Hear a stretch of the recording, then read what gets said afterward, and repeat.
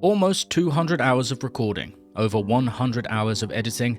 This is one woman's story, all in one place, the beginning, middle, and the end. Sit back, relax, fall asleep if you want to. This is the full story of Margaret Stump.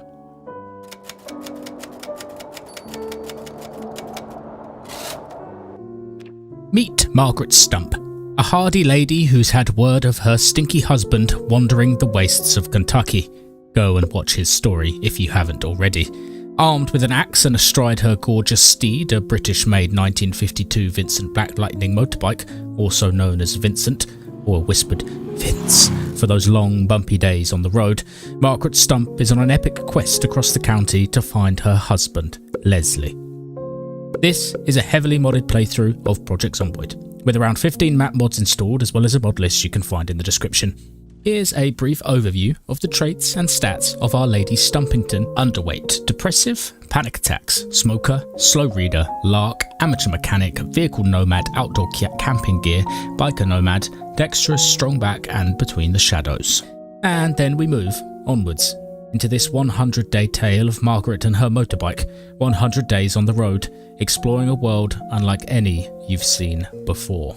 Try and get that door open. First time, Margaret Strong. Ah yes, Margaret Stump. She finds some butter, drinks from the dirty bathroom sink, then heads down the road on Vince, stopping to stare into the dead zombie's face for a moment.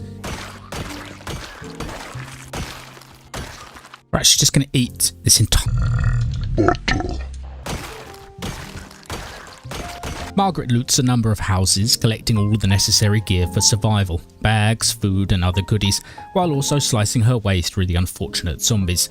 She does a bit of singing to herself under her breath. Margarine, so eat that whole tub. Oh, Margaret, she loves margarine. She uses margarine. Everything is going swimmingly for Margaret. Until... Ah, you bastard. It's okay, Margaret. This crazy guy with his shower cap on knocked my hat clean off my head. It's okay, Margaret. Calm down. She patches herself up, goes inside to grab her beloved cowboy hat, and then gets decked out in some new gear. Damn, Margaret, you're looking drippy already. Looking good. Alright, let's go. Down the road, she gets distracted by this zombie who she believes might have a backpack, and remembers her hand is hurting, so she can't swing the axe so well. Do you love zombies? Do you love Margaret? Do you love eggs? If so, please consider subscribing. Enjoy the video. Margaret needs to take some evasive measures in case the zombies eat her while she's kicking Vincent to life. And we'll get back to Vincent. Okay, get on the motorbike. Get on the motorbike. Yep, start the engine. Oh, Jesus, Margaret. She grabs some cigarettes from the gas station before the door gets swamped with rotting corpses. So she sneaks around the back and then hops on Vincent right under their dumbass noses. Let's make our getaway. Yeah, we're out here. Let's go, Margaret. We're leaving. Margaret returns to the small shack on the outside of town to set up base for the first night. She leans up against Vincent and eats a bag of scavenged chips and smokes a sweet cigarette. It is harsh on her throat. She sets up the tent inside, puts together a small campfire, then forages in the nearby woods as the sun sets. Shadows twist in the trees, and she feels a little scared. Margs prepares a meal on Vincent's seat. The oils ooze into the leather. She's just cooking on the back of Vincent, using him as a little table. She's going to have to sit on that. It's going to be all stinky and greasy. Greasy motorbike seat. She pulls out a doll she found in one of the houses and plays with its hair. It makes her feel calmer. The chili stir-fry sizzles on the fire. She sits for a while longer and tries breathing exercises. Margaret is not used to being out here, all on her own, surrounded by nothing but the growling dead. But for Leslie, she'll brave it, just in case he's still alive somewhere out there. Did you hear something, Margaret? No. What was that? It's okay, it's okay. Warm your hands. Even though it's 90 degrees out and you're wearing a puffer jacket, you must be absolutely boiling. Okay, drink all the white wine. Try and calm yourself down. Margaret downs a bottle of white wine in the hopes it helps her sleep, but she's still woken in the middle of the night by a sudden fright. Oh, the zombie at the window? No, there's nothing. She is still alone.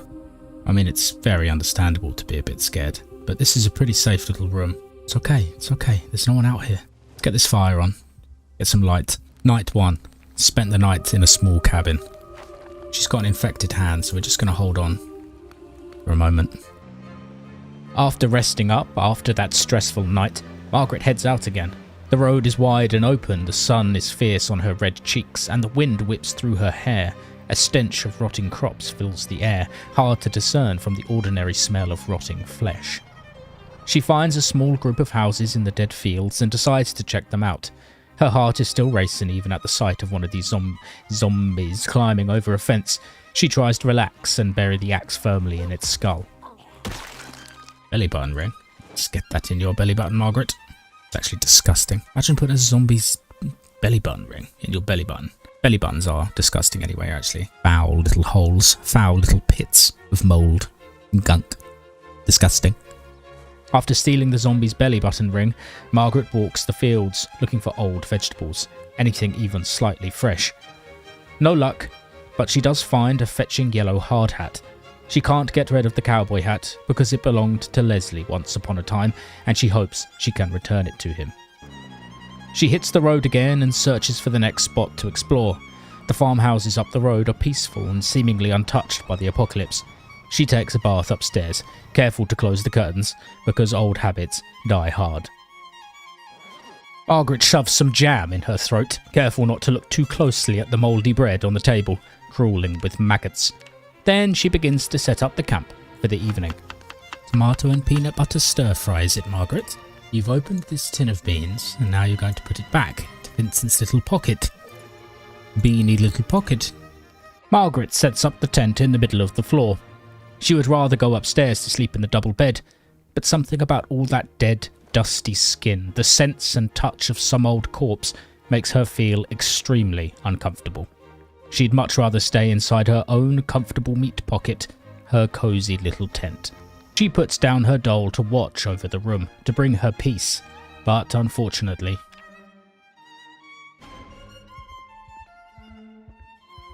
She woke up with night terrors again. She can actually hear a zombie this time. Have a cigarette. Just one wandering around. Inside, Margaret. It's okay. Margaret sits on the toilet in the dark and waits for it all to blow over. In the morning, she smashes the zombie's head in that had so rudely awoken her and continues on her way. Hitchhikers may be escaping inmates. Check out this place first. Delicious orange soda. On the other side of the road is a large drive-through theatre. She investigates. There are plenty of cars here to fiddle with, and that's good because Vincent is in pretty dire shape. Mags needs to sharpen up her mechanics and electric skill before she can start tinkering with her little friend. There'll be nothing on that screen ever again, Margaret. Don't look at me like that. You know it's the truth. I can repair the suspension with duct tape. That doesn't sound like an excellent idea. Ah yes, sit on the floor and eat in front of the toilet.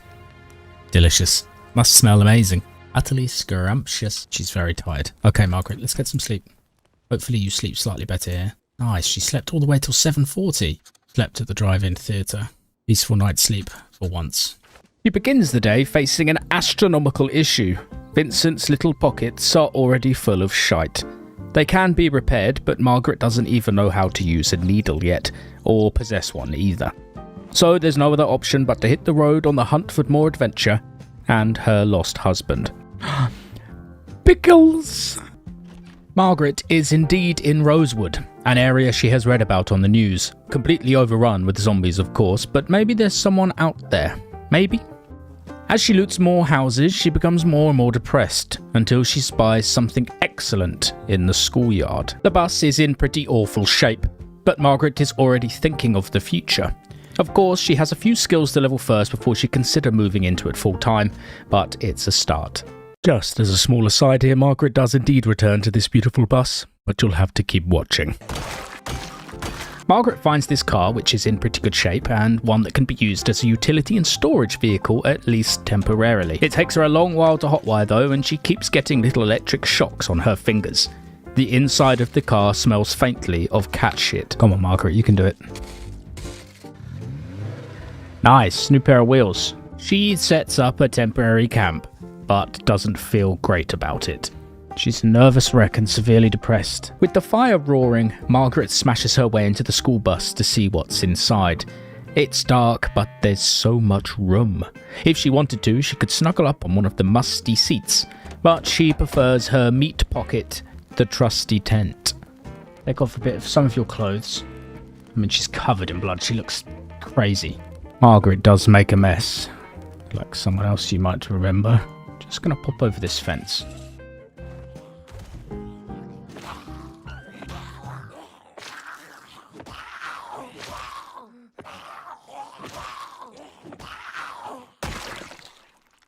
Disgusting. Margaret, absolutely disgusting. After turning that zombie's head into spaghetti bolognese, she settles down to sleep, only to get rudely awoken once again in the night. Whoa, what's that noise? What's that noise? A helicopter. Cool, no problems other than the helicopter that passed overhead and the fact that she got a little wet. I think it's time to go investigate the school. Quietly, Margaret, quietly. Hello, I can see your butt. Margaret wants to investigate the school to see if there's a library, but except for the shambling teachers and students still left over in their eternal prison, there ain't any books in here. What are you doing there, sir? Oh, Jesus. It's okay. Stay calm. Margarine.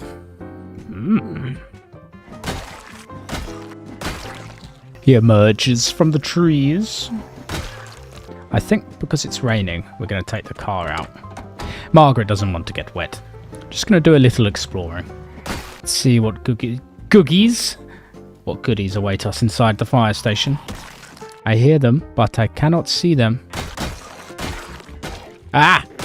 Fireman Margaret. She grabs a shower in the ice-cold, mosquito-infected waters of the fire station, then cleans her new fire gear, and heads over the street to the police station. Absolutely nothing. A couple of boxes of shotgun ammo.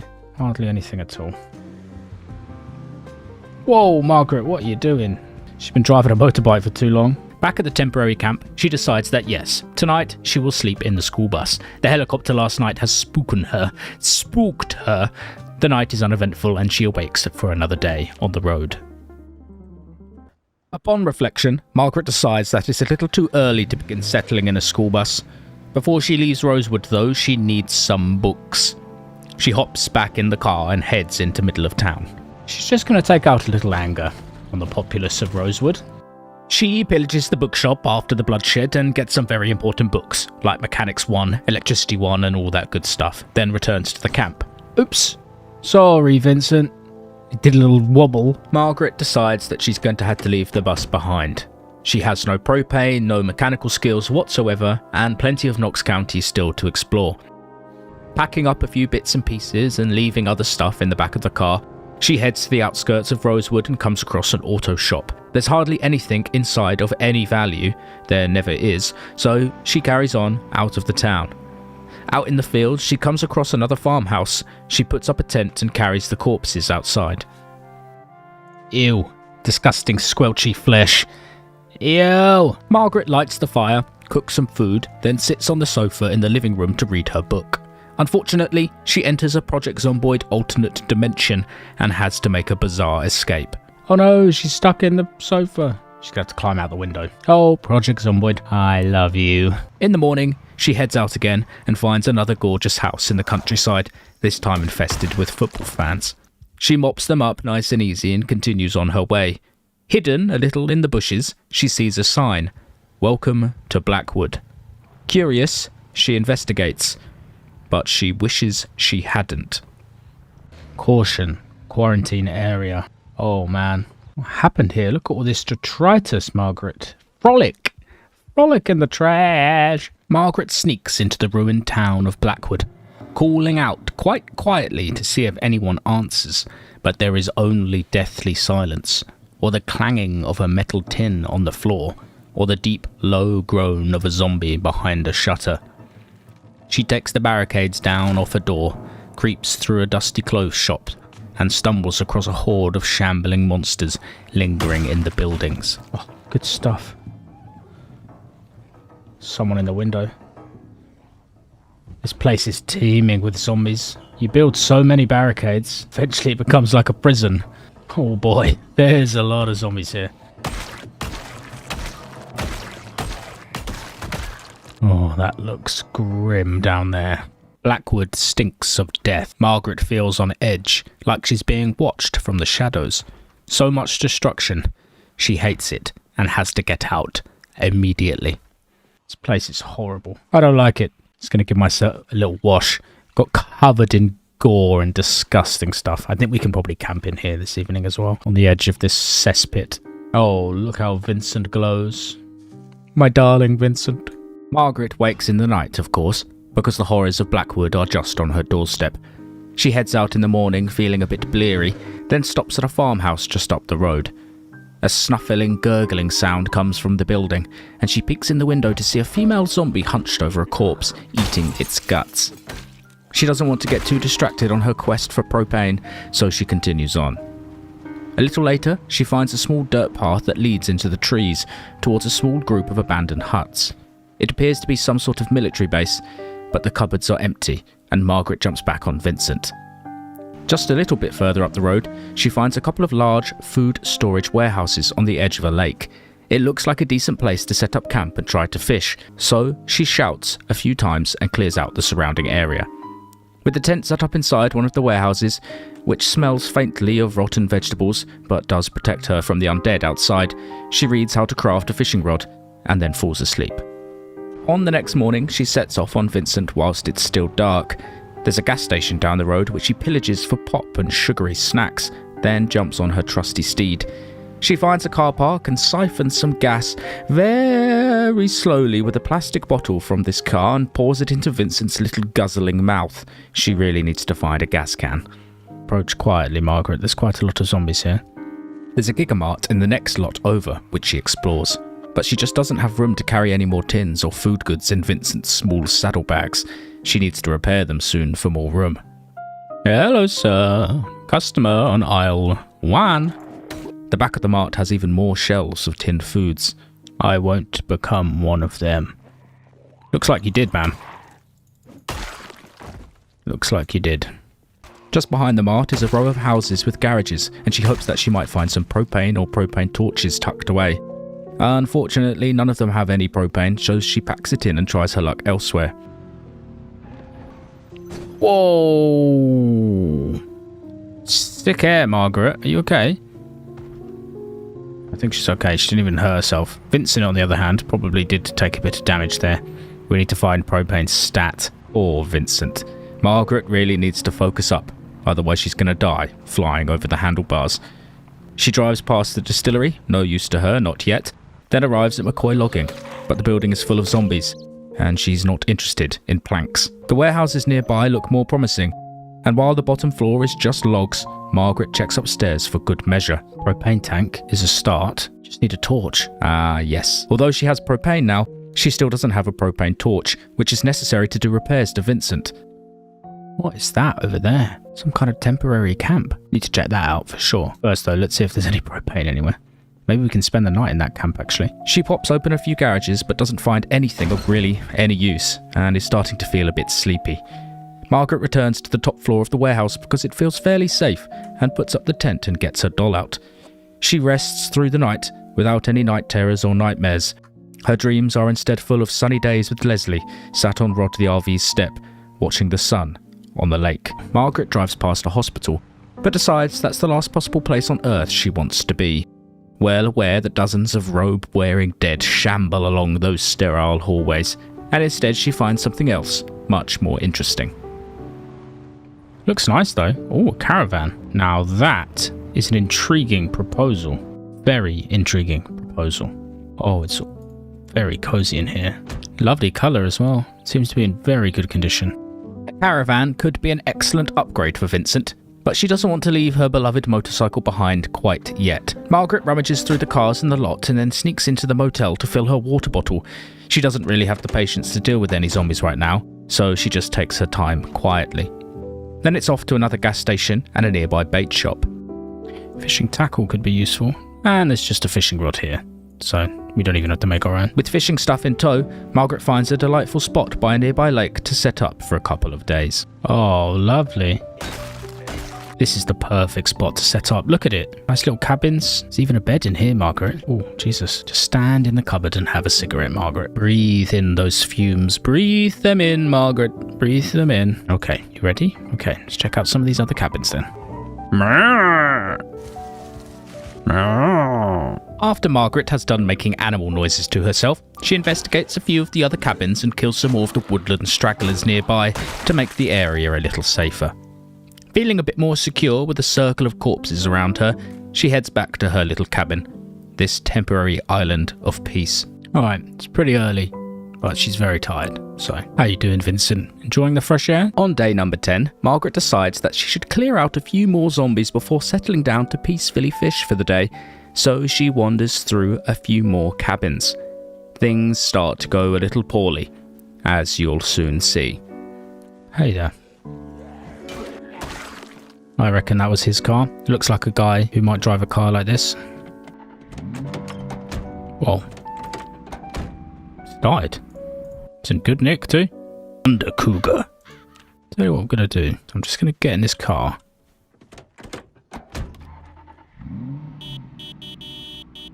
Well, there's one. And some more. And some more. Okay, so they are out there. Whoa. Hope I didn't bite off more than I can chew here. I don't think I did. Maybe I did. Margaret has indeed bitten off more than she can chew.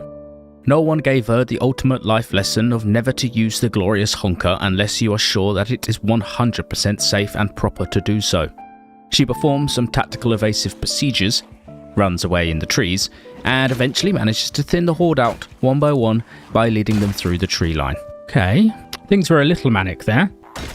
Just gonna sit, take some beta blockers, pop some pills, Margaret, have a cigarette as well. Okay, calm down.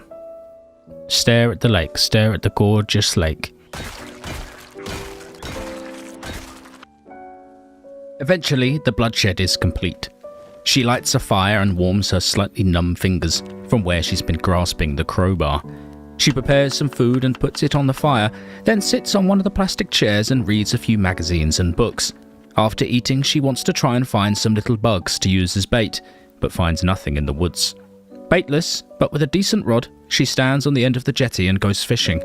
It's ultimately peaceful, and she is constantly reminded of the old world and her trips with Leslie. Did we catch any fish? We did. We caught a medium crappie. Amazing. Slice it up on the back of Vincent, rub the fish into his leather. So now we've got some fish fillet. Fish fillet. With the first fish caught, she reads more books by the light of the fire as the sun goes down, and then prepares for bed. Okay, lie down with your doll. Get some sleep, Margaret. Fish stir-fry with soy sauce. No vegetables to go in it, just fish. But that should be okay. After eating fish stir-fry for dinner, Margaret sits and reads for the entire day. She's got a lot to learn about mechanics and electricity, plus fishing, cooking and more, and this place is peaceful enough for her to do so without a zombie breathing down her neck.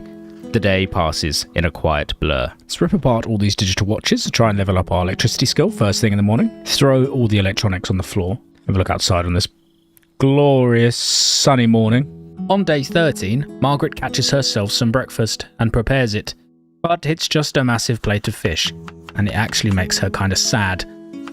She tries to jazz it up a bit with an extra ingredient. Fish and peanut butter. Margaret, what a special concoction you've made. Eat that 6 fillets of fish. After eating, she sits in her plastic chair and reads for the entire day. Tailoring, fishing, cooking, carpentry, mechanics.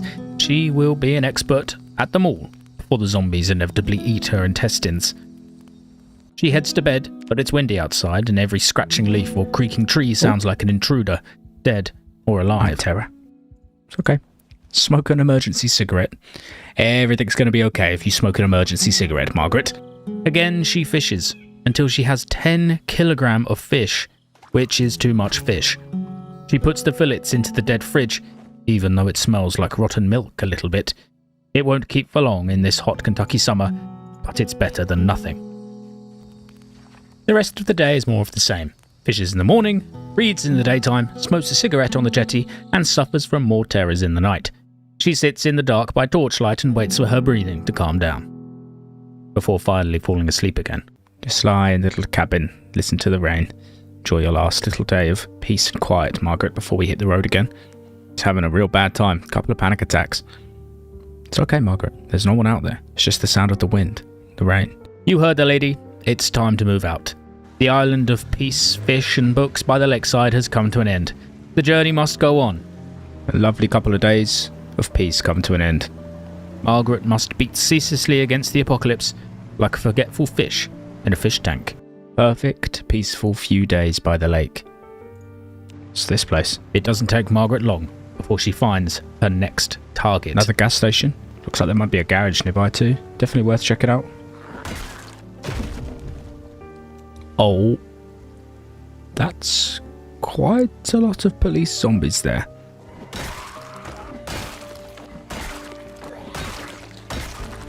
Okay, before we deal with that, we're just going to have a cigarette in this heavy rain, Margaret. Come on.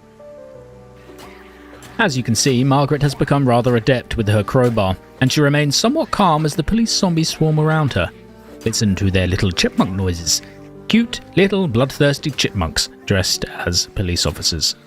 Yes, Margaret. Okay. Whew, no more foolish behaviour, okay, Margaret? We go again.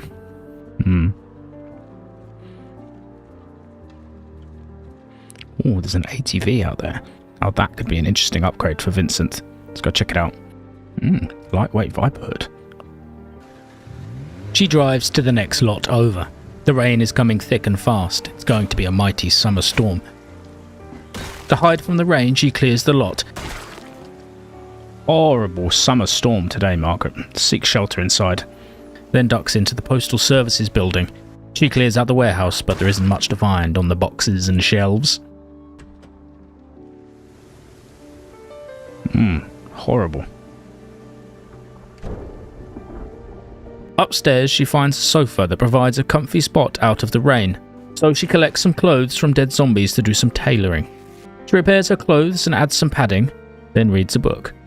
Margaret sleeps on the sofa with the sound of the storm raging outside. Still raining. Nowhere near as heavy as it was last night, though. Hello. Looks like a little survivor one. Got no gas. In otherwise pretty good nick, though. Spent the night in the postal office. Terrible storm. ATV here. Margaret gets her bearings. There is so much to see and do in Kentucky, and she is just getting started. Before leaving the post office, she undresses all the zombies in the rain. Oh, how lovely, Margaret. Then heads on her way. She drives until she finds a small town. There aren't too many zombies, so she pulls into a house on the outskirts. The rain is still coming thick and heavy, and she wants to learn more tailoring so she can finally repair Vincent's saggy saddlebags. She spends some time patching up and repairing her clothes in the house, and eventually levels up her tailoring. Nice. She's just eating little fingers worth of peanut butter. I should also mention here that Margaret Stump is currently on the little bit of the plump side, so she's on a finger-only diet of peanut butter until she loses some weight. She heads outside to repair Vincent's bags, but he has other plans. Wait. No, there it is. Are you rolling away, Vincent? Are you trying to escape? I think he is. Stay still.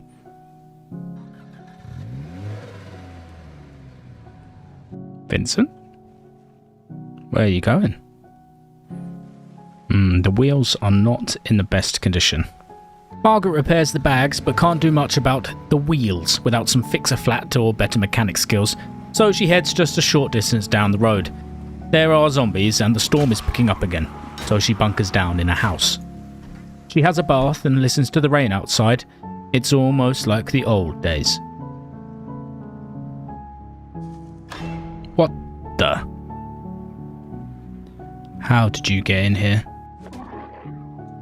After that fright downstairs, she puts an armchair to block the staircase in the hopes no zombie can clamber over while she sleeps. The rain stopped. Good morning, Vincent. It's time to rock and roll again. She She pries open some garages. Absolutely nothing inside. She's going to stop bothering soon, I promise. And then drives through the dead town. It's as busy as hell. Slightly panicked, she just drives right on through until she reaches the trees on the other side, like a scene out of The Truman Show. The Truman Show released in 1998, 4 years after the zombie apocalypse, so it never happened. Margaret is going mad. Weird visions of the future. Jim Carrey as a zombie in his LA mansion. She turns back on herself, checks out some barns. No propane here, just hay. So she drives all the way back out of town. Although there is probably plenty of loot to be had, she needs propane more than anything, so away she goes. At a gas station, she stops in the car park and randomly checks the boot of a car. Inside is some fix-a-flat, which is amazing, because she can repair one of Vincent's wheels now. Then she drives fast through the forest. The wind whips around her, the air smells fresh and fruity and summery. It's pretty gorgeous, she thinks. Eventually, she comes across some ominous tower blocks on the edge of another town. Yeah, those buildings are giving me the heebie-jeebies, the apartment blocks. I think not. Don't worry, we're not going in there. Not in a million years, Margaret. You can hear, it's like a tower of death. Margaret absolutely refuses to step foot in the Tower of Doom, and instead finds a smaller house to rest in for the evening. I think Vincent should be okay out there. Yeah, should be fine. Think we can spend the night here. Treat yourself to a beer, Margaret. You've earned it. You've earned it. In the morning, she visits the church. Says a small prayer under her breath, cursing the zombie gods. Then investigates a food warehouse. Vincent literally can't carry anything else. Then she finds a largely empty firehouse, and just when she does find a decent-looking warehouse that might have propane, the world has other plans for Margaret Stump.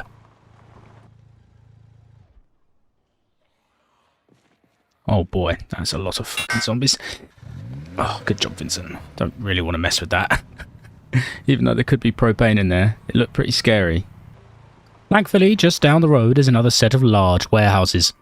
Unfortunately, she finds a sad group of survivor zombies, cut down in their prime. They obviously all died at the same time. Turned together, maybe. And Margaret puts them out of their misery, one by one. It leaves her feeling a little torn up inside as she loots their bodies and takes all their delicious... Oh, a machete. One of my favourite weapons. Oh god. Sorry, Holly. Pretty sad, that. Oh god, she's got no arms. Her arms have been eaten off. Oh my god, there's so many of them. It's a whole group.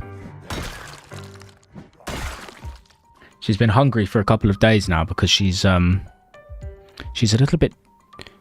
She's put on a little bit of weight alive inside. Yeah, you shouldn't have put a big sign on the door. The zombies knew exactly that you were all in there alive. They came for their lunch. Just have a couple of fingers of peanut butter, Margaret. Her weight is still going down, so that's good.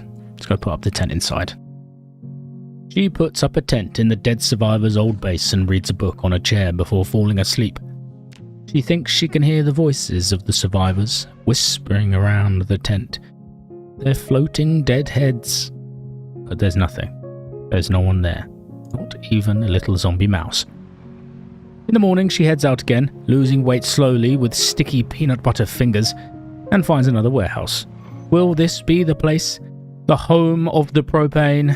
The answer is propane torch. Nice! 2 propane torches, that's so good. Hooray! With 2 propane torches ready to light the world on fire, Margaret makes plans for the next adventure. Hey look, that's where we started. We've almost done a circle. So much to explore. I say we head back to here. Looks like there's lots of stuff nearby. Industrial, propane tank, industrial. While she's looking at the map, she hears a faint rumbling in the distance. What the hell is that? Oh. Jets. A plane. There's a plane, Margaret. You haven't seen a plane in a long time. I'm a little bit scared. I'm going to get in the car. It's going to pull a lot of the zombies that way. Wow, what a sound.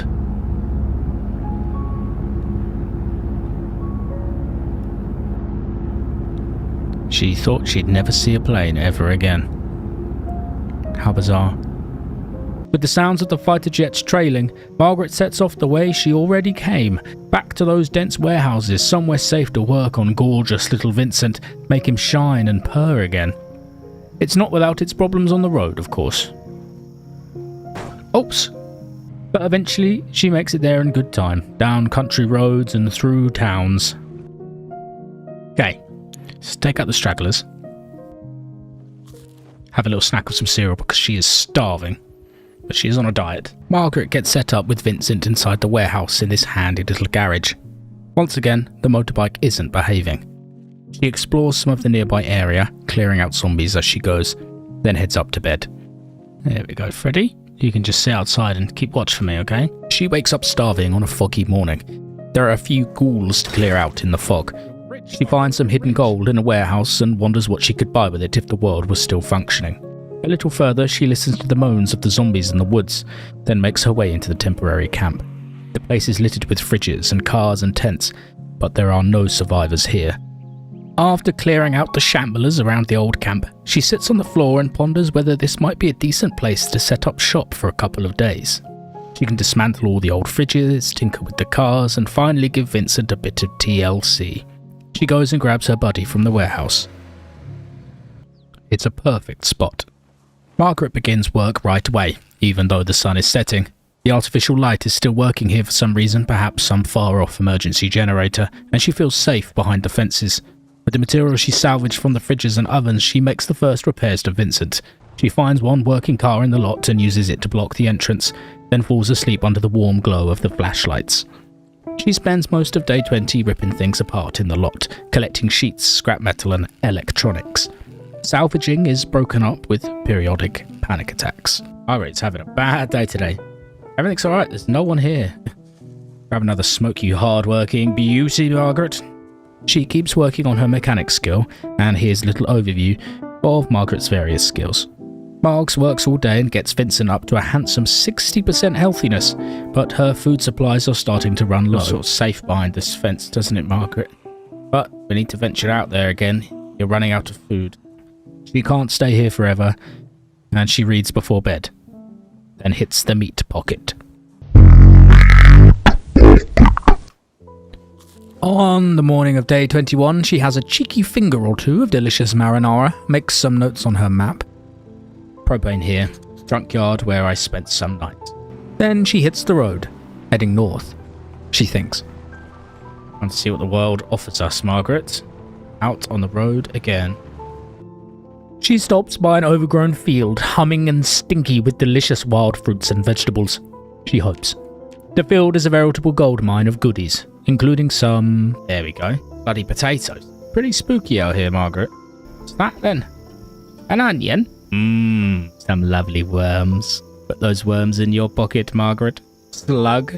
So many bugs. Start a little museum of bugs, Margaret. After collecting food and stuffing her pockets with a worrying number of insects, Margaret heads up the road, when she stumbles across something very, very exciting. Oh, it appears they broke down, but I do believe that's the first RV we've come across. Well aware that this could have been her and her husband. While the RV is in very good condition, she decides that it isn't time to settle down quite yet. Not until she's found some remnant of Leslie, at least, and she has grown quite fond of Vincent. She can't abandon him quite yet, but she is going to keep this RV in mind for the future. Let's not get ahead of ourselves and abandon Vincent. I think for now, we should just keep continuing. So for now, Margaret leaves the RV where it is and continues on. She needs to find somewhere to spend the night. And so she finds these eerie abandoned shacks that might do the job. Doesn't appear to be many zombies around. This will do just fine, she thinks. Margaret stops to take a cold, very cold, disgusting shower in the dregs of whatever water supply the building has, then gets into a dead person's bed to read before sleep. She's just getting used to life on the road, and she doesn't mind sleeping in these beds anymore. Plus, she's pretty sure she left her tent in the warehouse a few miles away. Anyway. Nice one, Margaret. There we go. Now we can see. We're not really interested in looting these buildings, so I think we'll probably just leave, Margaret. How about that? Spent the night in a small cabin. Largely uneventful, of course. Margaret ventures out on that dark morning, riding Vincent with confidence. She stumbles across several large empty warehouses in the rotten fields, and decides to investigate the little shed at the end of the lot. Wood glue. Fantastic. 'Twas worth it, Margaret. 'Twas worth it. We can use that to repair our tyres, I believe. She forages in the nearby field for food, as she'll need it for the next leg of her adventure. Leek. Nail. Yes, please. Broccoli. After stuffing Vincent's pockets with vegetables and bugs like a madwoman, she kicks the bike to life and heads on. Yeah, these are definitely the kind of places that I like to check out. Look at this enormous building, Margaret. Let's go say hello to the mannequin. Hello. Margaret's going crazy. The mannequin is talking to her. The house is massive and quite nice inside, but Margaret isn't looking for a home. She smokes a cigarette next to Vincent, then starts up the bike to find the next new place to explore. You're back with Vincent now. Your sturdy steed. What's this then? Ekron Elementary School. They might have some nice books in here for us, Margaret. Oh, look at her feet. Oh, I do not like those feet. I do not like how they move. I hear them. This is horrible. Hello? It's clear that some people had tried to hole up in the school. Blankets on the windows, turned over cabinets. The place reeks of death. Margaret goes slowly and steadily, her breath coming hard and fast. She takes out a few of the zombies that still linger inside, and investigates the small school library. Well, they're all beginner books, which makes sense because it is an elementary school. These kids aren't geniuses, they are just children. But overall, this place is giving me a really bad feeling, so I'm gonna leave. Yeah, gonna proceed on foot. I feel like Vincent's gonna be a bit too noisy right now. Every time she sees a zombie, she wonders if it's Leslie, and this man looks nothing like Leslie, so it's quite reassuring. Margaret checks out the little postal office to see if they have any magazines, but it's just offices, nothing else of use. The evening light is beginning to fade and Margaret needs to find somewhere to sleep. She returns to Vincent and rides a little further into the town of Ekron. She doesn't have to go far. The Ekron Inn. Well, Margaret, that sounds perfect for us, doesn't it? Investigate. Margaret investigates the Ekron Inn, clearing out room by room, and even though it's not the most welcoming place, she settles down in room number 1. She gets her bugs out of her pockets and spreads them on the mattress, then drinks an entire bottle of bourbon. Margaret loves bugs. They are her only friends. Whoa! She's getting funky with it in the room. She's so drunk she's reading hanging off the bed. She's losing her mind. Looking pretty good though, Margaret, as you do it. Very snazzy. Very snazzy indeed. Well, this is a little bit weird. She's taking all her clothes off now, which is not really what my intention was, but that is what she's doing. I just want to see how long her hair is, because her hair was very short. I'm not making her get undressed for any sultry reasons. She's gone mad, basically. Wow, you are wearing so many clothes. Wow, her hair is so long and so grey. I guess it has been a fairly stressful few weeks. Is her hair always this grey? I don't remember. I think it's turned grey because of the zombies. Okay, Margaret, time to put everything back on. Put your clothes back on, Margaret, and then you can go to bed. Okay. Good night, Margaret. Good morning, my little bug woman. Good morning, Vincent. Margaret takes Vincent a little further into Ekron, stopping at this small clinic to collect some medical supplies, a bottle of disinfectant and some antibiotics which might come in handy later, then continues on.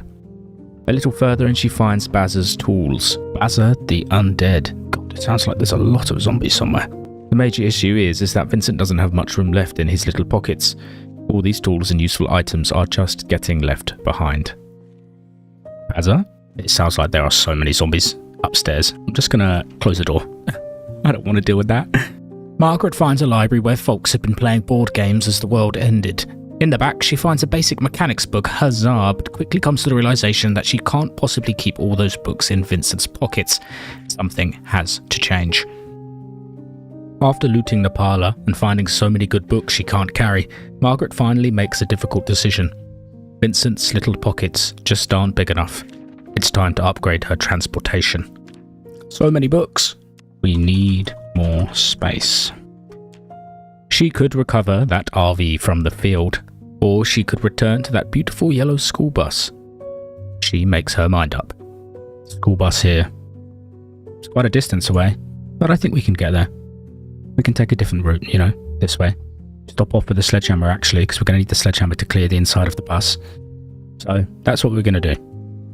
Because Vincent's pockets are just stuffed. We just don't have enough room. I'm sorry, Vincent. So, with her mind made up, she sets off towards the bus, but immediately takes a wrong turn, and things really start to hot up. Don't fall off, Vincent, whatever you do, Margaret. Whoa. Don't fall off your bike now, Margaret. Slow and steady. There's a lot of ruined buildings here. Just rode off into the countryside, Margaret. Where are you going? Yeah, I would be panicked too. There's quite a lot of zombies here. Where are you going, Margaret? There's a little camp here and one of the zombies is on fire. It's going to cause a massive, massive, massive fire in the woods. Oh god. Oh my god, we need to get out of here. What are we even doing here, Margaret? We need to go. Get on the bike. We need to get out of here. There's going to be a huge forest fire. Everything's going to burn to the ground. Get out of here, Margaret. You took a wrong turn somewhere and ended up in a crazy neighbourhood. Who even set that fire? Maybe there's a survivor?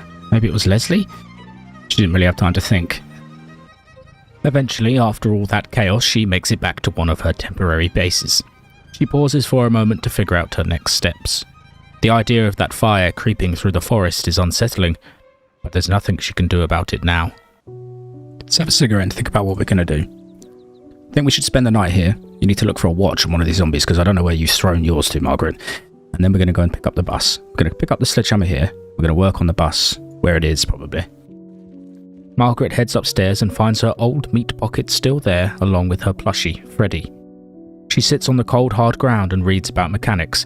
She's going to need all the skills she can to get to repair the busted old school bus. A zombie? No.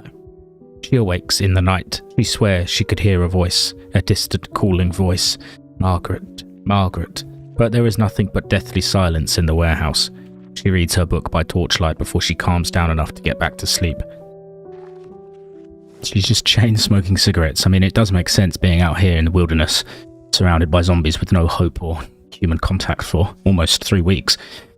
She's starting to lose it. And so the journey back to the bus continues. It's peaceful, but not without its incidents. It's time to leave. Drive through the quiet woods. Oh! That was a big bang. Sorry, Margaret. Crashed into the back of the trailer. It's okay, there's no major injuries there. You gotta be careful. Here it is. Alright, so it doesn't look like much right now.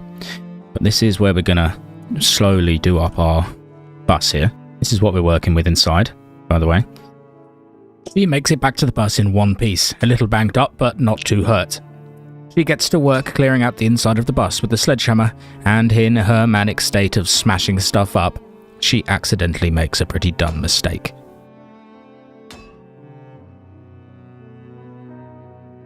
Oh no, I just destroyed the light switch. Oh no, Margaret. Never fear, she's been reading about electricity and stores a new light she yoinks from the school in the back of the bus. No problem at all. And it looks quite nice. Nice work, Margaret. You might need another one, because it's still a little dark on this end, but we can turn it on and off too. Lovely. Okay. What she can do though, just quickly put down her bugs on her work table. Yes. Her little bug friends. While Margaret is learning how to do DIY here and there, she's still fairly forgetful. She wants to get to bed, but she can't get to bed without level 2 carpentry, and she can't level carpentry without a hammer, and somehow Margaret doesn't have a hammer. She has seen hundreds of them, thousands, and there's not a single one in her possession. So she begins looting the various buildings around the school to find one. Someone in the cupboard, someone in the cupboard. 3 pairs of jeans on the bed. Weird. Hammer, please. Wow. I love it. And an empty gas can. She takes some of her new loot back to the bus, including these fancy shelves. It'll take a while before the bus is truly cozy inside, but we'll get there. It's like you've just moved into a new house. Sit on the floor and drink. A whole bottle of white wine to celebrate, Margaret. Nice. We christened this bus Beatrice. Beatrice the bus and Margaret. 2 old dears. Beatrice definitely seems like an excellent name. So the life of Margaret and Beatrice begins. She sits on the floor inside Beatrice's gut and drinks wine, reads a book, then falls asleep on the musty sofa. Furiously read, Margaret, furiously read until 10 o'clock, and then you can go to sleep. I'm going to sleep on this musty old bus seat. It feels very safe in here. Margaret wakes up to the sounds of jets roaring overhead. She strokes all the bugs on her table to keep her sane, and then prepares for the day. A day of looting on Vincent. She finds a fridge and a nice luggage chest she likes the look of, as well as a bookcase and a loo lamp. Beatrice is starting to look a bit more like home. Very cosy. Okay, let's put up this. Just had an idea for tonight's dinner also, Margaret. Gonna grab this barbecue. We can cook up our leek and broccoli, I think, in this barbecue. We're not going to put the barbecue inside the bus because you'll die. Ah, lovely. She attempts to grill the broccoli and leek on the barbecue, but it is impossible. She stares at the rock-hard vegetables on the grill. Why aren't they burning? Has she gone mad? They taunt and tease her. To distract herself from the invincible vegetables, she decorates Beatrice with some of the things she has found. Very cozy indeed. I'd love to paint the inside of the bus, I think, would be a good decision. It's pretty grey and it kind of stinks in here, needs a good wash. Put down some nice carpet, perhaps. Satisfied with how Beatrice looks inside now, she heads out to loot a few more houses. Someone out there? Oh my good god, that made my... Oh god, I jumped in my chair. I'm sorry, Margaret. Aye. Oh, it's a lovely evening. Sunset colours. Gorgeous. Let's just get back to the bus. Let's get back to Beatrice. Barbecue's still burning. It's impenetrable, invincible. Yeah, they're still in there, not cooking. And then, we need a reading chair, don't we, really? Let's grab Mechanics Volume 2, and we'll read again before bed. On day 26, it's more of the same. She starts with a smoke and then heads out to get her loot on. She stumbles across a birthday party of zombies in one of the gardens and takes her time cleaving their heads open with her trusty crowbar.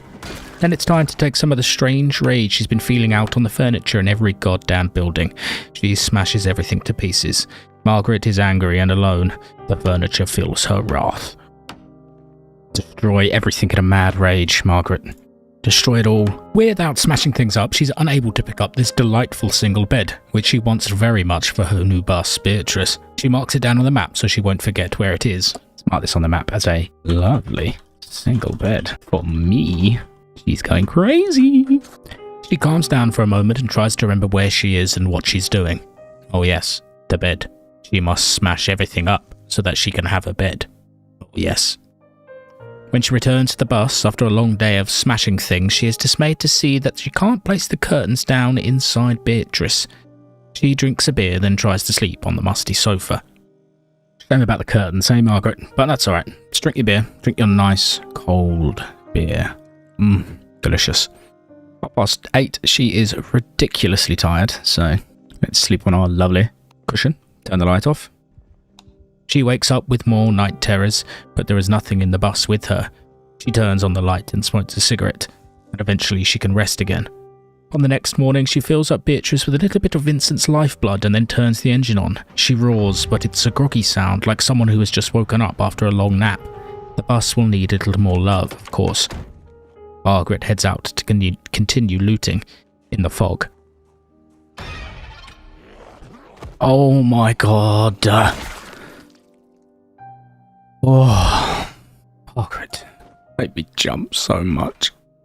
Actually made my heart skip a beat. I feel a bit sick. After that fright, she just grabs this TV and goes right back to the bus. She doesn't want to die in the fog. Margaret puts the TV in the bus and it's starting to look real homey in there. Then it's back to the shed behind the TV house where she finds a generator, which will be useful for a gas station at some point. Beatrice is one hungry girl, Marx reckons. Margaret is now desensitized. She's killed 589 zombies, survived for 27 days and 2 hours. Margaret is now a stone-cold killer, desensitized. She's seen enough. Then she finds a cooking pot, but it's full of stew, so she just... Ugh, pour the rotten stew all over your feet, Margaret. Gross. Gross, Margaret. Completely gross. She also collects this oven and carries it all the way back to the camp. Margaret Strong. Margaret fits the oven in the back of Beatrice and admires the shiny metal. She will cook many delicious meals here, but not until she reads about how to make a basic soup. She reads, she smokes, she sleeps. On day 28, Margaret hops on for one of her last rides on her trusty motorbike Vincent, and the bike grumbles in the cold morning air. She heads out to loot more houses, as this is all that Margaret can do to stifle the panic attacks. She goes building to building, destroying everything, taking out her rage. She can't find her husband, and the world is going quiet with death. Margaret stands in the ruin of one room and stares at a beige chair. It is a beautiful chair, isn't it, Margaret? She leaves it alone, to rot for eternity. Back at the bus, she drops off her loot. Leslie used to play the guitar. She never learned. And now there's no one left to teach her. Unless, of course, she can find her husband somewhere. This whole tin of beans, slurp them down, Margaret.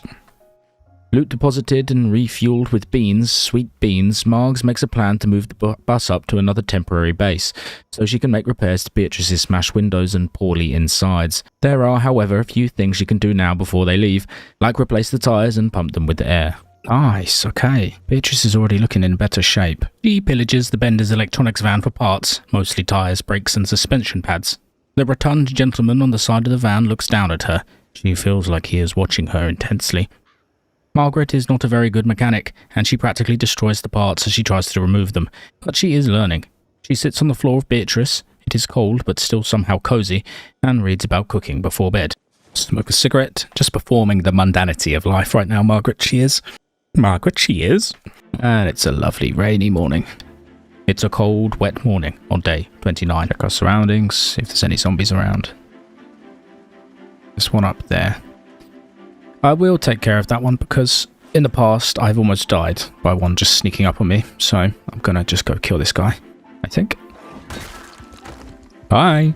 She had a panic attack again. So even though she's desensitized, she still feels anxious every now and then. It's nothing a sweet little cigarette can't sort out. The brakes and suspension is still pretty dodgy, and a lot of the windows are smashed. The hood is in a bad shape. Now is the question. Here she is, the beauty. She's on the move, Beatrice. Look at her. Gorgeous, gorgeous lady. Hello, Beatrice. You're so pretty. Look at your eyes. Let's go see if she can... Whoa, she turns like a beast. Let's see if we can hook her up to this trailer. Oh, amazing. Now we're talking, Margaret. Look at this incredible setup we got. Beatrice in the trailer. Oh my god, she moves like a slug. Margaret decorates the inside of Beatrice and then tries to finally go and get that lovely single bed she found in a nearby building. Come on, don't break it. Shit. She only broke half of it as well. For God's sake. She goes and collects the generator from that shed, and with that, it's almost time to move on. Ah yes, the magical generator dance.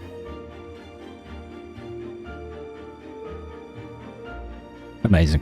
Right, let's go drop this off in the trailer, I think. Alright then. I think we're almost set to go, aren't we, Margaret? Beatrice is ready-ish. I mean, she's still pretty smashed up, but we can fix her on the move. Still have to find Leslie. As for Vincent... we best keep him somewhere safe. Let's take him there now. Take him to a garage, I think. Somewhere out of the rain, somewhere he can keep safe. So we'll be back for you, boy, don't worry. Let's leave him in this garage here. We'll be back for you, Vincent. You've been a very sturdy, reliable boy. We'll be back. We won't forget about you. Oh, Vincent, the old reliable, her only friend in the wasteland. Margaret will not forget about you, old boy. Vincent. Vincent in a garage here. She's feeling healthy enough now and safe enough to do some exercise. Then she sits on the floor and reads before bed. Her journey has only just begun. It's day 29, and Margaret is already on the road. Goodbye, Vincent. We will not forget about you, little boy. Whilst we're here, we can probably get some more books from the bookshop now, seeing as we have more room.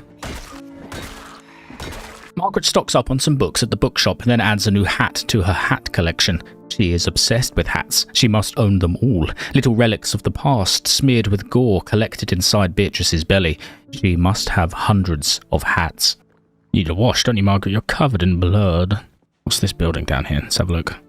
Oh, Bunch of them hanging out by the bins. What are they all doing over there? Ah, it's the Gigamart. It'd be good to stock up here, I think, before we leave town.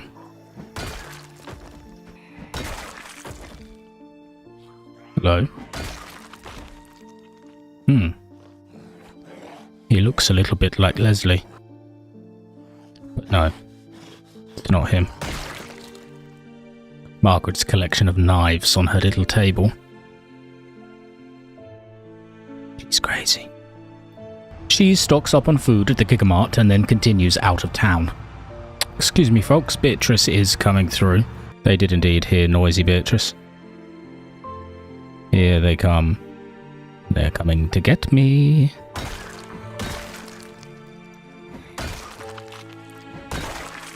Margs hooks up the generator, fuels it with some of Beatrice's juice, then fills the tank completely. The battle bus is ready to roll. It's been a busy day though, so she will stay here for the night. So she reads about cooking and goes to sleep. On day 30, Margaret has her first cooked meal in the back of Beatrice. A delicious ramen noodle stir-fry with herbs. Excellent, Chef Margaret. All that reading has finally paid off. After breakfast, it's time to move and make some new plans. Now, let's think about what we're actually going to try and do. Don't want to go here. We could go back here, and there was a bunch of stuff where we could do some work.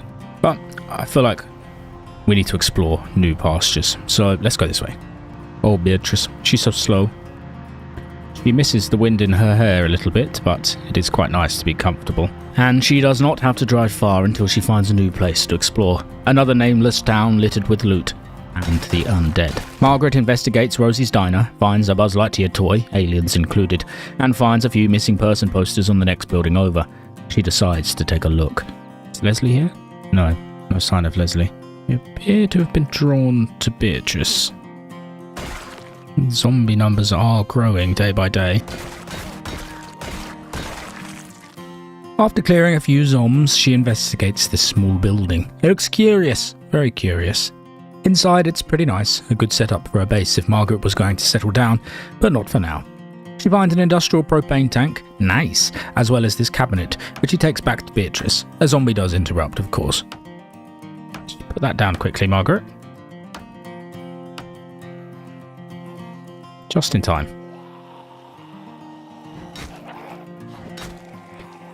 Let the drawers witness your destruction of these idiots. She puts the new drawers in the car and then drives Beatrice down to the house to collect the propane. I suppose she has seen better days. She's a little dirty and she's all smashed up. We're going to make you great again, Beatrice. Oh, almost missed the turning. She'll also stay the night here because it feels relatively safe and peaceful on the enclosed driveway. The inside of Beatrice is starting to look real snug. Just imagine it when it's full of delicious loot and hats. Of course, Margaret's hat collection. She washes in the building sink and then heads out. It's only 5 PM and she has a little bit of daylight to loot some more buildings. Oh my god, that zombie made me jump.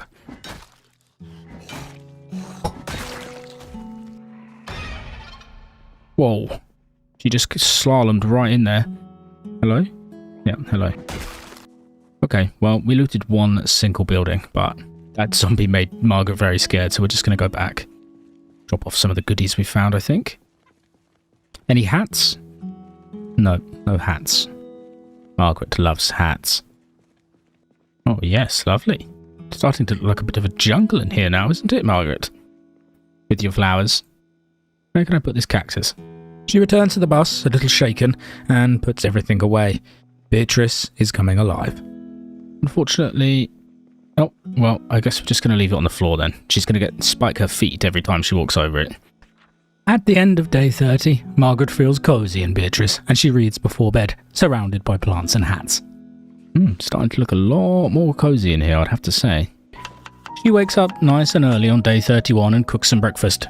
She gets a little too engrossed in her book, and cue cooking panic in 3, 2, 1. Oh.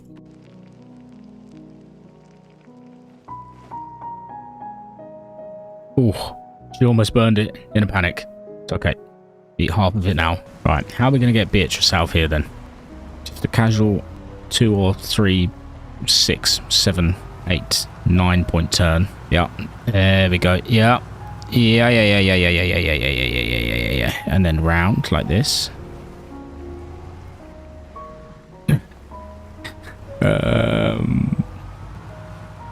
Yeah. Yeah, and then round like this.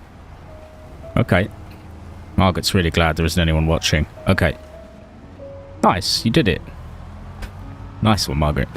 Excellent driving. A little bit stuck on the trees. Yeah. Just a little bit stuck. Okay. Yep. And then just... Margaret drives Beatrice through town and stops on the other side. She's spotted a hunting shop she wants to check out, but who knows what other treasures the town might be hiding. Parking up Beatrice, she grabs her crowbar and starts cleaving some heads. Another crazy summer storm. It's a mime. Hello, sir. Dead immediately. You also have a hat, so I'm going to just grab that quickly. Yep. Here's the spiky boy coming in. Don't get too close. After the bloodshed, she searches the bodies for hats, of course, and then walks slowly into town. It's clear this little town has lasted for a while after the apocalypse. There are many posters, barricades, and general signs of life. But anyone who was alive here is now long gone, and she hopes that doesn't include Leslie. Putting off morbid thought, she goes into boring books. It's almost untouched inside, and it smells lovely, of old books, of old leather. She stands for a while in the peaceful quiet. I want to stay in here just a bit longer. Soak in the peace of this building. Okay. Margaret then pops back to Beatrice for lunch. Can I leave the oven on? Oh, good God, I did. Careful, Margaret, you're going to blow up. Beatrice, but if you leave the oven on... Whoa, we have so many books. You're going to get so smart, Margaret. To add to our hat collection. Lovely. Refueled, restocked, ready to take on the world, Margaret heads out again and finds some truly bizarre little places in this strange town. Whoa. Hello, gang. Okay, then. XX cooties. Sensual antiques. Oh, goodness me. Okay. Oh. Okay, then. This is giving Margaret some strange feelings. No. Whoa, she almost got distracted. Snuck up on. It's making Margaret feel kind of funny inside. The thought of that kind of stuff in the apocalypse has slightly waned. Might be something to do with all of the walking fleshy monsters wandering around. Oh shit, talking of fleshy monsters. Here they are. Margaret feels a little strange, but it's nothing a few smashed zombie skulls and some pretty hats can't sort out. Anybody got any hats for me? Anybody got any hats? Come on, you pathetic little weasels. Slightly more. A British flag. Yes. I saw this then on the table. Is that a rubber ducky? Can I pick that up? Are those the swords from Halo? I think they are. Cookies on the pool table, that is. And the mug and the kettle, that is it. I guess they had other thoughts. The hell's that? Murder ride. See if there's a back way in. Oh, Jesus. Okay, that one did actually make me jump. God, she's going through it right now. Have a cigarette, have a cigarette, have a cigarette. Rather garish inside, isn't it? That was spotted here. Take care of these guys. In the rain. My hands are slipping on the crowbar. God save us. Is that a poster for Kill Bill? On the outside of the church. What kind of weird cult set up here? Oh, okay. Well, it's rather horrible, isn't it? Who's this crazy little guy overseeing the ceremony? Who are you? Little duck man. This is making Margaret feel rather unsettled. Let's keep moving. Obviously some people set up in here after the apocalypse. Survived here for a little bit. Come on, Margaret. You got this. Let's have a delicious chocolate chip cookie in the rain. Alive inside. Hello? Hello? They were alive once, but they seem pretty dead now. Oh god. Sorry, lads. After a long day of looting, Margaret is exhausted. The town has made her feel odd. Feels alive. Like there are remnants of her past lives here, behind every door, some of it untouched. She goes back to Beatrice, where she feels safe and comfortable. Your new home, Margaret. Look how lovely it is inside. Gorgeous, gorgeous, gorgeous. She falls asleep, but wakes up very early in the morning with another night terror. Sweaty palms, gnawing fear, the sound of zombies snuffling around outside in the rain. She can't quite see them through the condensated windows. After resting away the fear, she heads out on the soggy morning of day 32. She admires some guitars through a window, then walks over to the hunting shop. Everything else is superfluous. Superfluous. Okay, Margaret, stop mumbling to yourself. Kill these zombies. Let's have a look. Oh my god.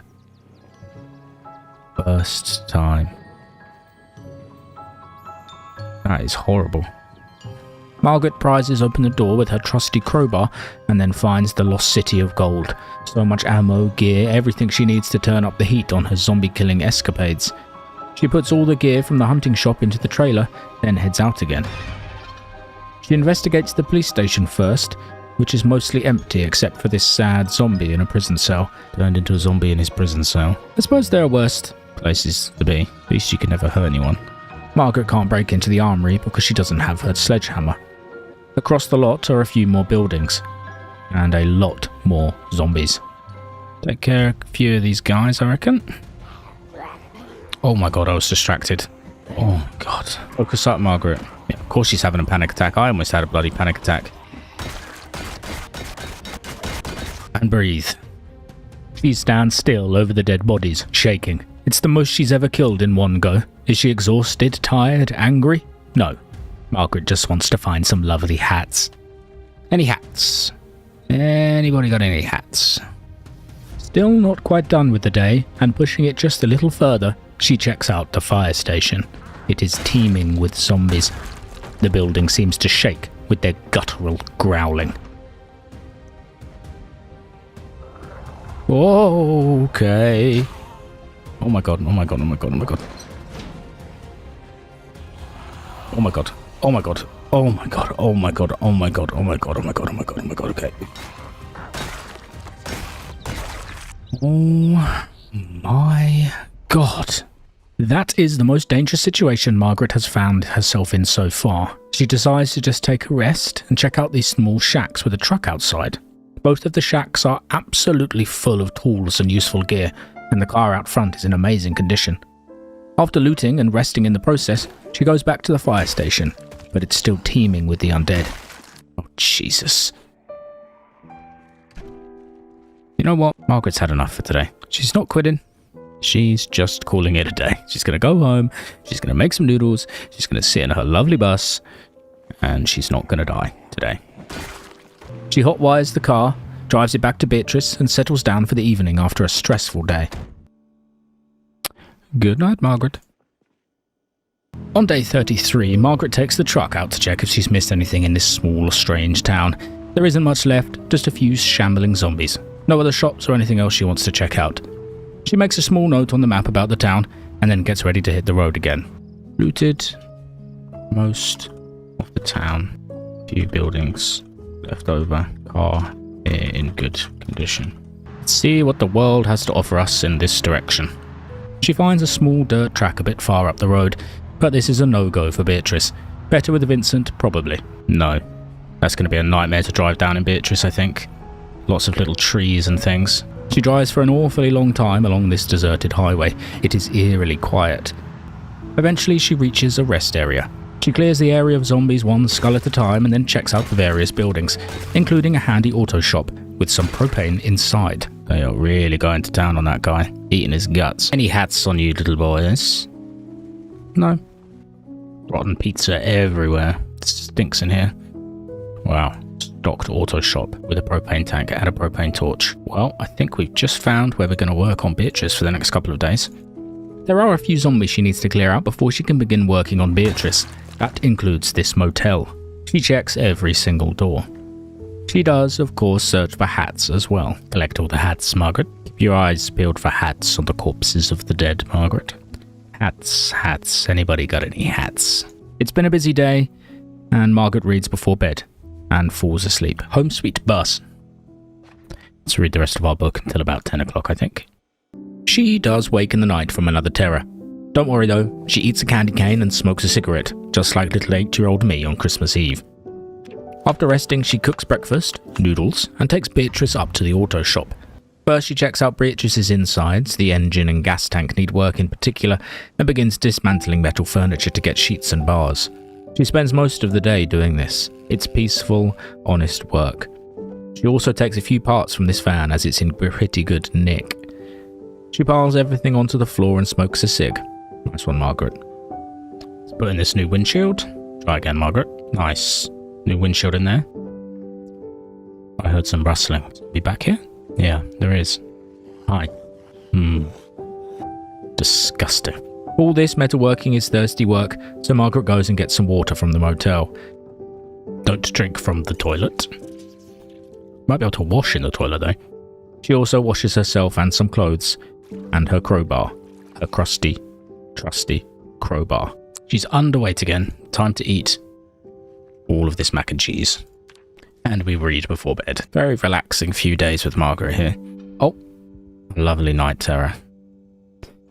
What's there to be afraid of? You're perfectly safe in your cozy little nest, Margaret. Look at it. So cozy. Lovely little nest.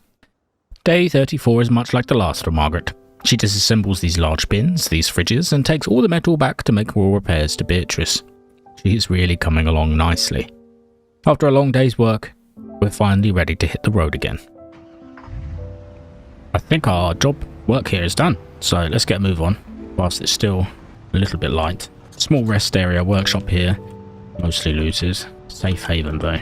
Before they leave though, Margaret refills Beatrice with more gas because she's just repaired the gas tank. With a full tank, they venture on, and Beatrice is looking gorgeous. Oh, she's looking fantastic. All she needs now is us to fix our engine. Look at her. Gorgeous Beatrice. She drives and drives along the empty highway until she sees a sign. Raven Creek. Okay. Oh. Okay then. Right. Margaret has found a checkpoint on the edge of Raven Creek, one of the largest cities in Knox County. The area is teeming with zombies, military zombies, doctors, and ordinary, very dead citizens. It reeks of death. The sound of flies is like an orchestra. She sneaks in. She does not want to awake the horde further up the road. These army tents are full of weapons and ammo, leftovers from the old world. She can stock up here with everything she needs, including a new backpack and boots. Oh my god. Got a ghillie suit on. It's early evening though, and Margaret wants to take it slowly. The next few days will be dedicated to clearing the outpost, looting it, and then making their way deeper into Raven Creek. Maybe this is where Leslie is holding out? We'll have to wait and see. Eat this butter.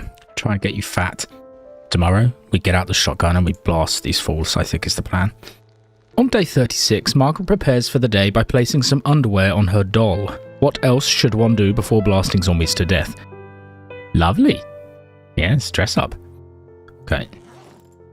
Then heading out with her shotgun in the foggy morning, walking slowly towards the checkpoint. It's not the optimal morning for doing this kind of work, but let's take it easy then, I think, for now, actually. Rather than rush into her death, Margaret takes it very slowly, sneaking into the compound with her machete.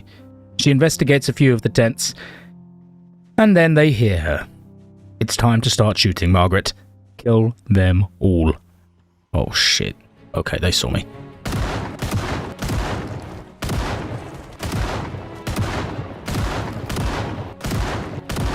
Oh my god. That's a lot of zombies. Okay.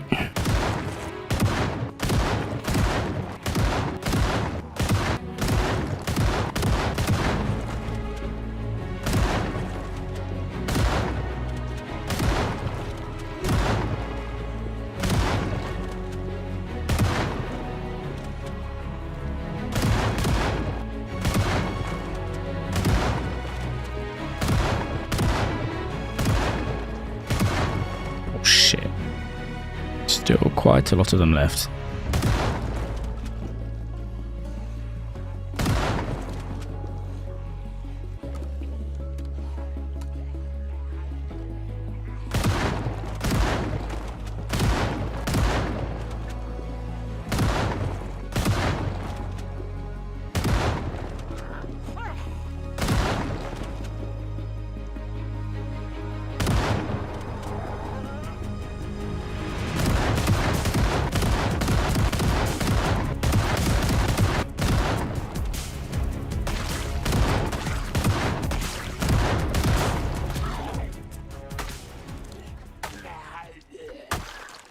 Nice. Walk through the destruction smoking a cigarette. Excellent work, Margaret. Excellent work. I see a hat. Margaret walks through the path of decimated zombies, collecting their hats. She goes back to Beatrice and sinks 4 cans of fizzy pop, then walks into the now mostly cleared military checkpoint. There are a few stragglers, but Margaret has killed the majority of the undead in the area. This leaves her free to loot the remaining tents, and the loot is good. Very good. Any good loot? Oh my goodness. It's enough to stock her weapon arsenal for some time to come. She raids the military kitchen for some food, which she needs desperately, and dodges zombies while she goes. Eventually she returns to Beatrice with her newfound military loot. That looks so silly, but I kinda like it. And the hats. Don't forget about the hats. Trophies of the zombies we've killed, Margaret. Wow, what a day. You've earned yourself a beer. Most definitely. Have a swig of that, my darling Margaret. How are your bugs doing? Yeah, they seem to be just fine, enjoying their time on your little desk. She reads in her cozy, hat-filled Beatrice stood over her collection of bugs, and then falls asleep. Peacefully. First things first, on day 37, Margaret drives Beatrice into the checkpoint, although she still needs to figure out how to get her through the other side. While she figures this out, she rummages through some nearby tents to pick up the remaining loot, and finds a journal in one of the desks. They're coming. There are hundreds of them. We will all die here. Okay, very cheery stuff. Look at this truck. Although the truck is a beauty, she doesn't start, so Margaret leaves it where it is. She investigates the eerie medical tents, thick with the stench of old chemicals and rotting bodies, and checks out the gates on the other side of the compound. They are blocked and won't open. There are also dozens of zombies shambling around the fence. She'll need to clear them before they progress, so she grabs her rifle with the 8x scope on, and goes to town from the safety of the Walls boardwalk. The rifle bullets echo down the dead highway. Margaret spends the next few hours on that sunny day blasting zombies' heads from a distance. It's a lot of fun, and she feels powerful, up there on the wall, unreachable, invincible. We have to hope that this power doesn't go to her head. Lovely stuff, Margaret.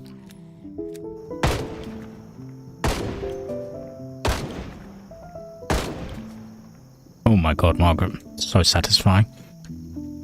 After a long day of hunting, she returns to the bus, stroking her new favourite toy all the way back. She drives Beatrice up to the closed gate and gets out the sledgehammer to smash down the walls.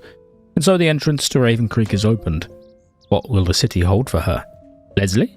Other survivors who might have news about her missing husband? Margaret really has no idea. Maybe some lovely hats. She's a little sleepy. Been a long day, her eyes and arms are sore from shooting so many zombies. So, let's just relax for the evening. Again, you probably deserve a beer. I don't actually know if we have any left though. You got half a bottle of... Just drink that whole bottle of red wine actually, I think, Margaret. Delicious. Killed a lot of things today, Margaret. And drink to forget. She's inebriated. Can you read drunk? Of course you can. Okay. Good night, Margaret. She is woken up with a slight pain in her neck because she's sleeping on this musty old sofa. On day 38, Margaret takes Beatrice up the ruined road, stopping to investigate a couple of worthless vehicles. A little further up the road, and the dead gather, the shambling citizens of Raven Creek. She takes care of them and continues progressing. She does examine the bodies for hats, even if she might miss one now and then. Any hats? A hat. You almost missed it, didn't you, Margaret? Alright, let's keep on.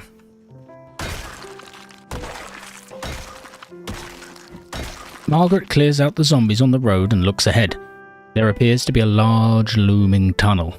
And tunnels are not a pleasant place to be in a zombie apocalypse, as we're about to find out. Looks a little spooky. Yeah, this does not bode well. Keep out. I can hear zombies. The tunnel echoes with the sounds of the dead. A chilly wind blows through. The death smells different here, less pungent, more preserved. But Margaret can't see any of the zombies. Where are they? Think they broke down the door on this side? Yeah, they did. It's only 3 of them. She can still hear zombies, and she enters the service tunnel slowly. It is very, very cold. She pries open another door and goes a little deeper. This is very spooky. Sounds like there might be a few zombies behind that door. I don't fancy that. The tunnel is mostly empty. She returns to the main area. More banging comes from the other side, but she ignores it for now. Margaret knocks down the fence and barricades with a sledgehammer to clear a path for Beatrice. As she does so, she hears the door collapse behind her. Oh shit. Okay, quite a lot of them. Okay. After killing the zombies that try to ambush her, she continues making light work of the barricades to squeeze Beatrice through. Reckon I can squeeze Beatrice through that hole? Make it a bit bigger, shouldn't we, probably? Hello. I can sledgehammer you to death. Oh my god. That's very slow, but quite satisfying. She does indeed squeeze the bus through the gap, but then encounters another roadblock ahead. The tunnel is packed with debris, old tents, fences, and, of course, the undead. Oh my god, there's just more pouring out of the side tunnels. I'm assuming they tried to hide in there, perhaps. Seems quiet enough. They can hear me through the walls. They keep coming up behind me. Must have been packed in there. Margaret's feeling a bit sleepy, and the situation is fairly tense. Horrible out there, isn't it? Oh, look at all of her hats. More to be added soon. It's very, very dark in here with no light from outside.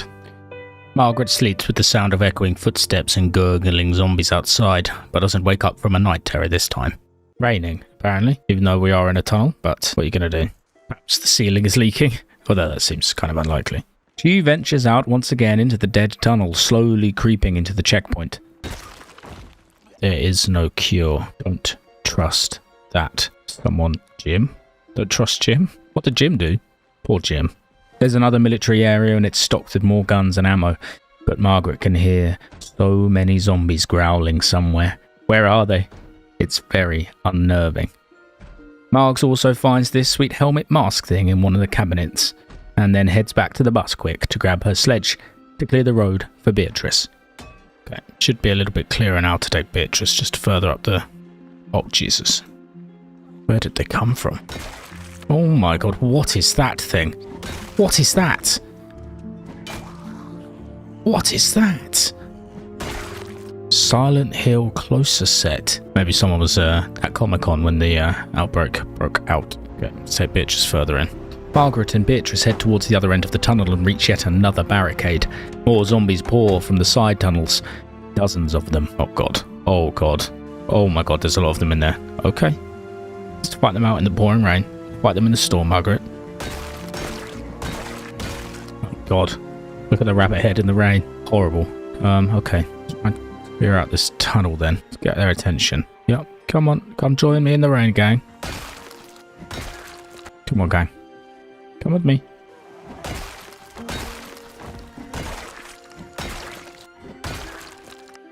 After the bloodshed, Margaret returns to the warm insides of Beatrice, has a scrumptious peanut stir-fry, and puts a hat in her plant. Put that hat in the tree.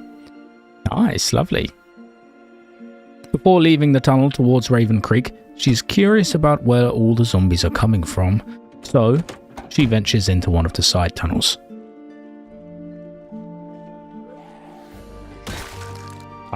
What were they all doing in there? Just so curious. Not that curious. Curiosity literally killed the cat / Margaret, so. She destroys the remaining barricades and drives into the rain. The road ahead is cluttered with cars. It poses a problem to Beatrice and her big bus butt. Appears to be a fair amount of traffic on either side of the road. Yeah, it's going to be a real pain in the arse to get Beatrice through here. Times like this, they really wish we had Vincent still. Let's just proceed on foot for now. If we had another vehicle, we could probably use it to tow some of these scraps out of the way. See if any of these cars work. Margaret checks if any of the cars are in a usable state, but they're mostly ruined. It's going to be a nightmare getting Beatrice through the wrecks. She doesn't have enough propane to scrap the cars with her welding tools, and no other vehicle to move the wrecks out of the way. She still wants to investigate Raven Creek though, because what if there are survivors there? What if Leslie is just waiting for her around the corner with a cup of tea and a lovely pair of underpants? I think we might have to proceed on foot, just onto the outskirts of the town, I think. There's no way that we're getting Beatrice through all of those blockades. There's no way. There's no way, unfortunately. So it is decided. On day 40, Margaret enters Raven Creek on foot, as a fierce summer storm rages overhead. We'll see you soon, Beatrice. We're just going to have a little look into this city, to this town, and see if there's any survivors here. We won't go too far without you, don't worry. Just going to have a little look. She walks slowly into the city, crowbar raised above her head, step by step between the guard towers. Whoa. Proceed with extreme caution. There's 4 of them there. If we walk past and there's more down here, which obviously there is, we'll be surrounded. So we're literally going to play at 1 mile an hour. Margaret takes her time. It's the only way to survive. See? Always worth waiting.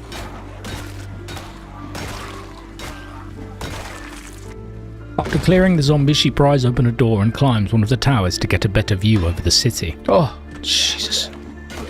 God, that guy has an axe buried in his head. Tire iron axe. Okay, there's a food market down there. Some other large buildings. Again, she moves silently through the dead city. Inside this building, she finds another military cache with guns and ammo. When she ventures back outside, the dead smell her, and she has to duck and weave between the buildings. Eventually, she kills the last one and can inch further towards her first target, the food market. Yeah. Brutal battle. Have a little drink some sugar in. I think it's pretty clear from all the evidence that there are no survivors here. More zombies pile towards her. Okay. Once again, she needs to lead them through the barricades, watching as they flop over the sandbags. After cleaving through them with her crowbar, she sits on the floor and pops some pills and reconsiders her situation. Just sit on the ground here and really consider whether this is worth venturing any further. We do have a quest after all. It doesn't seem like this is the kind of place where Leslie is going to be holding out. What do you reckon? Go a little further? Just go just a little further. She does want to go further. Food supplies are a little low in Beatrice, and this food market is too good an opportunity to pass up. Margaret sneaks down the street and through the front door. She can hear so many zombies, but she can't see them. The whole city is groaning. She clears out the food market and then watches as a zombie makes a manic move. She just jumped out of a second floor window, third floor window to try and kill me. Then it's time to retreat. Slowness and patience are key to survival. On the way back to Beatrice, Margaret once again considers her options. We have a lot more food supplies in hand, so what's my reasoning? I want to explore it. It looks cool, but there's going to be a lot of zombie killing, and I would love to have the safety of Beatrice behind my back. Alternatively, we somehow wait. We can salvage these. We just need a bunch of propane to clear the path. Could be worth it. It would give us lots of building materials too. Hard to say, really. Rather than make any big, rash decisions, Margaret goes home and puts some new carpet down in Beatrice instead. Making the floor look lovely. Lovely, Margaret, lovely. Look, snails on the book. Silly boy, stay where you are. Do not move, not slime on my book. On day 41, she checks her propane supplies. She hardly has any left. Nowhere near what she needs to salvage all the wrecks. That essentially makes her mind up for her. I think we wait for Raven Creek until we have more propane to clear the tracks, because we literally can't get through. I mean, we could unhook the trailer from Beatrice, pull all of the wrecks out of the way, and then drive in. I mean, we could continue on foot. No, we shall continue our journey on the hunt for Leslie. It is very, very unlikely he's in Raven Creek, so let's just keep moving. Keep exploring. The world is our oyster. Why would we stay in this horrible place? So Margaret and Beatrice hit the road again on another adventure. She has a panic attack behind the wheel, but eats a handful of sugar and smokes a cigarette to calm her nerves. Then she's filled with more resolve. We came so far for so little, Margaret. That's okay. Quite obvious there are no survivors here. The entire place is overrun. So let's just keep moving. On the hunt for Leslie. He's got to be out there somewhere, surely. Not a single soul out here, Margaret. You are entirely alone. The fog is closing around you. She stops before she goes any further and makes a couple of notes on her map, just to keep things straight in her mind. The road to Ravens Creek. Blocks with wreckage, need more propane. Separate vehicle might be good. Could take Vincent in there, for example. That seems like a place we should revisit with Vincent, really. Once again, it doesn't take her too long to find somewhere else to explore, like this small, half-burned rural church on the outskirts of another town. She investigates, but the place is empty and ruined, and it fills her with sadness. She takes Beatrice into the town, but there are a fair few zombies gathering around her. Margaret gets out her crowbar. It's head-smashing time again. Once it's clear, she gets to looting, and has this pretty severe near-miss outside a garage.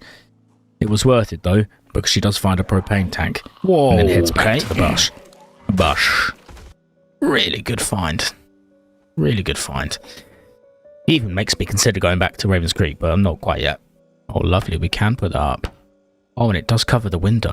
Okay, now that's what we have to keep in mind. More church curtains, and we can make it very cozy in here. It's only lunchtime, though, so Margaret heads out again to see what else she can find in the town. It's relatively peaceful, so she closes the door and takes a bath and washes her clothes. She's also pretty stinky. It's been a long time since she's had the safety of a nice, freezing cold, mosquito-infected bath. So, I believe I can. Yeah, thank you for that kind commenter that said I can take propane out. Returning home with propane, she settles down in the back of the bus to read some magazines. It grows dark outside and she grows sleepy, so she falls asleep on her little musty bus sofa. I'll just break the fourth wall here briefly to let you know that there is no game sound for the next 4 to 5 days.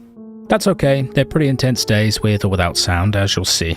I swapped headsets and forgot to change the recording output on OBS. Classic. Oh, and if you're enjoying it so far, please subscribe. Thank you, eggs. Margaret heads out on day 42 to search for goodies in the woodies. She finds what you might expect, like more bugs and slugs. Poisonous berries, no thank you. More bugs. She assumes she's figured out which are the poisonous berries and which ones aren't, and takes the plunge by shoving a fistful into her mouth. Yeah, so these are fine.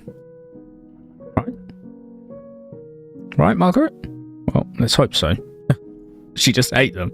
Please don't be poisonous. Please don't till I've just killed her. If she's dead because I ate those berries, I'm going to be mad. A termite. That actually might be quite delicious. A delicacy in some regions. Tastes like marshmallow or sugar or something. I can't remember exactly. Never had them myself. What's that? Ginger root? And we have to put the bugs on the table, of course. Margaret plays with her bugs a bit, scoffs down some sardines, then heads back out to explore a little more. Don't trust Jim. Again. Everyone hates Jim in this town. Poor Jim. Most of the town is dead and useless. Hair shops, laundromats, that kind of thing. But she does spot something useful just a little further ahead. Ah, that's a garage over there. Good stuff. There are a few zombies here, but you can't hear me squishing their heads. So let's just pretend that Margaret has put some earplugs in because she was having a bit of a headache. Yeah, that's what's going on. Poor Margaret. Little whispers, Margaret, little whispers. Hello, zombies, my name is Margaret, hello. Come and eat me, my name is Margaret. Pancakes, pancakes, pancakes, pancakes, pancakes, pancakes. I want pancakes, pancakes, pancakes. Give me pancakes. Sorry, sir. You are the pancake. Yes, as you can tell, Margaret is going a little bit loopy. Her head aches, her ears ache, her body aches, and now she's going crazy. She investigates some of the buildings, including the garage.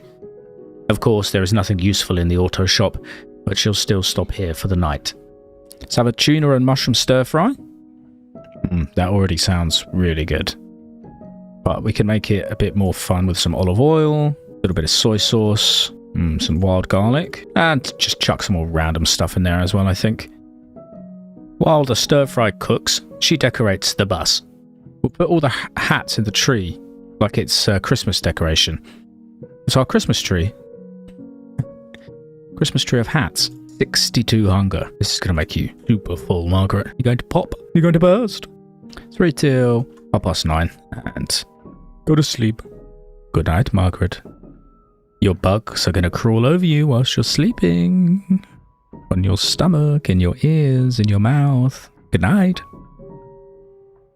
Margaret ventures out on day 43 to investigate the food market for more supplies and ends up impersonating the zombies inside. Shut up. Sure, you're a lovely man. Mint candy. Piece of candy. Oh my goodness, so much stuff. Instant popcorn. The food market is absolutely stocked with goodies, and Margs can't resist stuffing her face with candy. She feels like a child. A gore-splattered, zombie-killing, hat-collecting, slightly insane child. In the back room of the food market, which is some kind of office, she finds a note on a desk. Little note here, found in the desk. Susan isn't in the office today. Said she'd come down with a bad cold. Everything's so slow here today. Where is everyone? Well, I assume they're all dead. Margaret spends some time working on the 2 military trucks to improve her mechanics skill. They're both in good condition, but Margaret has Beatrice and she doesn't need either of them. She rips them apart for sweet, sweet experience. She's also looking for the mechanics book, which she promptly finds, and then ventures a little further into town towards this huge police station. I wonder if there's a bookshop in this town. I would really like the mechanics book to improve our... Oh my god, there's a bookshop literally right there. That is crazy. Okay, well, let's go check out that then. Can't believe that. So silly. Have a little lollipop, Margaret. Crouch walking your way to the bookshop. There she is. Has to be a hardware shop here somewhere. Police station. Huge police station. Could be worth checking out. The station is totally trashed inside, and the moans of zombies echo around. But Margaret can't hear, of course, because she's still got her earplugs in. Margaret searches throughout the building for the armory, but when she finds it, she can't get into it, because she doesn't have her sledgehammer with her. Defeated by the metal bars, she checks out some of the desks for spare cigarettes, and finds another note. Another note. It's over. 40 officers killed in action, 7 more missing in action. No news from headquarters or the feds. It's over. We're all doomed. Just looking for cigarettes. Not that cheery news, thank you. It's 7 PM, so Margaret leaves the station. She might be back for the armory another time, and heads back to Beatrice for a late dinner. Canned chili, mushroom and canned sardine stir fry. Does that sound delicious or does it sound disgusting? It's honestly kind of hard to tell. Margaret is feeling a little depressed. This food will cheer you up. The canned chili, mushroom and canned sardine stir fry that you can't pronounce or say properly. This is going to make you feel like $1 million. You just wait. Oh, she's still feeling a little sad. You know what that means, Margaret? It means you can get drunk. Very, very drunk. To celebrate... How many days is it now? 1 month and 14 days. A month and a half. Incredible stuff. 44 days. I think this won't actually be the 44th day because I'm awful. Absolutely atrocious at keeping count. But let's get yourself a lovely bottle of white wine. Cold. Straight from Beatrice's fridge. And drink the entire bottle. And then you're going to drunkenly read about mechanics after that. Peacefully read, my little Margaret. She's still feeling a little sad, even though she just drank the entire bottle of white wine. White wine always makes me feel very good. Oh my god, it's 10 o'clock. No wonder you're tired. I didn't realise that's how late it was. Go to bed. Put your book on top of the bugs. They seem to just slime straight through it. Or hats, of course. I really like this one, so this one's going to get pride of place, I think. Hanging on the edge of the television. On day 44, Margaret sets off again, on the hunt for more propane primarily, and she doesn't go far until she finds the next intriguing target. Some sort of military compound. Oh, well, we got instantly distracted, but this looks like a military checkpoint. She parks up at the gas station just north of the target and picks up some goodies from inside, as well as checks out the garages out back. Oh my god, don't trust that Jim. God. Everyone really hates Jim. Margaret is clearly losing her mind a little bit as she's dealing with some invisible walls and missing doors. Rather than give in to her hallucinations, she just walks away. Let me in! Yes, it's an old military compound, likely set up to house soldiers during the outbreak. It's teeming with the undead, and there's random furniture dotted around. Most of the rooms are empty. She stands in the courtyard and shouts, "Hey, it's me, Margaret Stump, come eat my crowbar," and the undead stumble out. She deals with them promptly. And she is quite tuckered out after all that. Lovely. Sit in the car park, drink a cold soup. Rest your weary bones, Margaret. In a back room, she finds a note which gives a hint of what the building once was. Another notebook. Another note here. Dear Frank, if you find this letter, we hid here for a while. The army station on the bottom floor of the hotel have left. Only one truck is left. We're running out of food. I don't want to die in this cupboard. Keeping these, collecting these, Margaret. Start a museum one day. Then she explores a little further, hopeful that she might find some evidence of Leslie somewhere inside. Unfortunately, the building is ruined. Any survivors here are long gone, or long dead. She hits the road again. Seems like something pretty bad happened in this building. They must have been held out here, and then some of the army was stationed nearby, and they all died horribly, it seems. What's this? Are they trying to blow the place up? Is he trying to protect himself? Didn't work, whatever the case was. Oh. It's a little busy. Massive hospital. Margaret does not trust. Help us. Could be survivors here, though, but there's a hell of a lot of zombies. Oh my god. Whatever this town is, it's full of zombies. But she has to check that building, just in case there's a survivor there who might know about Leslie. Margaret, however, makes a terrible mistake. She drives right into the middle of danger. She hates driving down these small, dead-end tracks. Because they are indeed usually dead ends. Oh man. You fight them off, Margaret. Hold your ground. Beatrice might be a beautiful bus, but she does not do well in dead ends. Margaret is quickly surrounded by zombies, and she needs to make a quick escape down the side of a building. The zombies flop over the fences, and Margaret is getting tired from all this ducking and weaving. Even worse, all her firearms in the trailer attached to Beatrice. That French tactic always scares me. She does eventually weave her way back to the bus, losing some of the Zeds in the woods. Margaret grabs her shotgun. Please, Margaret, that's not a good idea. Not at all. No, don't do it. Oh god. She fired the gun. Zombies pour in from every direction. It gets real hot. Oh boy. Okay. Oh my god, okay. Okay. Oh my god, okay. Okay. Stay calm, Margaret, stay calm. Stay calm. Oh my god, okay.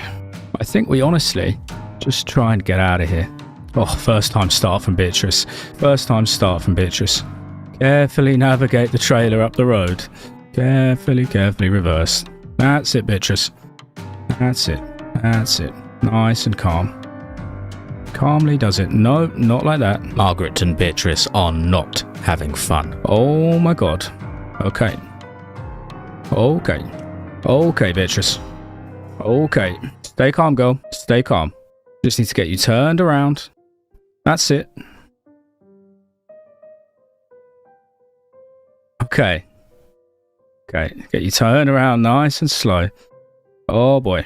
Okay. Right, we're getting out of here. Get me the hell out of here. It's okay, Margaret. Calm. Ooh, okay. All right then. If Leslie was on that survivor building and he almost got me killed like that, then... Wow. Okay. First of all, have a goddamn cigarette. That was so intense. Such an intense situation. You okay? I think she's okay. Am I okay? God, I don't know. She sits for a little while and waits for the shakes to go down. That was too close. Beatrice almost got chewed up and spat out by a zombie horde. One breakdown there and she was done for. Good job, Beatrice. Good goddamn job. You're the best bus in Kentucky. Margaret drinks a beer, then gives the wall of Beatrice a little kiss. Without her, Margaret would be dead. She falls asleep. On day 45, it's a day of rest and relaxation. Not only did she almost die yesterday, she's also underweight. She needs to do nothing and eat lots. A perfect day, really. First, she makes an absolutely massive stew and sinks it all in one big gulp. After eating, she wanders out into the peaceful woods and searches for berries and other goodies. Fresh food like mushrooms should get her nice and plump again. Margaret Plump. That's going to be great for your stew later, Margaret. Delicious carrot stew. Another slug to add to your collection, of course. It starts to rain, so she leaves the stew pot outside to collect some water. Then she plays with her bugs. Even if she doesn't want to, she must. Put our lovely jockey helmet down. We simply have to make you fat. Let's put some more bugs on our table as well. Another slug. Well, Margaret doesn't seem to be enjoying the bug play very much. But Margaret, you're not in charge, are you? I am. You're crazy god. I am in charge. And you will play with those bugs. If I make you. And then she eats a TV dinner. It's packed full of calories. Exactly what she needs. Margaret, it looks delectable. Look, it comes in a little tray and everything. Tell me you haven't missed eating her. Okay, so now that was a calorific meal. I see. So we need stuff that was got more calories, like... Margaret reads for most of the day, then gets the pot from outside to make some delicious rainwater pasta, a Stump delicacy enjoyed by her and husband many, many times on their adventures. She prepares the pasta and feels a sudden overwhelming feeling of loss. Where is her husband? Where is he? A tear trickles down her cheek and falls into the pasta water. Delicious. Now she's putting on weight again after eating literally 10 kilograms of pasta. We're just going to chill out in here. Actually, I need to check Beatrice's battery and also see how beaten up she got in that escape. She's okay. Loads of battery left. Tyres, wheels are not bad, but we've got Fix-A-Flat that we can repair it with. So, all good. All dandy, actually. Okay, let's read. In your cosy little home, Margaret. Cool. 9:30 seems like a very reasonable time to go to bed. On day 46, she grabs more scrumptious rainwater from outside and prepares another massive stew. Wow, we really are just sort of having a very peaceful existence, which I think is good after all the chaos that we just went through. Just watching a cooking show with Margaret now. Zombie apocalypse pooping with Margaret is how she would say it, probably. The question is now, actually, 1 second. Just grab the cooking pot again. It's not every day that we get so much delicious rainwater to drink and eat. The question is now, do we go back into that cursed town? Let's have a look at the map. See if we went past any industrial buildings. Not really. And it was pretty busy, wasn't it? Note some stuff down on our map here. Busy town. Lots of dead. Lots of action here. Used my shotgun. Almost died.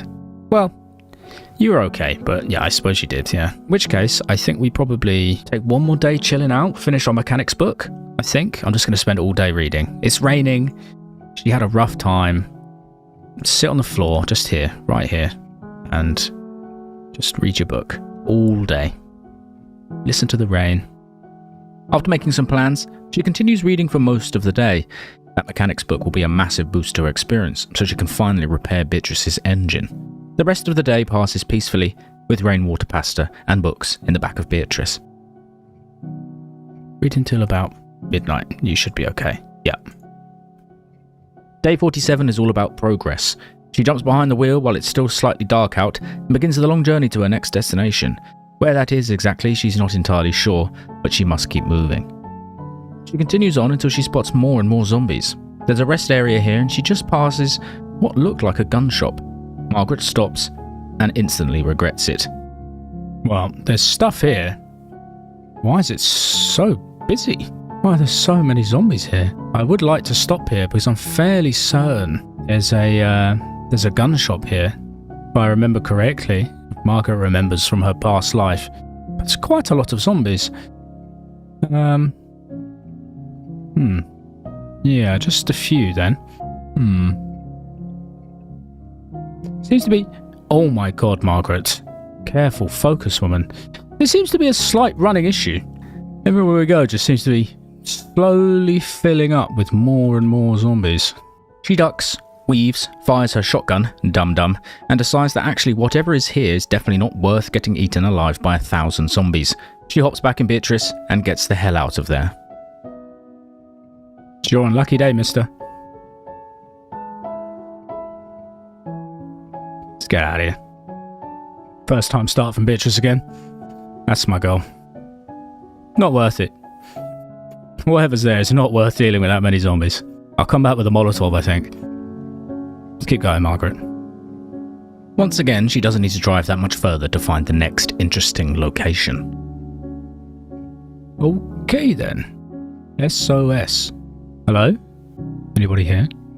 Hello? Leslie? Hello? There were people here once, but they are all gone. Dead, zombified, or moved on to somewhere else. And definitely no Leslie. What's this big blue building? Ah. The bank. The bank is enormous. Margaret's footsteps echo eerily through the empty halls. She finds a note on the reception desk. There's another note here. Maureen told us to close the bank, that there's some kind of illness going around. But I've got to work. Lucy's birthday is coming up and I need the cash. I'm sure it'll be fine. Awful quiet here today though. Only one single checkout all morning. Some guy came to collect a big duffel bag. Guns. From one of the lockers. Very quiet in here. What a weird place. Getting an uncanny feeling. Yeah, I don't like it. That corridor's giving me the heebie-jeebies. Look at it. She leaves the bank because it's giving big backrooms vibes and then checks out the bar down the road. She stocks up on more booze and cigs. Some peanuts. Pretend you're in an old-time bar, Margaret. Then she goes a little further into town looking for factories, gun shops, workshops, anything with anything useful really.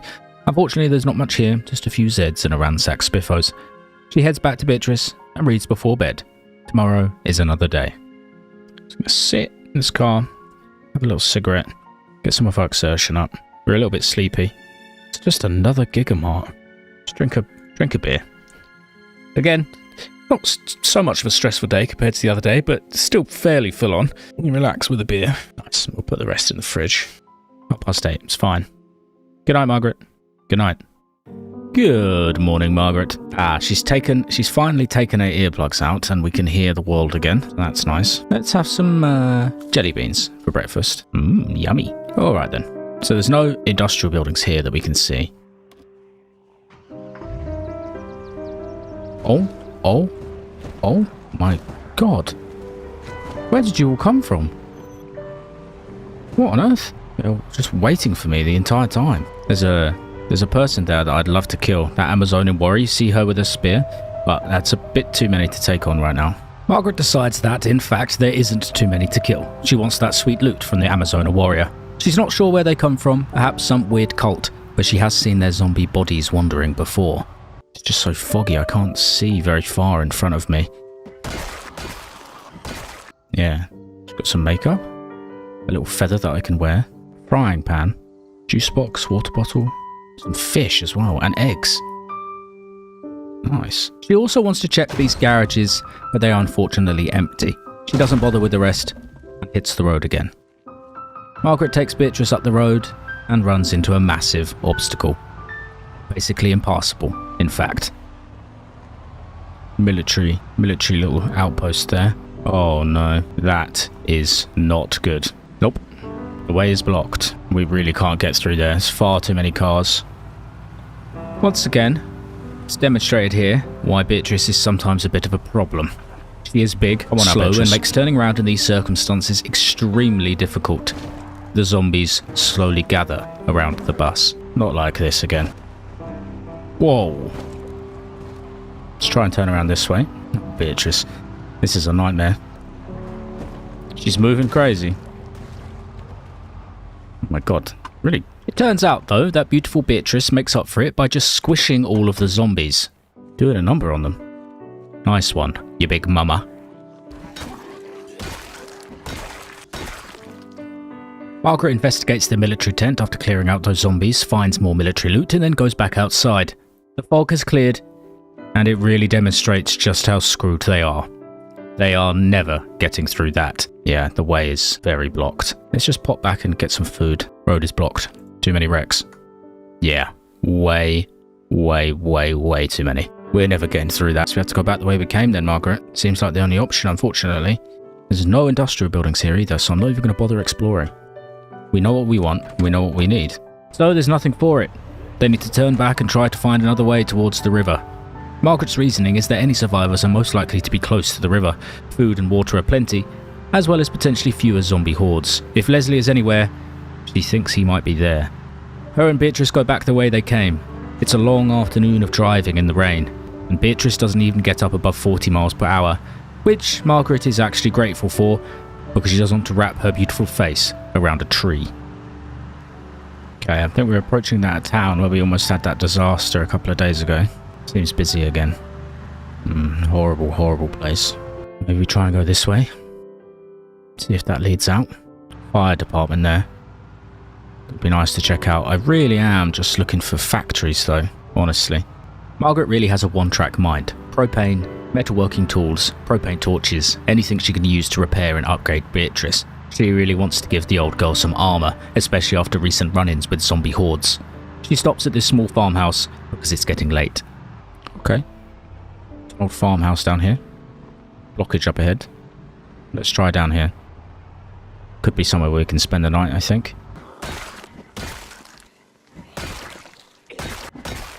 Margaret clears the house and finds a diary on the shelf.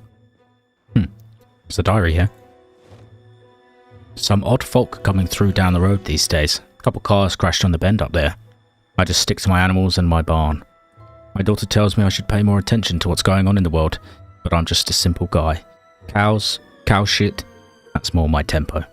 Wonder if he's still here. The diary entry obviously spooks her, as she has a mild panic attack in the kitchen. What's wrong? What can you hear? Have a cigarette. Windy. Hot, wet evening. 9:30 is perfect, I think. Good night, Margaret. See if there's any remnants of those cows he was talking about. Maybe he's got some propane in here. On day 49, Margaret wakes up early-ish and the weather is still atrocious outside. She investigates the dead farmer's barn, but there isn't much here. Definitely not any cows. Margaret and Beatrice continue on that wet morning around wrecked cars until they stumble across a post van surrounded by its unfortunate uniformed employees and a promising-looking field that might have more crops in. Time to stop and get a little wet, Margaret. Which means we want to forage for some crops, I think. Even though we've got plenty of food. Oh dear. Seems like the whole Kentucky's entire police force. Police force? Postal boys. Postal people were in this van trying to escape, probably. And maybe all that work. Hey. Come to put you out of your misery. I'll collect all your hats. Bring any supplies with you? Yeah, you did. Looks like they were stocked up, trying to escape. Yeah, and they had a map of Louisville. Maybe that's where they were trying to go. As Margaret wanders the fields in the rain looking for crops, she thinks about those poor posties, all 5 of them, tucked in a small van, meagre supplies at the ready, trying to escape to Louisville of all places. One of them might have turned in the back of the van, ripped another's throat out, until it all screeched to a stop, and their dead bodies came back to life and stumbled into the woods. Horrific. It is no surprise that Margaret starts to feel uneasy in the wet field. Oh, she's having a rough time of it. Having a lot of panic attacks. Is it the spy?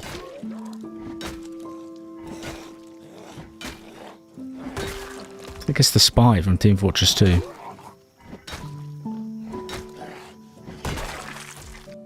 Ah, yes, a pill bug. Oh, I have a story to tell you about pill bugs.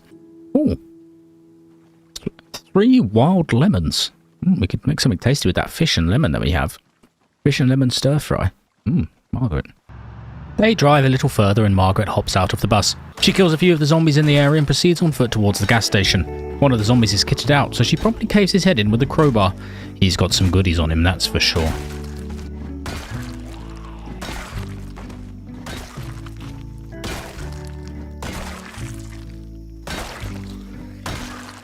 More fun stuff here. First aid kit, shells bandolier. Yeah.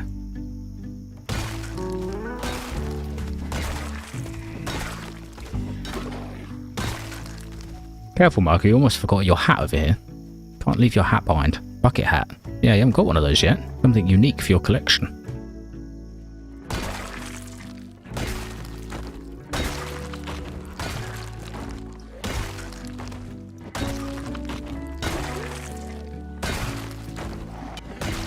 She's a little worn out, so she goes back to the bus to have a nice chilled luncheon.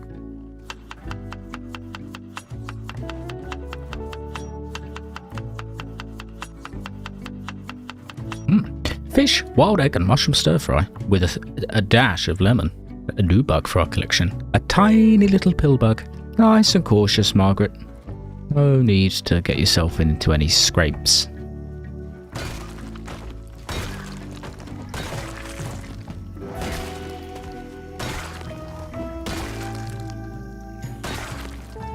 Car repair. Come on. Gotta be some goodies. Regardless, I think we can probably do some work on Margaret here. Not Margaret. Beatrice.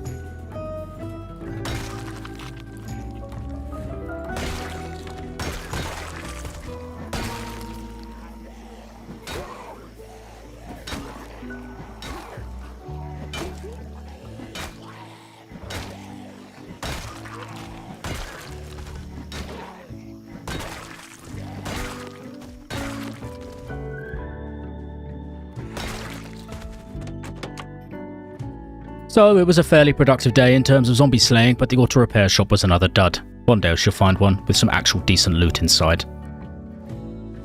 Bucket hat up there. It's ghostly gibbous. Wear hat on hat. Wow, Margaret. That's a stunning look for you. I think we'll keep that for now. Margaret reads her book wearing her lovely new hat. It was a slow, rhythmic kind of day, and she feels pretty warm and fuzzy inside of Beatrice. It's days like today, cleaving zombies to pieces with her reliable crowbar that keep Margaret going. Maybe, just maybe, she'll find her darling Stinky Leslie one day. You look so silly, Margaret. I love it. Good night. 5:10. It's a little early. Have this stir fry for breakfast. The fish and the eggs and the mushrooms and all those goodies.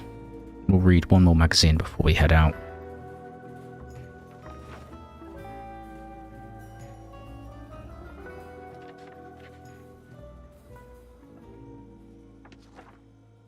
Nice. She drives Beatrice towards the auto repair shop, takes care of a few zombies, and decides to finally take some clothes off. This hot summer sun and zombie slaying are making her extremely sweaty.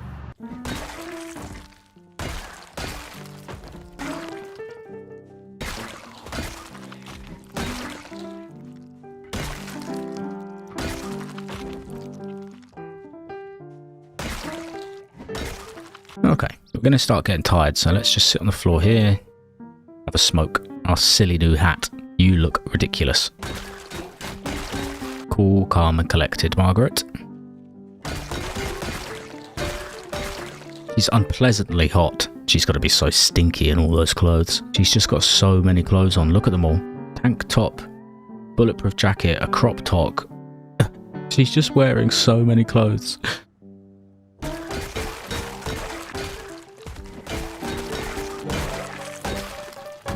Good stuff. Okay, let's go back to Beatrice. Where did I put her? She's up here, isn't she? Yeah. And it's back to Beatrice for some lunch on this jazzy afternoon. 2 very herby, spicy carrots to be enjoyed. Margaret, I don't think they're gonna quench that peckish hunger you have, because it is literally just 2 carrots, but she needs a little rest as well. Your hat is so silly, Margaret. Oh, we can see her face paint now too. I think. Yeah, you can. She put on some camo. This area is somewhat clear, but I think I want to take her up this way to the food market. She's feeling fresh, ready to kick some butt.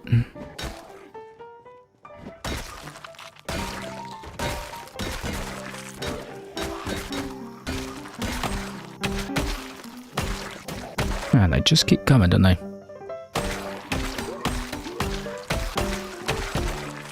She checks out the food market and gets even more food. She's set for weeks at this point.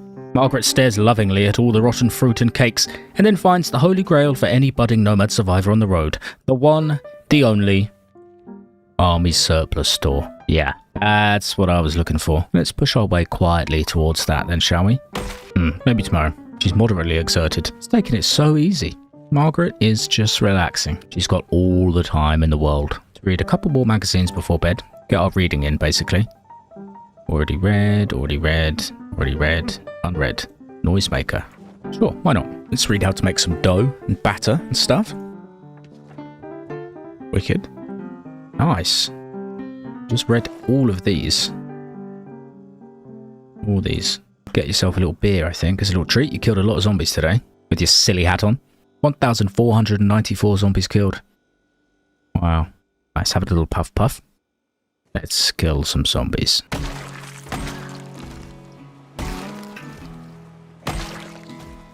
Have a little look, shall we? Oh, baby. I love this place. Margaret pillages pretty much everything she can carry from the surplus store. Ammo, guns, clothing, you name it, Margaret pockets it. She also pauses for a moment in the toilet. Wash yourself in the toilet, Margaret. Lovely, rub that toilet water on your face. Hear someone snuffling around outside? Yes, really rub it in, Margaret. Really rub it in. Overall then, not even really that useful. I mean, we've got loads of ammo and all kinds of good bits and pieces, but no propane. Propane torches is what we need more than anything right now. Everything else means nothing. Eerily quiet here now, after we killed all the zombies. It's almost something quite comforting about their shambling presence, you know? So I say we head this way? Because I still think this might be one of our best options for finding more propane. This area is very built up, wasn't it? Seems to be doing circles though, sort of. Yeah, I say we go down. So off they venture for about 30 seconds before Margaret gets distracted again. I want to check out what's down here though, actually.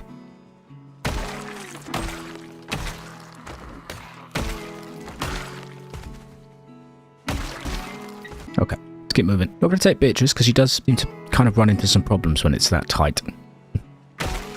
Any barbecues? She's looking for barbecues for more propane tanks. But apparently this neighbourhood aren't the barbecuing type.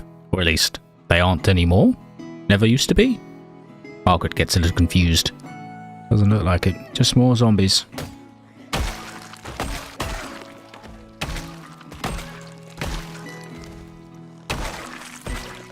Anybody home? You know what that means. Perfectly barricaded window.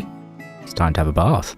Take your 80 layers of clothing off, Margaret. Ah yes, have a bath with your hat on and your bandoliers. Perfect. Just going to check out that truck over there, because I think I can probably just get the last bit of this mechanic skill done.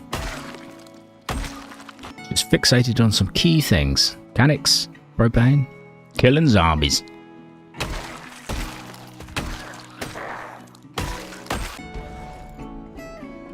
There we go. There's the mechanics level we needed. Now we can take all these engine parts. Nice. We can go and fix up Beatrice's little face.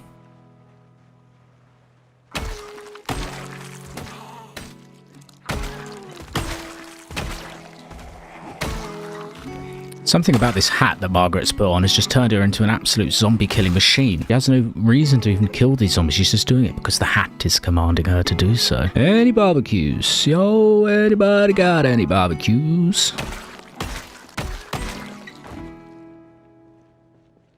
Not that I can see. Just not that kind of neighbourhood, eh? Let's get out of here.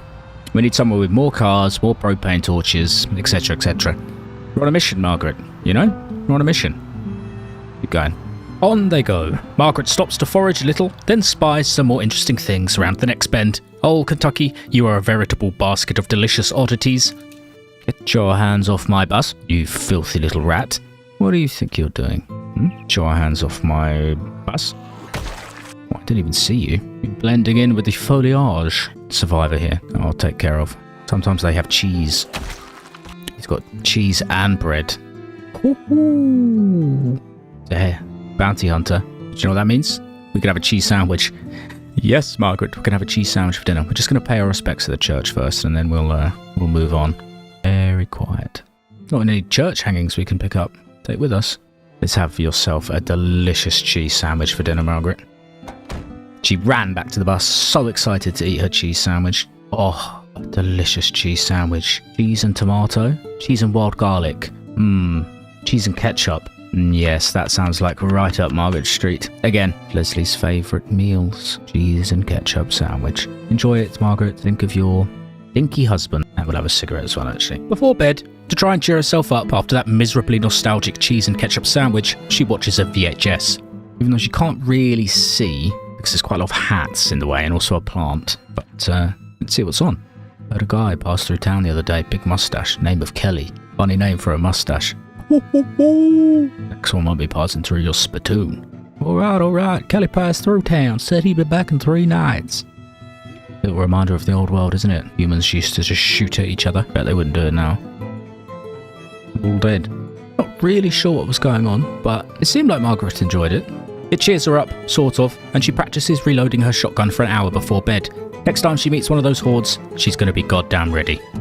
Okay, time for bed, you little nutter. On day 52, Margaret starts the day with some tailoring, really hardly any at all, because most of her clothes, all 100 pieces of them, are in okay condition. Then it's time to set out on another long journey through fields, past zombies and around police blockades. She passes the Ekron Inn, where she spent a night a few days ago, and then drives into town. Ah, finally, the fabled industrial building she's been looking for. Margaret hops out to start securing her sweet loot. Hopefully. Just need to pull them out. Don't want to go in that dark hole. Looks like there's quite a few in there. This guy's just stuck on the door like an idiot. Makes me, not want to walk in there. In case he just changes his mind last second and just grabs me from behind. I'm going in. I knew it.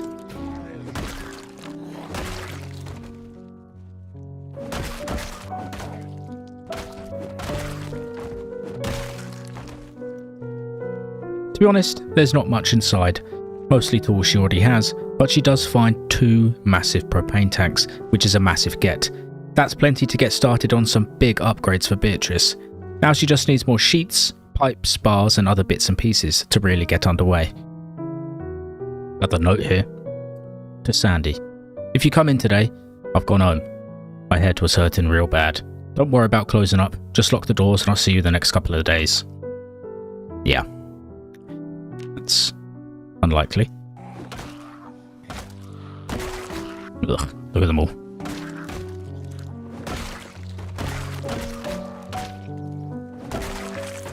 She loots 2 more buildings and just finds more old tools. Plenty of good stuff to disassemble here, so that's what she'll do. Very quiet here though. Could be a nice place to work on Beatrice. So, let's give it a go. Margaret takes apart every shelf, cabinet and counter, levelling up metalworking while she's at it and getting plenty of materials for Beatrice and her upgrades. This continues on day 53. Nice. Beatrice is going to look so good with these upgrades. I can't wait to see her. Let's not smoke a cigarette right next to the propane. How about that, Margaret? Seems like a terrible idea. She disassembles even more metal stuff, brings it back to the bus, and then attempts Beatrice's very first upgrade. Oh baby. A spiked plough.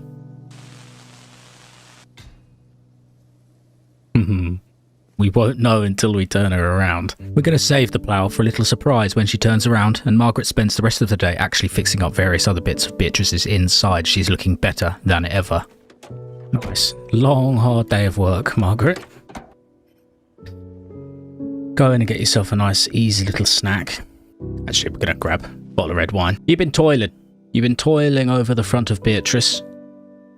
So, have a little celebratory glug of red wine, I think, Margs.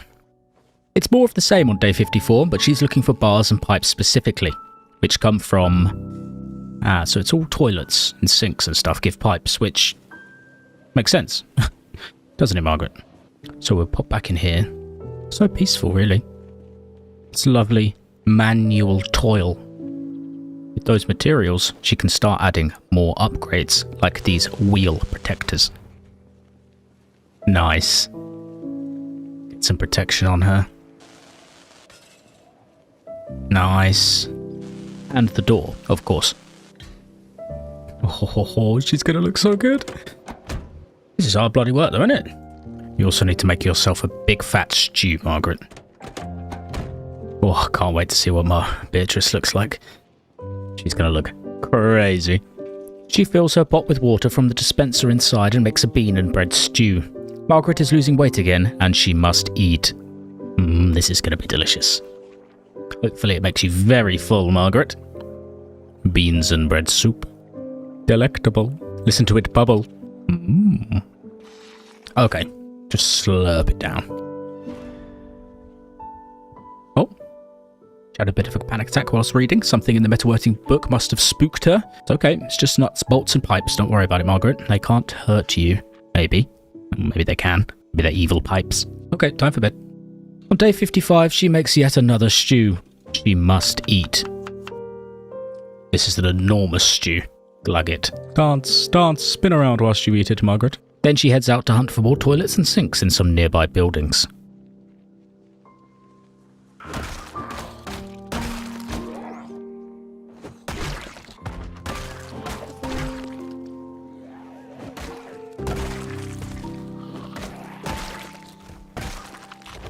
She loots the sink. Tasty pipes.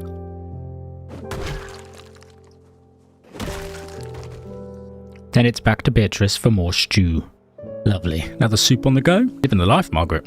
Nice and easy. Make you plump again, Margaret Plump. Basically created a bomb bus. This is so dangerous. Imagine if it exploded. So we need more metal bars for the window protection. We need more metal bars for the roof. And that's it, actually. Then we're ready. All right, let's see what she looks like, shall we?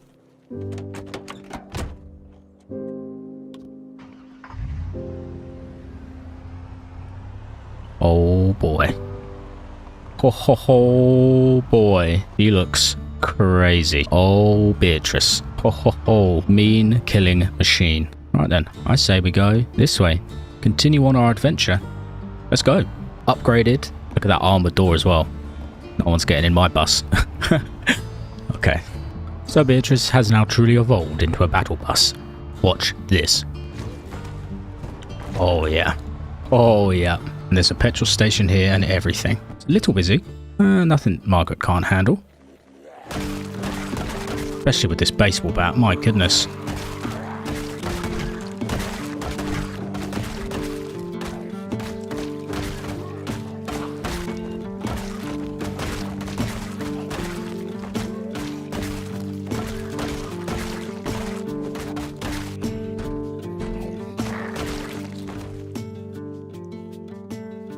Ah, a delicious dehydrated meat stick.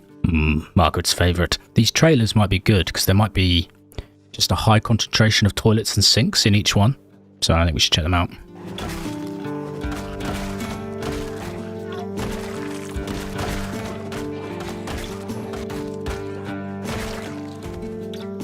I have to be tomorrow job though. She's already a little bit exerted. She just needed a tiny rest.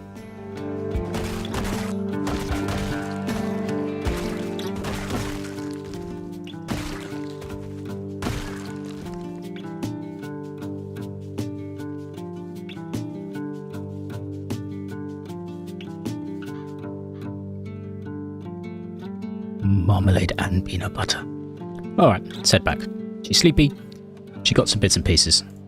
Just pop back. Play it nice and easy, I think. Excellent few days' work, Margaret. We've progressed a lot. She reads before bed and says goodnight to eggs. Good night, Margaret. And good morning, my darling Margaret. 6 a.m. And we shall continue on where we left off yesterday. Clear out some of these zombies down here, I think. Ah, yes. We rejoin Margaret on day 56. She has a few more zombies to kill. For fun, really.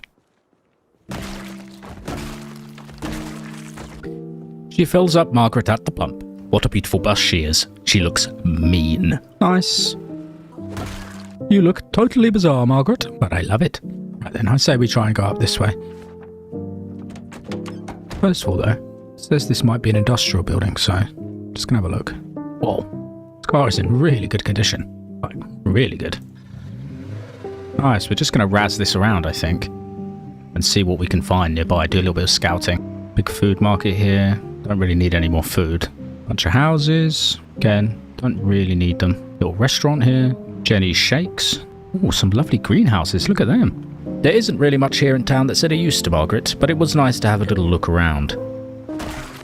She does get around to checking out the building, and it's stacked with tools, but it's here that Margs realises that she's got pretty much everything she needs anyway. Goodbye. Margaret has a little wander through the fields, looking for goodies. Mushrooms, nice. Now we're gonna strip down this little car. I'm sorry, my darling. You must be sacrificed. To go to the god, Beatrice, the goddess. Full tank of gas. Engine still needs more repairs. So we need to find somewhere with a bunch of cars we can use. Look at the battle bus. What a beauty. Right, let's go. So off they set with a new goal in mind. The town by the river, formerly known as Riverside. Margaret's suspicions about survivors being close to the river are still strong, so she makes her way through the dead countryside, with Beatrice, of course. Ah, crap.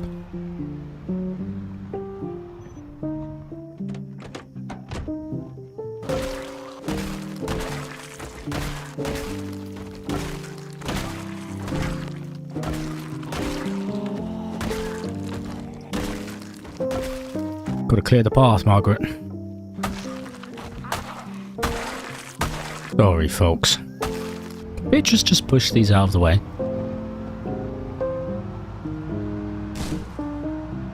No. Or maybe.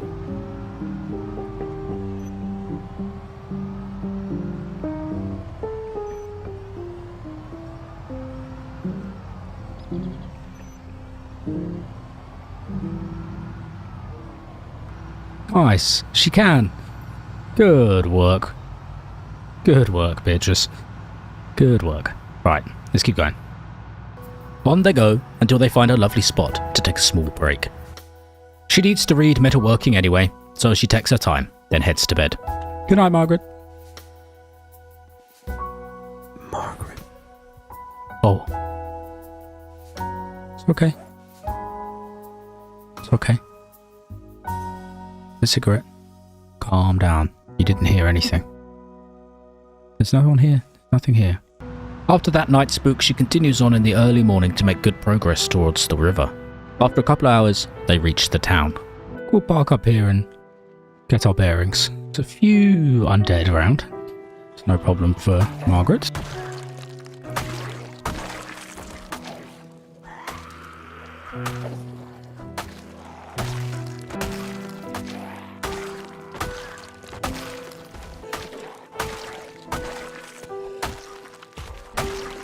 Just clear out the area. Hello, you little worm.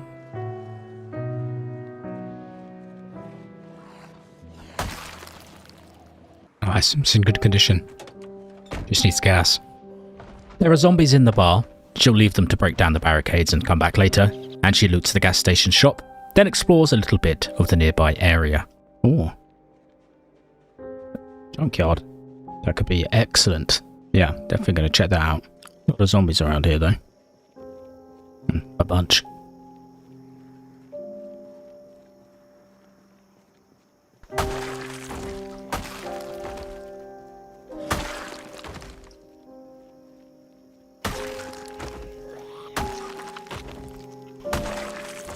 What's wrong with your head, mister?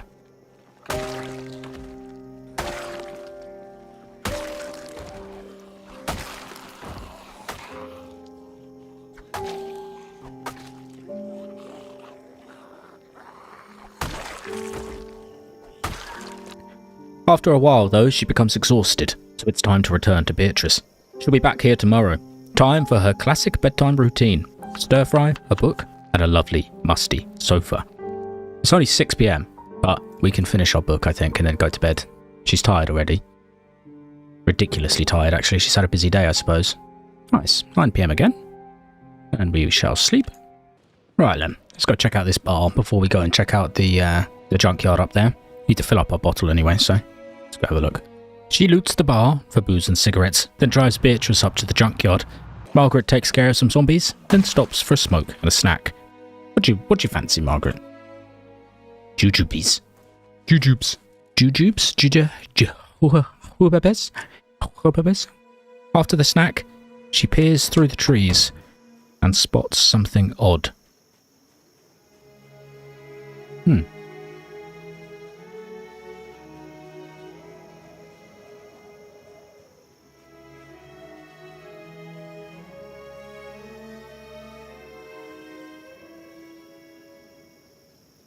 To whoever finds this, here lies a great man. His name was Leslie Stump. He established Fort Margaret here in the junkyard and helped many others survive. He also managed to kill thousands of zombies in the town. Leslie named the fort after Margaret, his wife. Leslie was a stinky man, that's for sure, and explaining to other survivors when they arrived why there were so many pairs of underpants everywhere was not easy. But he left a big hole in my heart. and it was even harder to leave his body here, in this tiny grave, hardly worthy of a man of his stature. He wasn't killed by a zombie. He was killed by another survivor, someone who didn't understand how beautiful he was. We're heading to Louisville. There might be hope for you there, reader. Farewell, Leslie. Your good friend, Paul.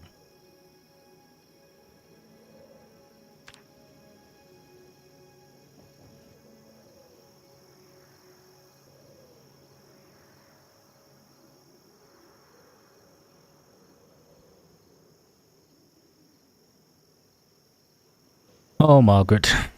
I'm sorry. I'm so sorry. She is angry. Very, very angry.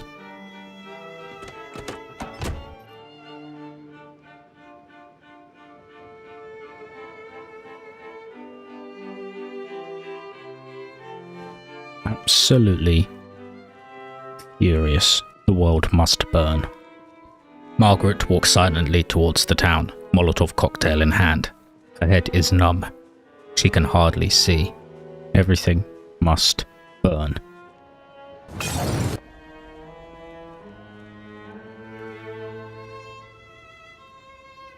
She throws the cocktail at the first building she sees.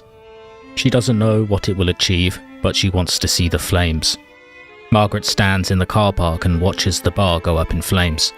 Any semblance of the old world, her old life, is totally ruined. Her husband, the lovable Leslie, is dead. It's you and me against the world. I love you. I love you. Everything's going to be okay, Margaret. Everything's going to be okay. We will get revenge on the world for what they did to Leslie Stump, your darling stinky husband. We will get revenge.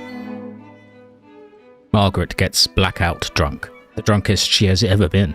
It makes her erratic.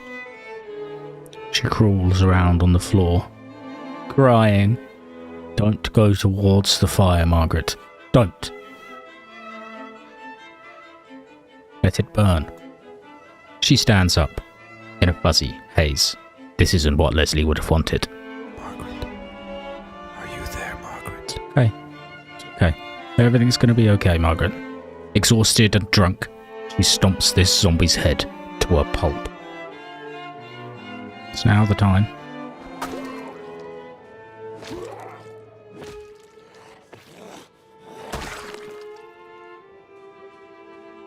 Stamped him out of existence. Come on, Margaret. Let's go back to Beatrice. You still have so long ahead of you.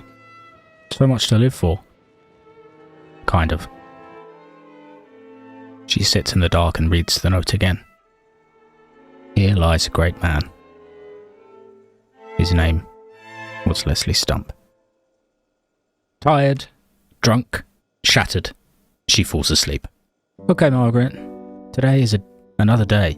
Oh no. She's starting to get messy. She's starting to leave stuff everywhere. It's raining out there. You know what that means. It means that Margaret will sit in the back of Beatrice for the entire day, drinking her stockpile of alcohol and watching tapes, waiting for tears to come. Margaret's a little bit drunk again. She throws the bottles on the floor. She is so tired, ridiculously tired. The mental exhaustion and alcohol and the soft, dulcet tones of the tape drive her back to the musty sofa bed, but she awakes a couple of hours later from another spook.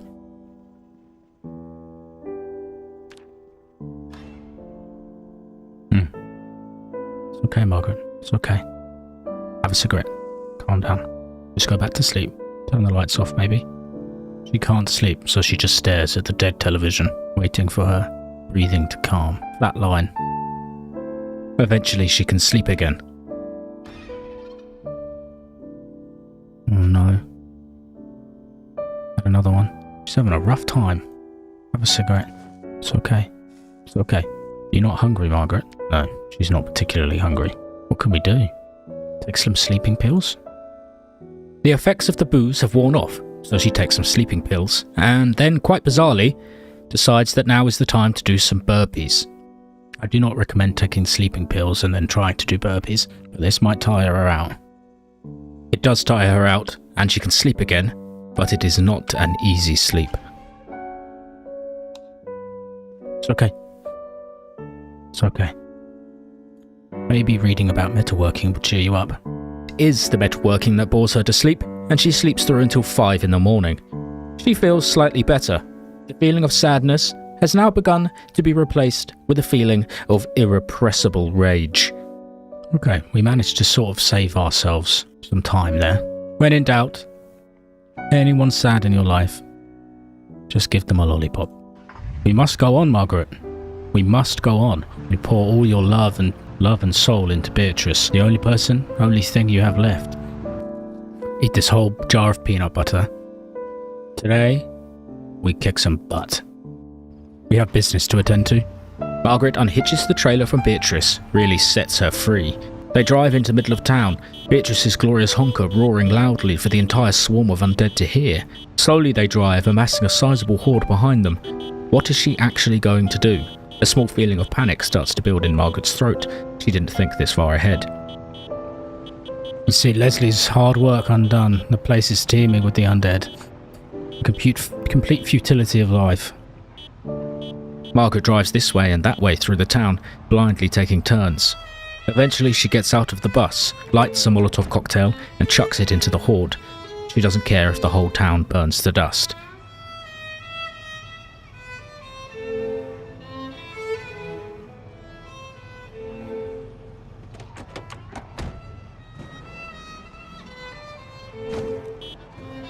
Margaret also realised that she probably should have made more Molotovs. She drives back towards the junkyard and hops out to take care of the stragglers.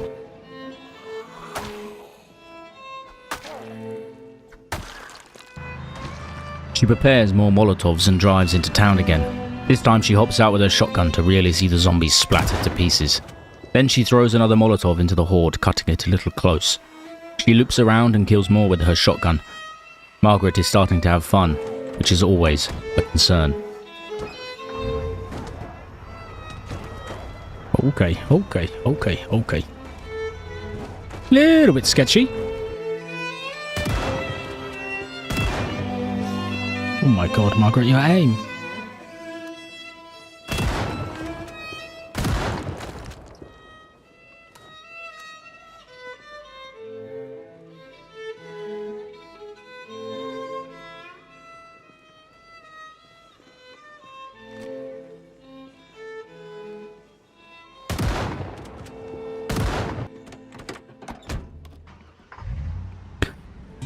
Okay. Who knows if that was an effective way, Margaret, of doing anything, really. But we'll have to see, won't we? You've let off 3 Molotov cocktails. I wonder if anything's on fire. I hope it is. Good work today, Beatrice. You mean killing machine, you. One more for good luck. See ya. Oh, Margaret. How are you feeling? Rough? Yeah, fair enough. Have another smoke. You're really chewing through those cigarettes, Margaret. We're going to need to find some more. I feel like this town is not going to look in fantastic shape, though, so we'll probably have to go elsewhere. She's also a bit sad, which, you know, justifies one last bottle of wine, I think. A nice cold one from the fridge. Actually, let's just go to sleep. Good morning, Margaret. How are you doing today after all that chaos? Let's do a crossword. Calm you down after all of that chaos you just went through. Margaret wakes up early, so she reads and does some crosswords. She's going to take it understandably easy for the next couple of days. Once the sun is up a little, she hops out and takes a look at all the busted cars in the junkyard. Ah yes, Louisville. It's where the note said Paul had gone, whoever Paul is. They will be very useful completing Beatrice's final upgrades and repairing her after the bust-ups with the zombies yesterday. In the small junkyard shack, she finds more information about Paul. Paul's diary. Goddamn, they got Leslie. Mad lady with a shotgun. Nothing I could do. There was nothing I could do. It's alright, Paul. Margaret has come to terms with it slightly. She just hopes that you're still alive somewhere, so that she can hear more about Leslie's last days. Then she fills up her propane torches to prepare for the grand dismantling of the many cars in the yard.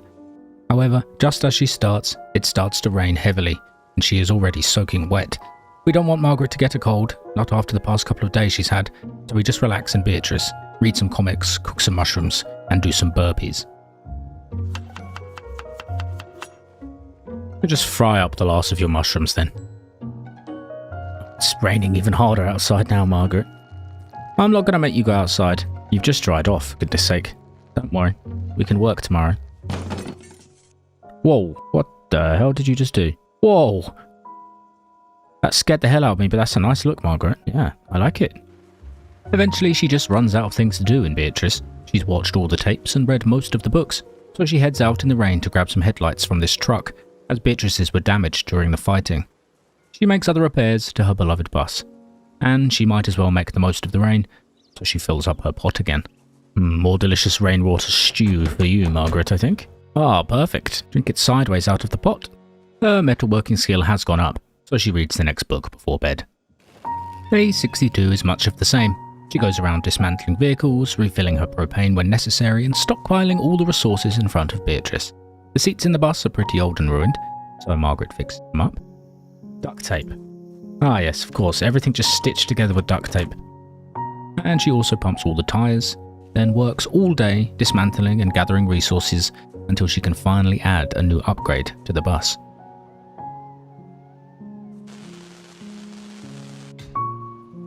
Oh hell yeah. Okay.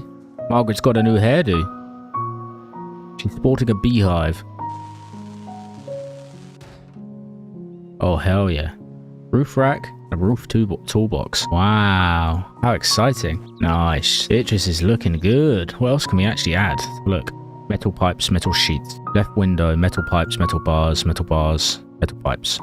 Just bring everything over here. But we'll do that tomorrow because she's knackered. Just read an hour before bed, Margaret, my darling. Even though you are knackered. Till 9 o'clock and now you can sleep. Oh. Whoa. And it sounded like Beatrice was speaking to her then. Really odd. Okay, you know what to do in this situation. Have a cigarette. It solves all problems. Cigarette in a juice box. It's just what my parents used to give to me when I used to wake up with nightmares. Sort me right out. And it shall sort you out also, Margaret. Day 63, same as the last. Picking up materials, dismantling cars, and saying hello to the locals. Who on earth are you? Paul Blart. Hello. Literally Paul Blart the mall cop. Hi, buddy. Come on, you got it. Slowly haul it over. Look at all the stuff that you've just thrown on top of Beatrice, including all of the screws. Nice. Woohoo! She's looking so good. Nice. I think that's pretty much all we can add. He looks beautiful. Have a cigarette and relax, Margaret. Beatrice looks positively formidable. Oh. Yeah, that's Beatrice again, just saying hello. Appears the bus seems to be just talking to her now, which is slightly concerning. It appears that Margaret and Beatrice now have some kind of telekinetic connection. Beatrice will fill the hole that Leslie has left in her life. With Beatrice fully upgraded, their time here is coming to an end. And that's us done, I think, here at Fort Margaret. We should go and see Leslie's grave one more time, shouldn't we, really, before we leave? I know what he would have wanted. He would have wanted some underpants. And Margaret's going to take her socks off and leave them there for him also. The tree moved. Leslie's soul saying, thank you for your pants and thank you for your socks, Margaret. Goodbye, Leslie. Gonna go and find your friends now. Margaret has gone completely loopy, of course, in this situation. Wouldn't you, viewer? Oh well. Leslie got what he wanted. One more pair of pants. One more pair of dirty socks. Straight from Margaret's feet. Amazing. Just amazing. Right then. We're not going to hit the road quite yet, but we are going to hook up the trailer again. And a little mark here for Leslie's grave. And so it's time for one last sleep at Fort Margaret, a place now all but forgotten. She rests, and on the next day she will start out through the town and onwards to whatever the road might hold for her. Okay. Good night, Margaret. See you soon.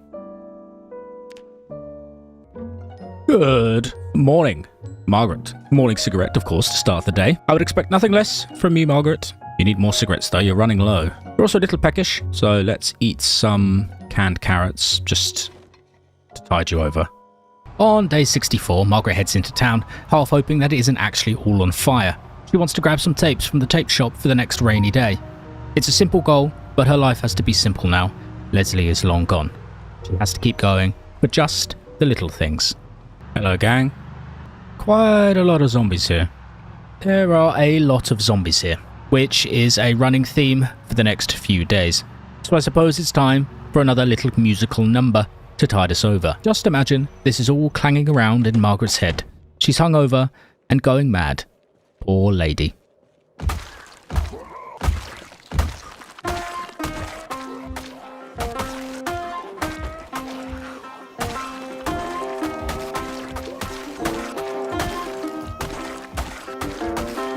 You are quite the nutter, Margaret. Just wipe them all out. Stop for a lollipop? She loots a hell of a lot of tapes from the tape shop. She'll never have a boring rainy day again and restocks on booze from the liquor store. Then leaves a parting message for this horrible little town. And just for good measure, we'll burn it all to the ground. Yes, we shall burn it to the ground. Oh, hello.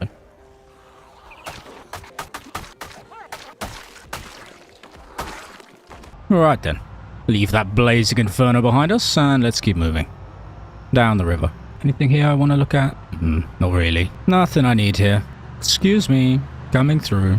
Excuse me, guys. Excuse me, excuse me. Nice to see them still on fire. On the way out of town, she finds this weather service station. It's a little confusing, but she thinks it might be important for the future, so she marks it off on her map. She stops a little further down the river because she wants to do some fishing, but she needs to take care of the locals first. Here, however, Margaret overlooks the large expanse of water and breathes in the cool air. She goes back to the bus to have dinner and read before bed. Her arms are sore after a long day of slicing zombies to pieces. It feels good to be in the countryside again. On the next day, she continues on, very early on, having spotted a better fishing spot down the road. It's still dark out, but it's relatively peaceful, so she grabs her rod and tackle and goes fishing. Gonna use a couple of our caterpillars. Sorry, my little friends. You must be sacrificed for the greater good. Right, what did we catch? Whoa! A lot of food. Okay. After a while, she returns with a big fish and a couple of little ones, just enough to keep her going for a few days. Whoa. Yeah, I know, I'm gonna fix the bus, Beatrice. Goodness, I'm fixing the trailer right now. She does indeed fix the trailer, just with some metal sheets, then fixes herself a delicious fish stir-fry in the back of the bus. Gonna smell real fishy in this bus, Margaret. Real fishy. Then it's time to hit the road once more. They pretty much immediately run into the first of many roadblocks on this segment of the trip, but after clearing some bushes, Beatrice is just about able to squeeze past. Nice, so close. Push, push, Beatrice, push. Push, girl, push. Yes, you can do it. You can do it. Yes. Yes, push around. Yes, Beatrice. Strongest girl in town. Legend. It is quite a gorgeous day in Kentucky. Margaret appreciates the trees and their russet tones. She is all alone in the world, and the trees are putting on a show for her. It's always good to put these people out of their misery. Whoa, we're living in some kind of time loop. What on earth? Didn't we just see this? If I remember correctly, which I always do, there's some beautiful houses up here. These isolated mansions will provide a safe spot for Margaret to relax after the long drive. She clears out the first building. Lady of the house, outside if you don't mind. And on her way out back, she has a little spook. Oh. It's okay. Little whispers of the past she can hear. She has a feeling Leslie was here once. He probably sat on this very bench.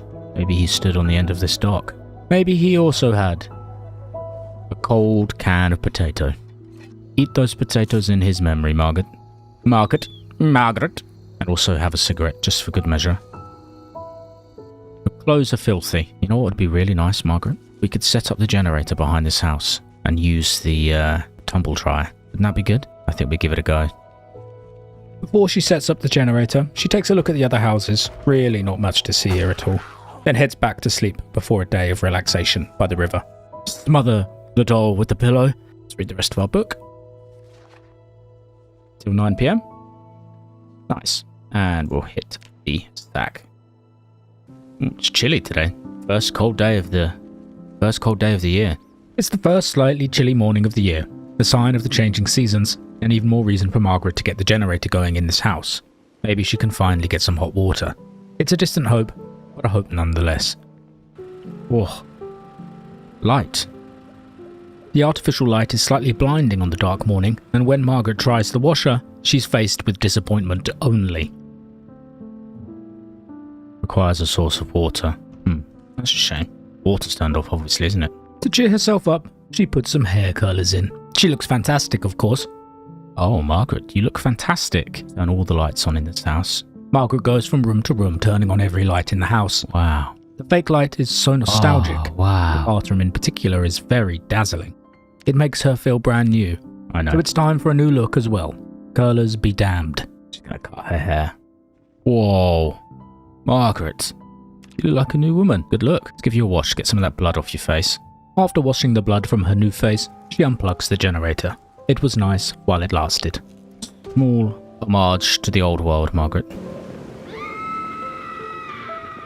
Ah yes, just a lovely blood-curdling scream to remind us of what's really going on here. In the morning of day 65, she completes a 17-point turn to get Beatrice out of the compound and hits the road again on the foggy morning.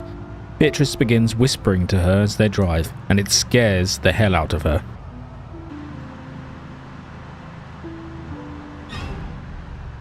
Oh my god, that made me jump. Beatrice! Oh crap. We appear to have hit a small dead end here. Reverse very slowly. Back up the path. Very slowly. Oh, you're getting wibbly. What a nightmare. Beatrice does not like dead ends, but eventually she figures it out. A little further down the road, Margaret stops and cracks open a can of sardines. Wow. Sorry, Beatrice, I won't eat sardines in the cab anymore. I know it stinks, but they're delicious. Excellent source of nutrition, Beatrice. Goodness me. We need to get you more cigarettes, Margaret. That's our next epic quest. She goes crazy if she doesn't have her cigarettes. Yes, you heard the egg. Margaret is running out of cigarettes. And in a world where everyone is dead, including her husband, it's a simple task like grabbing some cigs that keeps you going in the end. There are more blockages down the line, and this time Margaret decides to salvage the wrecks for parts as she goes. It's not an easy job, and in the end, it makes her fairly depressed. Oh, Margaret is depressed. Fine, I guess you've made very little progress today, so I understand why she might be depressed. Oh, and of course she's just found out that her husband had died, of course, as well. Of course, Margaret, of course. Fine, let's get you some enjoyment time, shall we? We slice this fillet, cut up this small trout, grab your frying pan. Ah yes, the universal key to happiness, a single fried trout. Scrumptious, Margaret. She also listens to music and sings along like no one is listening, which of course they aren't, because the world is dead, and no one can hear you sing. Funky guitar intro. See you sitting alone at the disco club. Oh yeah, your friends are all coupled, but you look troubled. Oh yeah, Margaret loves this one. Dance your problems away. You hear her, Margaret? Wipe those tears away and get funky. Yeah, get funky, real funky. Get on the dance floor. Wow, Margaret, you have a beautiful voice. She drinks a bottle of white wine, reads a little bit before bed, and settles down for a nice, peaceful sleep. Nice. Okay. You've got a pillow with 2 dolls. Margaret. Oh, bound to happen, wasn't it? Beatrice whispering to her again. Goodness me, we need to find you some more cigarette stats. But it's the only thing keeping you going. God, it's such a den in here. Look at all the hats. So many hats. She paces up and down the bin side of the bus. It's okay, Margaret. It's okay. Okay. Calm. 10:30. Margaret, you lazy duck. I guess she did have a fairly rough night's sleep. On day 66, she drives until she finds something peculiar. Something very peculiar indeed. What's this then? Looks intriguing. Looks very intriguing indeed. I want to slurp burp. Bridge. So where? Have a look? Yeah, let's have a little wander up. I'm very intrigued. She walks along the bridge, slicing zombies as she goes. Where does the bridge go? Nobody knows. Where are we? The small island, which is where the bridge goes, is crawling with zombies. So Margaret does something brave and foolish. She turns on the ambulance siren. Okay, that might be a bad idea. We'll see, won't we? We'll have to see how many are there tomorrow. Oh boy. Yeah, there could be a few. Oh boy. Not that many. One Molotov, I think, would do the job. We'll come back tomorrow and see what's happened. Is that a terrible idea? Potentially. Potentially. She makes plans to return tomorrow, but she wakes up too early in the morning. And then Beatrice starts whispering again, and she slept till 3. Oh. I know, Beatrice, I know you don't like me cooking fish in here. I know it makes your insides smell, but we have to eat. We have to eat. After a delectable fish breakfast, she heads back over the bridge to see what sort of chaos the ambulance has caused on the little cursed island. Quite a few then, but some of them have been pulled away. The alarm must have stopped working. Right, let's take out these stragglers then. That's a rather unpleasant number of zombies, isn't it? Margaret lets loose with the Molotov cocktail. It's time to burn again.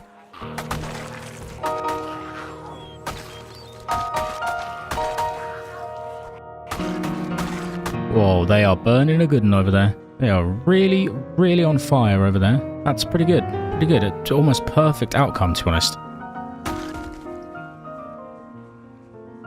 The bridge is a little bit on fire, but it should be okay.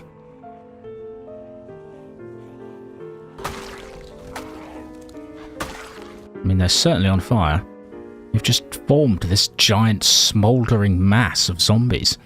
I mean, it's brilliant. They haven't wandered into any of the buildings yet, which is pretty good. They are moving as one homogeneous lump towards that building, though, however.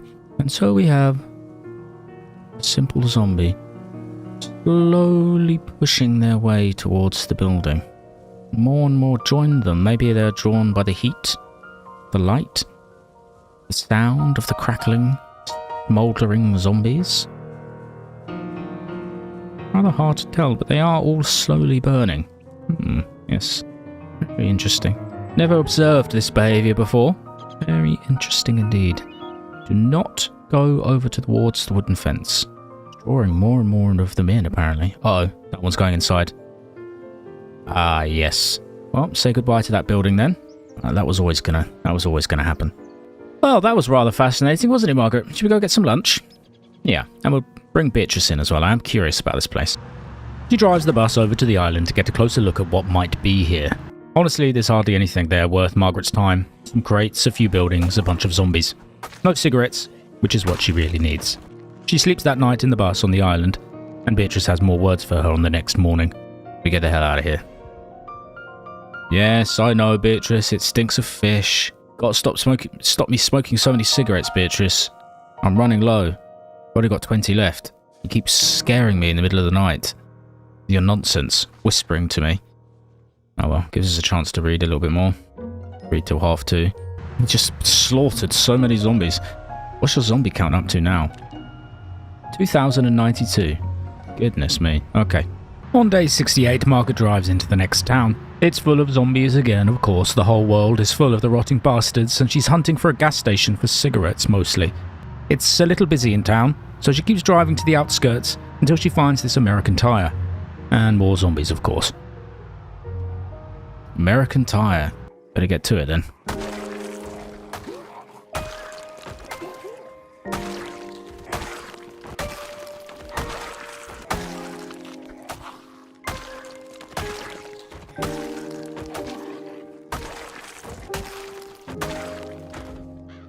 God damn, Margaret.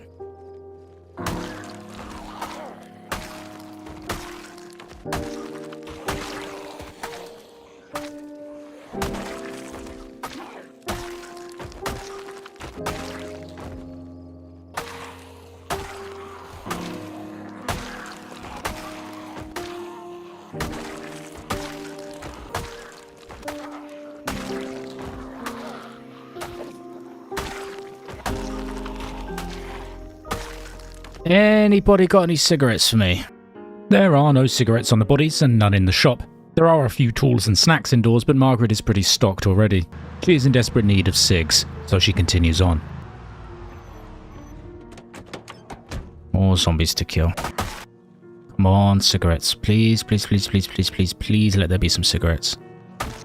Come on, please, please, please. That looks like cigarettes to me. Come on, please. Please, please, please, please, please, please. Yes. Phew. Okay, we got 20 more. Still not that many, but better than none. Margaret finally has some smokes and can loot some of the nearby buildings, which basically just means killing zombies. She kills a lot of zombies. Too many zombies to make into another montage. Dear, oh dear. It's a lot of zombies to kill, isn't there, Margaret? Just goes on and on and on. Just an endless wave of zombies. That's all you've done today. It's 5 PM and you've just killed God knows how many. What are you on now? Yeah, over 200 zombies.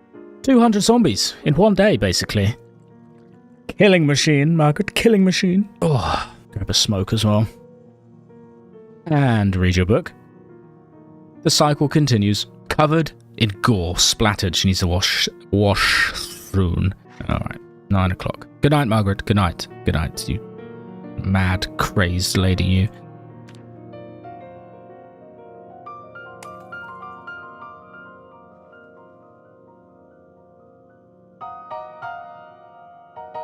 Oh, good. The other light went out. Now it is pitch black in here. Fantastic. That'll also be something we have to deal with then. Good morning, Margaret. How are we today? It appears that it's very dark. We rejoin little Miss Stump on day 69, on the road, driving without purpose, after the shocking discovery of her poor departed husband. Ideally, she wants somewhere to relax for a couple of days, restock on fish and other goodies, and then head towards Louisville to hunt down this mysterious man who had left a note by Leslie's grave. I don't know where we're going. We're just rambling. We don't have much purpose. Our only purpose is to go. Along the road, she finds a small camp infested with undead hunters, which she quickly dispatches in the hopes she might find a gun or two. These are useless hunters, however, and they have nothing. Traps haven't even caught anything. A little further down the road, Margaret finds another town. There is always another town, just on the horizon. She hops out to take a little look. She checks out the cars, then heads into the clothes shop. Like a madwoman, she frantically rips the clothes off the railings for thread and fabric. Excuse me, sir, what do you think you're doing by my bus? This is Beatrice. She is my friend. He also puts up a new clothing rail on top of all the propane tanks in the back of Beatrice. She has saw nothing bad can happen. Surely. And of course the red trunks will go on my bed. They lovely and blood-stained. Delectable. Down the road is a gas station, which she checks for cigs. Whoa. Margaret, what are you doing? Wow. What a move. But there's nothing but dusty old notes in the counter. She raids Spiffos for ketchup. Of course, Margaret wants nothing but to cover herself in ketchup like a thick slime. I spy a lot of ketchup on the tables. Oh, baby. I'm gonna have a ketchup party. Lovely, lovely ketchup bath. Margaret. And proceeds towards the used car lot, where she finds a note in the desk. This is my last testament. They're smashing the damn windows in. A couple folks just swung into the lot, all frothing at the mouth. They didn't see me. I put sheets up, but they are smashing. I love you, Lord. Save me, Lord. Oh boy. He won't gonna. He won't gonna. Wonder where he is. You in here, sir? Hello? Are you in here? No. After a long day of not very much at all, she reads her little book about mechanics and falls asleep nice and peaceful in the back of the pitch black Beatrice. We'll try to find a light in the next couple of days. Margaret wakes up in the pitch black on day 70 and is promptly scared to death. Whoa! She clears out the small hoard in the light of Beatrice's eyeballs, then investigates the nearby cozy buildings for lamps. Both lights in the back of Beatrice are busted, and she must have light. It is the simple tasks like this that distract Margaret. Just keep plodding on, one task at a time. Unfortunately, it appears these houses, all of them, have no lights at all. Great. Any lamps? Anybody got any lamps? Lamps. Anybody got any lamps? I'd love a lovely lamp, please. She slices her way through the small town, searching for lamps and cigs. Margarine. Margarine. It's been a long time since we found any. Oh my god, 2 tubs. Double margarine and lard. Ooh, mama, we're gonna get fat. No cigarettes in that shop, just margarine. She investigates a large warehouse instead. Hello. What's this then? Whoa. That's a lot of shelves to disassemble. Cabbage seeds, we will take. I don't think Margaret's anywhere near settling down. She's still got rather a lot of exploration to be doing. But you never know. You just never know. Marks takes Beatrice down the road and spies a large gas station, but she needs to clear the area of zombies first.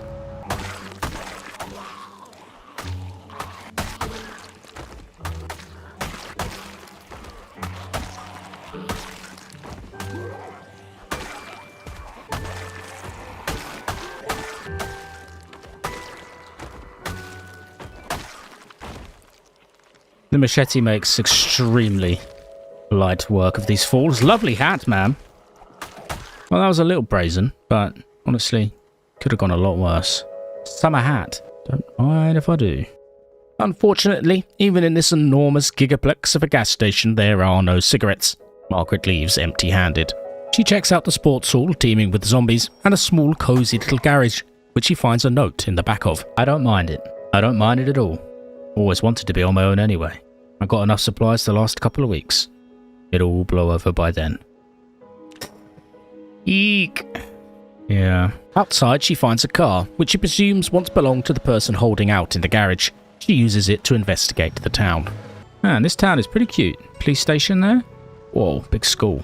I think that's a school, yeah. There isn't much in the town that Margaret is interested in investigating. She has almost everything she needs, so why whisk? Why whisk? Why whisk? Why risk a zombie bite? She returns to the bus, which is still dark because she hasn't found a light. She reads, squinting in the murky gloom of Beatrice's stomach, and falls asleep. On day 72, she hits the road in the dark and is promptly met with another big problem.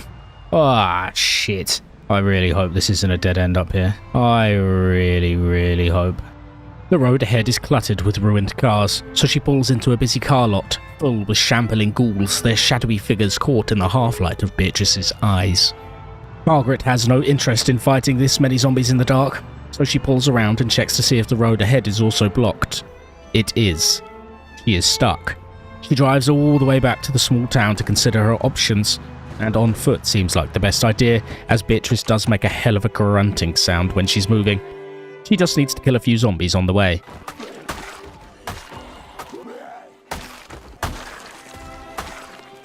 She finds a road in the fog and decides to follow it. Perhaps there's another route around the blocked highway?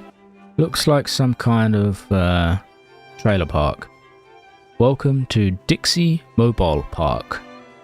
Hello there. You got any lamps? I love lamp.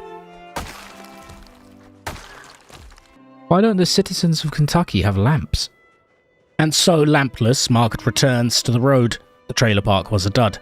She slowly sneaks up the road in the direction of the blocked highway to see if she can find another route on foot. It's a slow battle through the hordes, and she needs to take little breaks here and there for an orange soda, and to plan her attack using the map. So here's the trailer park, here's whatever that is, here's this town. This road here, into Muldraw, is blocked. But there might be a different way. We come down one of these tracks. She walks into the large lot and spies a gas station on the other side. Her need for cigarettes drives her forwards, slicing through the undead. Those guys are just laying there. Silly guys. Alright, let's take care of them. Group by group. Now the fog's clear. Once again, the useless store is empty of cigarettes. Margaret is getting a little desperate. This leads to more battles with the zombies as she hunts for an alternative path through the trailer park. There has to be another way to Muldraw. She searches each path, but can't find a clear route. Eventually, tired, exhausted, covered in gore, she scrambles her way back to Beatrice through the trees, trying to avoid more fighting. Margaret makes it in the end, shattered. Okay, get me back to the bus. Oh, phew, back to the dark bus. She's knackered. You deserve a beer after that, I'll tell you that. She's gonna eat it. boiling hot, straight from the pan. Margaret. And she's going to go to sleep. Even though it's only 7:30, she's knackered. Big day, big day. Good night, Margaret. Good night. And she wakes up, of course, with the night terror. You know what that means. Lovely cigarette. 31 cigarettes left. This is going to be a real issue, I think, in the future. So dark in here, no wonder she's scared. Don't know if she loves me. If only she could see me, laughing and dancing in the sun. Don't tell me she's not worth trying for. Your smile, your kiss. Okay.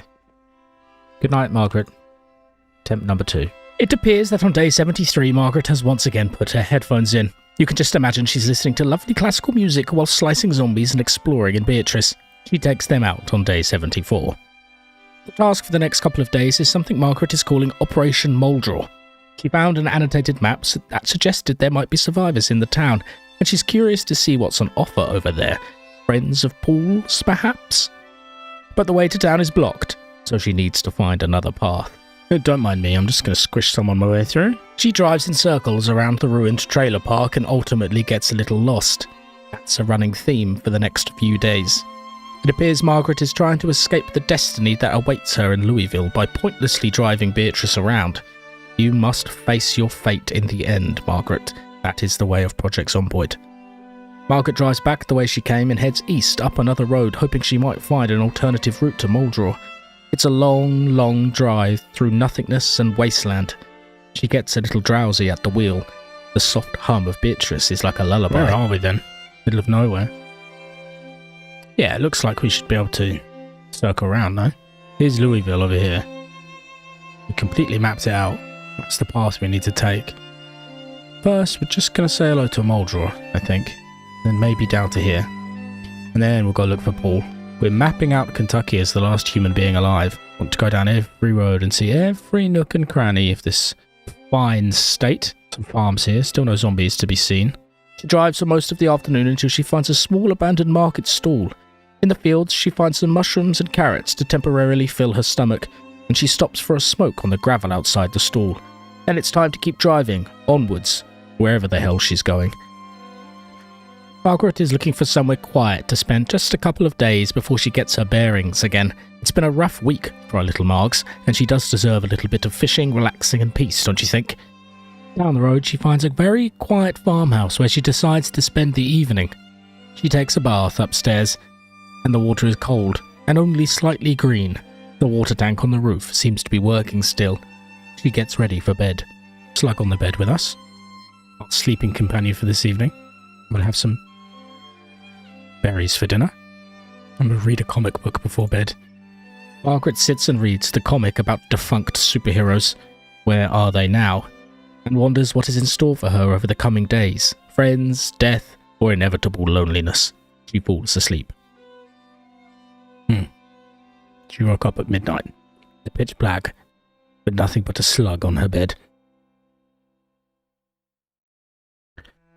It's pitch black outside on day 74, and Margaret stares out of the window over the quiet midnight hour. She has no torch, of course, and isn't feeling particularly sleepy. Slowly, she walks down the stairs, aware that any zombie might make her die of a heart attack. Halfway out of the door, she remembers that she needs a lamp for Beatrice. She goes back into the house to grab one. Ah, we have light again. We can see all of our bugs in their true glory. Fantastic. It appears that carrying the lamp from the bus has tuckered her out, so she falls asleep immediately and wakes up at a more respectable daytime hour. If I was in the apocalypse, I would never go out at night time. Then it's more adventuring, until she finds a gas station. Margaret gets a whiff of a sweet cig on the air and stops to investigate.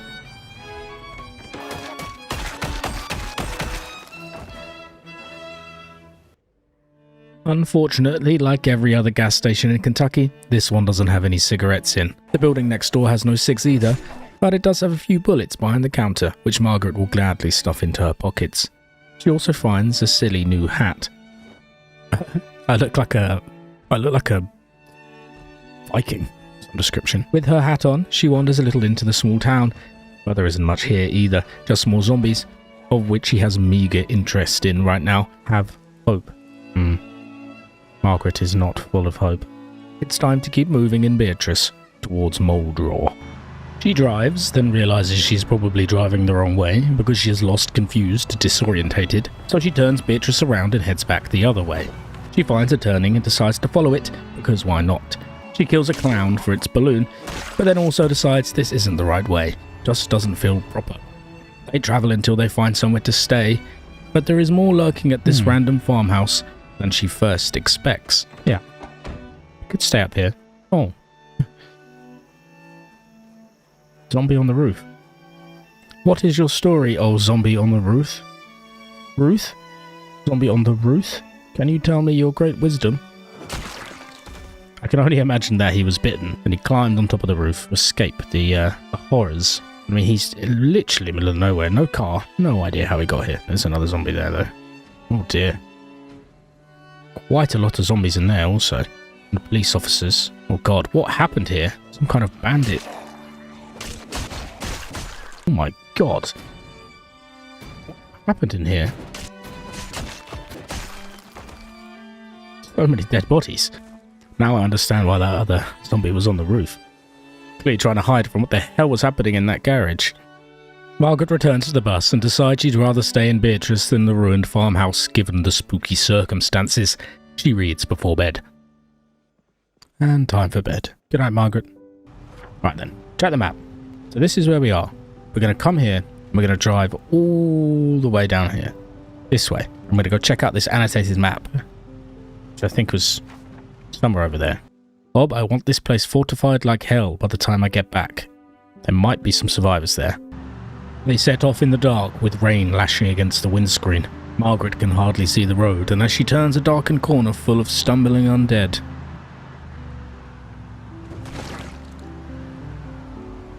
Okay.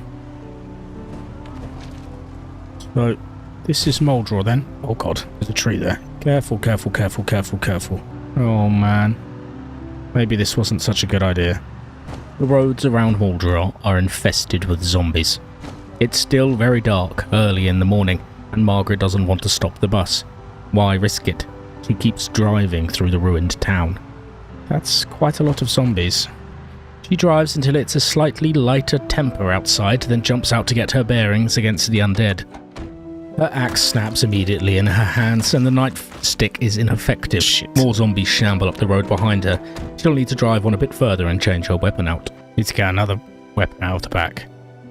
Do we have anything in here? No. Shit. Ah! Ah!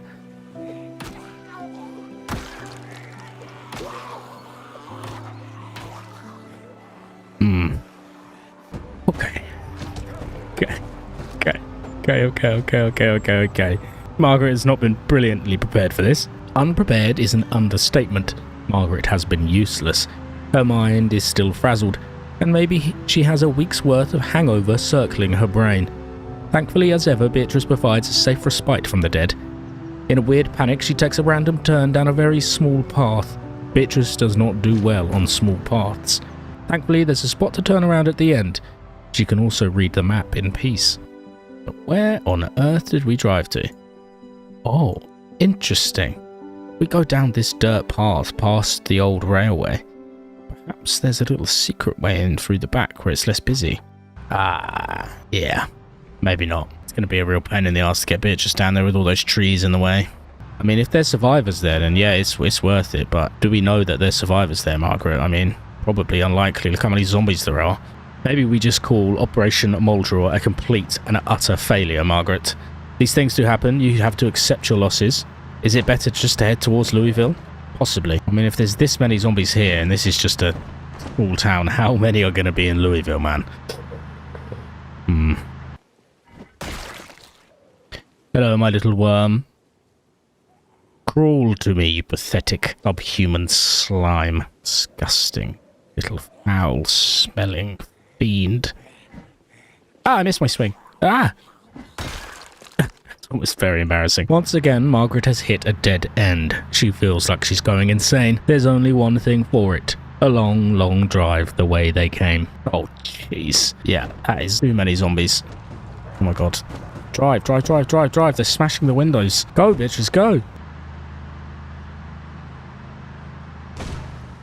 Oh, sorry, Beatrice. Aldra is dead. She can't distract herself from Louisville any longer. She needs to better understand Leslie's fate, and only Paul has the answers. And perhaps there are other survivors there that could need her help. She drives until she finds a small lake house, which is the perfect place to prepare her soul for the horrors of Louisville. Oh, it's gorgeous. Yeah, let's take care of these fools. Let's give Beatrice's glorious honker just one more little honk, I think. Rest on the floor for a moment and have a counter pop. Oh, shit.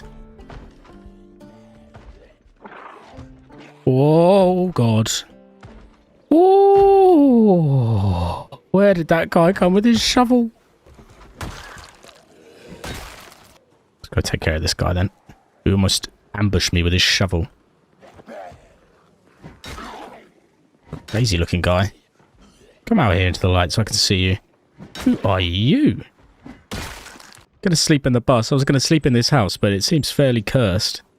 It's been a busy day, so Margaret sticks a VHS in one of Beatrice's magic slots and watches something about school, driving lessons, which she likely needs to be honest, then falls asleep. Okay, think it's time to sleep. Good night, Margaret. Hello, Margaret. 3 o'clock in the morning you've woken up. It's day 76 and Margaret wakes up very early in the morning. Her sleeping pattern has gone completely out the window since she learned of Leslie's death. The inside of Beatrice is also starting to look truly insane. And so begins Margaret's journey to Louisville, which is quite a long one because of the blocked roads around Muldraw. She leaves in the dark, and the roads are eerily quiet. We don't rejoin Margaret until it's light outside, where she needs to do some quick lumberjacking to clear a path around this truck. She also finds a sad note in the glove box of the ruined car nearby. There's a note in this car. I'm coming, Susan. I've got the car. We're going to make it. I don't know what the hell is going on out here. Just got to get to Louisville. There's a checkpoint there. They said on the TV. I'm coming, Susan. What did you bring with you on your trip? A single screwdriver. Well, I'm sure Susan would have been thrilled to see you. The road is long. Margaret loses concentration for a moment, and well... Oh, another crash. Not the best place to crash. Sorry, Beatrice. We're definitely going to have to do some repairs to her before... Yep, no worries. You got a little bit scared there, Margaret. I would also have a quick emergency cigarette. Everything's okay. She cruises through town and then turns on the road to Louisville. There is another problem up ahead, of course, because the world of Zomboid is just full of problems. Ah, yes. One of the police cars has a key and some gas, so she uses it to check whether the railway bridge is clear. It is. That's a much easier route, so she takes Beatrice across. She checks to see if Beatrice needs any repairs after the past couple of days of crashing into trees and squishing zombies, but everything is still in tip-top condition, surprisingly. Beatrice, you're so strong. To avoid further congestion on the way to Louisville, Margaret heads down the railway, hoping that it's clear of debris. As she gets closer to the city, the number of zombies begins to grow. Is there really any hope of survivors here? It's a good idea to stick closer to the river, away from the main road, so she takes this dirt path. She drives through a rural suburb of Louisville, then further along until she finds a junkyard. The Stump family does have an affinity with junkyards.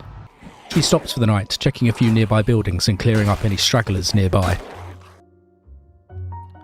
Little note here in the scrap office. My old man always said that scrapping metal was like a box of chocolates. You never know what kind of shitbox you're going to get next. Not sure that makes much sense.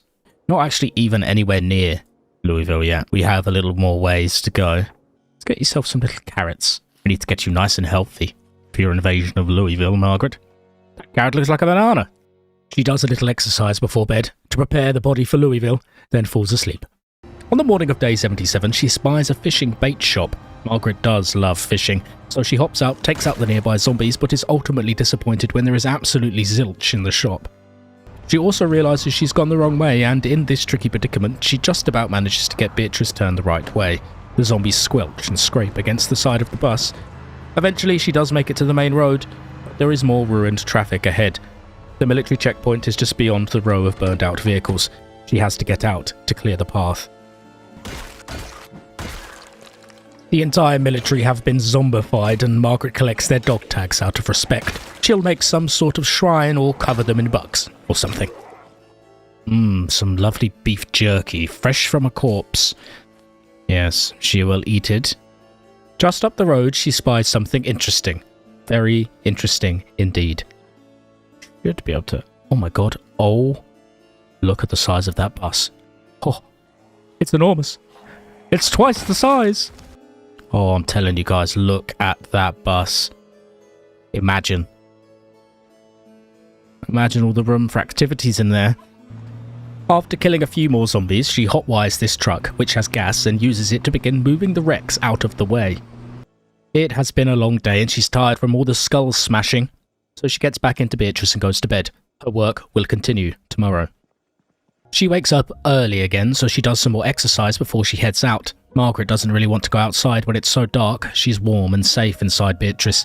Once it's light, she jumps back in the truck and continues moving wrecks. She also checks out this rather large, rather handsome bus. Oh, beef jerky. Don't mind if I do. I love dead person beef jerky. Oh, baby. She's twice as big as Beatrice. Hello there. The bigger bus is in terrible condition, but it could be a fun project for the future. Inside of the bus, she finds a little friend. What the? Who are you? It's ambiguous amphibian. She clears the path of wrecks and then uses the truck to scout ahead. It's relatively clear in terms of the road, but there are many zombies. Margaret does something typically foolish. She drives the truck into the checkpoint and then toots the glorious honker. Chaos ensues.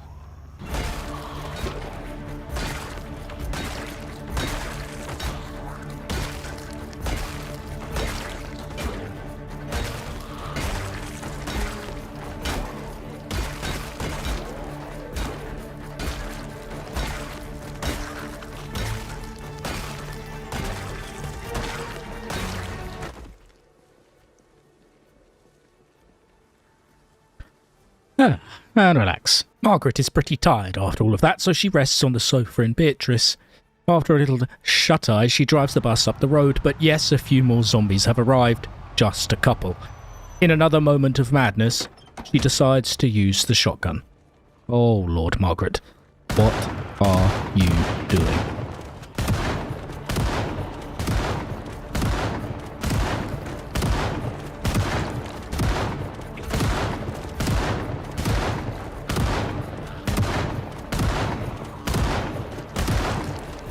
The zombies swarm in from all angles, and Margaret, being Margaret Stump, has hardly brought in any ammo at all. It's time for more evasive procedures. Oh shit. We might have bitten off more than we can chew here. Okie dokie. Into the woods we go. She sprints into the woods and manages to lose them. We just sneak around them. Well, that was fun. Safely back at the bus. Wow. You know what that calls for? Goddamn bottle of cold red wine. She's ridiculously tired though, so let's get some sleep. Good night, Margaret, you mean killer. Oh, another gunshot in the distance woke her up. Wonder if that's Paul. We're coming, Paul. I don't know what use I am. Well, I just killed quite a few zombies and I survived this long, but maybe I can help you somehow. Alright then. Should we leave all that chaos behind us and see what lies ahead instead? I think that seems like a good idea. Come on, Beatrice. Good girl. Let's go. On they go, deeper into Louisville. There are more zombies ahead, so she takes them out nice and clean. After clearing out a couple dozen more zombies, she goes back to the bus to have a snack and rest for a moment. Then it's back out again to loot the military tents. She finds a fancy new gas mask and a new backpack, but not much else. She's already wearing 40 items of clothing. She doesn't need any more. In one of the tents, however, she does find something pretty interesting. A groundbreaking note. There's a note here in this tent. Paul Dershowitz, Leslie Stump, Rebecca O'Neill, Frank Booth, Samuel Taylor, and Susan Reed. Leslie was here with Paul. I mean, Leslie's still alive? No, must have been in the past. But that does give us an idea. Maybe Paul is here and maybe he is alive. Let's keep investigating. The note is a good omen. Paul and Leslie were here once. Maybe Paul is still here somewhere in this ruined city of Louisville. She searches a little longer, but she's sore from all the exercise she's been forced to do by the great egg in the sky, so she returns to Beatrice to rest for the evening. On the foggy morning of day 80, she makes the decision to push on. She could loot these tents for the next week, but she decides there are more important rewards along the road. Friends, other survivors, or at least a bit of closure. She pushes on, through the ruined camp on the outskirts of the checkpoint, and then towards the river. There's a bridge here which has a gas station on the other side. She refuels the bus. Then she explores a little further, but it's a barren wasteland on this side of the river. Keen to not get distracted from her goal, she turns and crosses the bridge again, then finds a mansion with a tennis court that will provide a little temporary respite. She just needs to clear the lawn of monsters first. The house itself is relatively peaceful, and she uses some water to create a delectable beer and bread soup in the back of Beatrice. She does a crossword before bed, all dead words like television and radio, then falls asleep. On the morning of day 81, she's up very early to fill her cooking pot with water from the toilet upstairs. She's going to make a delicious soup with it, just bloody scrumptious. Margaret needs to get a bit of meat on her bones before waging war against the dead city. Fill the pot with delicious toilet water for a morning soup. Do this time with a bunch of beans in. I think we'll do some fishing today as well. She wants to go fishing out the back along the river, but she just needs to clear out the area so she doesn't get munched on. While clearing out the neighbouring mansion, she stops to wash her clothes as they're covered in gore. Then at last, after killing a few more dozen zombies, she feels safe enough to go fishing. She fishes for the entire day. In the early evening, a fierce summer storm rolls in, battering the trees with wind and rain. She seeks cover in Beatrice. Margaret slices up a fish, then stands in the middle of the bus listening to the thunder outside. The sky roars. Absent-mindedly, she begins shifting through her utility belt. Here's what she has in her belt. Oh, Margaret, you are quite special. This is her utility belt. She's got some antibiotics, lemongrass, painkillers, some flowers, some sellotape, some 6 screws, and a hat. Margaret, you are crazy. She just sits in the front of the bus and listens to the rain and thunder, thinks of what's next. Will she find any survivors? It seems less and less likely. She is probably all alone. Day 82 begins with us force-feeding Margaret an entire block of butter. Then it's out to investigate the nearby buildings. Margaret is considering settling down in Louisville after all, as the mansions along the river seem like a good base to venture further into the city from. She uses the map to pinpoint some potential targets where there might be life in the city, but they are far from where she is. It will be a battle to clear the path. She goes mansion to mansion, slowly pushing Beatrice up the road. The weather is awful. She has to take frequent breaks, as swinging the crowbar exhausts her quickly. Okay. Sitting in a puddle. Margaret clears more buildings, kills more zombies, and then returns to the bus at the end of a slow day. Get yourself 1 bottle of wine, Margaret. You really need to consider what your plan here is, girl. At the moment, you're just sort of stumbling blindly into Louisville. Let's get some more rest. It's a cold and wet morning on day 83. There's even a wind chill, the first signs of an approaching winter. She goes into different mansions and then stands in the garden and imagines her future life. A fishing dock, a farm, a place to collect all her hats and other trinkets. Up the road is an even nicer one with a triple garage. The last mansion on the road turns out to be a survivor house, and she stores the weapons she finds on Beatrice's roof rack. She kills more zombies and once again gets tired after the day's work of clearing just 2 or 3 mansions. It's going to be a long journey. She's drowsy, she's moderately exhausted. Just time to go back to the bus. Mansion by mansion, building by building, we will claim Louisville, or at least find some evidence of our friends. Good night, Margaret. Day 84 is much the same. She explores, kills zombies, clears buildings, and generally gets a feel for Louisville. It's a very slow day, and she gets tired around 2 p.m. because she slept so poorly the night before. She reads, does exercise, and then simply stands in the back of Beatrice and stares into the void. Spends the rest of the day just sat in the back of Beatrice contemplating her immense loneliness. And then she goes to bed. On day 85, Margaret meets a citizen of Louisville. Who put you there? What do you want from me? Who are you? Hello? Anyone in here? Who put this gnome here? What do you want from me, Mr. Gnome? Who are you? Like some kind of guardian. She kills more zombies and then finds a working truck, which she uses to explore the road ahead. There are quite a few zombies in her path. Oh my goodness. Gas station here. She does, however, find a gas station. This will be important, as Margaret is currently down to just 20 cigarettes in her pouch. She returns to Beatrice and cooks a fish in the oven. It is delicious. Margaret needs more fish, and this mansion has a lovely little fishing boathouse out the back. It's perfect, so she casts her rod and fills her bag with some more fresh fish. It's the perfect house, and as she eats another fish in the back of the bus, She thinks about what her life might be like if she decided to settle down here for a while. She falls asleep, dreaming about her life in the house. On day 86, she wakes up far too early again, so we force her to do so much exercise that she starts to feel immense discomfort. Then it's back to the fishing house at 4:30 for more fish, which she does until she runs out of bait, so she spends most of the day scurrying around in the dirt, looking for insects to feed to the fish. The David again. Hello, David. Don't mind me, I'm just searching for bugs in your garden, mister. I love the idea that she's meant to be looking for survivors and instead she's scouring the woods for bugs. She sits by the pool and smokes a cigarette, pretending she's in Cancun. After her bug hunt, it's back to the bus and she finds a pair of wet socks in her backpack, so naturally she puts them on her bed. Full of fish, she honks Beatrice's glorious honker to draw some zombies out of the woods. She kills some zombies, quite a few turn up in the end, and then retreats to the bus to eat this absolutely enormous fish with her bare hands. Margaret is sore all over from the exercise, so she really shouldn't have gotten out of the bus to fight. As soon as she can, she retreats inside again, though she is certain that when she next steps foot outside Beatrice, the undead will have swarmed around her. She is tired and fatigued, so she spends the rest of the day reading. Tomorrow we kill zombies. Yeah. As expected, they are swarming the bus.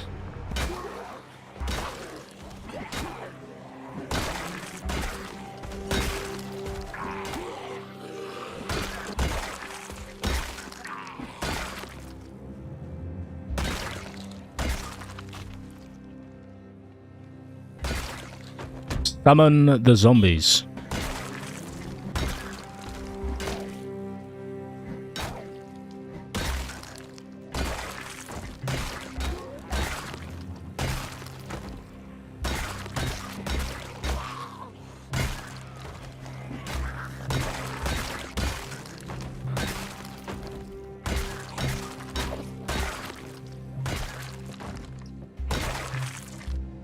Margaret strips the clothes from the zombies. She'll need them later for tailoring, and she doesn't want them to rot. She spends the rest of the day tooting the horn and killing the zombies that swarm. If she is to live here, she wants them all gone, zombie by zombie. Margaret will retake Louisville, a little corner of peace in the dead city.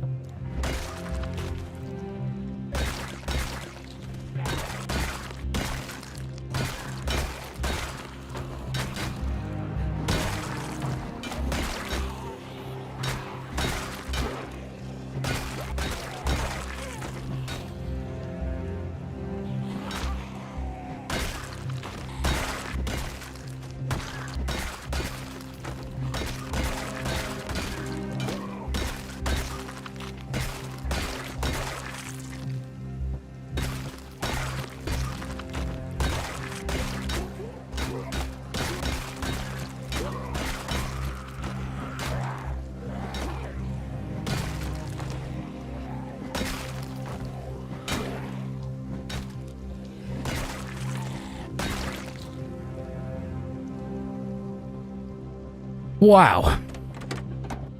Absolute slaughter, Margaret. Absolute slaughter. Killing zombies and eating sandwiches. Common mallow sandwich. Delicious mallow sandwich. Alright then. And we shall read. For the rest of the evening, get our foraging up so we can find bugs more easily, my darling Margaret. And let's go until, let's say, 8 PM. And then tomorrow we just continue on, slaughtering all of the zombies in Louisville. Let's go 8:30. Good night, Margaret. Margaret dreams of the crowbar firm in her hands and prepares herself for another day of slaughter and exploration. Morning, Margaret. You've woken up rather early again. Let's have an orange soda for breakfast, shall we? On day 88, Margaret is up early, so she does some exercise and then reads a book. Then it's out into the destruction, the sea of zombies. She toots the horn to draw in more zombies and sees them off. She takes a break afterwards to rest her weary arms. Up the road, she finds an ATV on a driveway, the perfect little vehicle for Louisville. Nice, it's in decent condition as well. It's even got a little tiny bit of gasoline. Margaret clears out the zombies around the gas station and checks for cigarettes. Unfortunately, there are none here. She does, however, find this useful van outside, also in pretty good condition. She can use it to ferry resources around in the future. It's back to the bus after that short and uneventful day because her arms are sore and she's a little sleepy. Leave this sea of bodies behind us. Or, yeah, crunch them, squelch them down, Beatrice. On day 89, she drives the bus up the roads towards the distillery. It's a potential base site and she wants to clear the area first. She checks the small buildings down the road, mostly this office for cigarettes, but there are none in the desks. She does, however, find 40 cigarettes in this shop. Cigarettes. 40 cigarettes. Phew. We're saved, Margaret. We're saved. Margaret also investigates the nearby streets. Some of the buildings have been burned and she wonders what happened here when the apocalypse struck. Then it's on to the distillery to see what's happening. It's teeming with zombies. Goodness me. Really sounds like it's steaming in there. They're going to rip the doors off. I need those doors, guys. It's dark and eerie inside, but relatively clear. In the evening, she returns to the bus and falls asleep, dreaming of the future. Good night. On day 90, she wakes up early again, so the egg in the sky forces her to do exercise. She must get fitter if she wants to conquer Louisville. Fueled up with exercise adrenaline, she toots Beatrice's horn. A lot. It's time to draw in the undead again. The zombies stumble out of the fog. Margaret has swapped to a spiked baseball bat, and it is extremely satisfying. The zombies' heads simply pop like ripe tomatoes. Oh, I love your hat, ma'am. The slaughter is long and tiring. She needs to rest in the bus as her arms are sore. Slurp on some sloop. Slurp on some sloop. And then we're gonna rest. Once the zombies stop shambling in, she turns on the siren in this ambulance to try and draw in more stragglers. While the siren blares, she goes fishing. When she goes back to check, only 2 zombies have come to the beacon of the ambulance, which means the area directly around her must be relatively safe. It's a lovely feeling. Her manual toil with the baseball bat has paid off. She has a celebratory giant fish and watches a VHS in Beatrice to relax. The VHS is all about a woman dreaming that she lives in the world of Project Zomboid, lollipops, shotguns and zombies. Margaret does not enjoy the VHS. She is living in the nightmare and she does not need reminding of this. She falls asleep, a little uneasy, but there are no groaning zombies at the window, because she has killed them all. On day 91, she heads out while it's still dark outside and checks on the ambulance. There are only 3 zombies. It's peaceful to crush their skulls in the morning light. She leaves the siren on again, then heads up to the distillery. Oh, such a harrowing sound in such a silent world, Margaret. The distillery is lovely inside, with arches, walkways and giant tanks. It will make an excellent home one day, she thinks. Outside, she smashes the window of this distillery van and the alarm shocks her. She hasn't heard that sound for a long time. It's not too bad though, as this should draw in zombies from the nearby area. And oh boy, a bunch of them arrive. Then Margaret makes a foolish, almost fatal mistake. Please watch. Oh my god, Margaret. Oh my god, that was so close. It's okay, she kept it together, but my god, was that close. Here they come then. Yes, Margaret was almost eaten. She clears out the rest of the zombies by the distillery, their bodies pile high in the parking lot, and then return to the bus for a breather and another huge fish. Then it's back to kill more zombies. A pattern establishes itself in her life. Slaughter, fish, slaughter. She is numb to the zombies. Margaret just needs to be careful. No more corridors and closed doors. Only fight outside unless it is absolutely necessary. To calm her nerves, she goes foraging and finds a rare item in the woods. What is that? I don't even know. A mango? A wild mango. Do they grow in Kentucky? But even in the woods, her favourite place, Margaret is not safe. You, my god, lunged out at me from behind a tree. Oh, god. Been a rough couple of days, Margaret. After relative peace for a long time, you've had some horrible run-ins. Margaret decides it's time to do a little scouting. She hotwires the ATV and fills it with gas, then takes it on a quick whip around the nearby area. There are lots of large buildings, smaller neighbourhoods and a whole lot of zombies. Louisville will be an endless struggle. So this little friend, we'll call him Alan. Alan the ATV is going to be how we get around town. She gets back to the bus, cooks up a mushroom stir-fry and reads before bed. She's almost level 10 in foraging, which can only mean more bugs and mushrooms. She falls asleep, ready for the next few days. 9 p.m. on the dot, and we shall rest. Good night, Margaret, my little hero.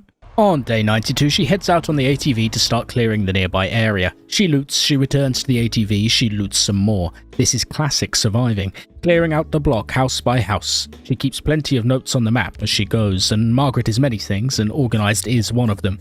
Sort of. At the end of the day, with the whole block clear, she returns to the bus and eats plenty of peanut butter. And a whole tub of peanut butter. Stuff your face, Margaret Stump. Outstanding. Good night, Margaret. Day 93 is extremely similar to the previous one. She heads out again on the chilly morning, the first properly cold morning of the year, and begins slaughtering her way up another block. She marks off her map over and over again, kills more zombies, and then returns at the end of another relatively straightforward day. Margaret also begins moving her things into the mansion. Beatrice is already overflowing, and this humble home will be all hers for the next 100 days, if the zombie gods are willing. Margaret just needs to survive the next few days, which is easier said than done, as you will soon see. Good night, Margaret. On day 94, Margaret hooks up the generator and runs from room to room in the mansion, flicking on the lights. It's a home, Margaret. A home.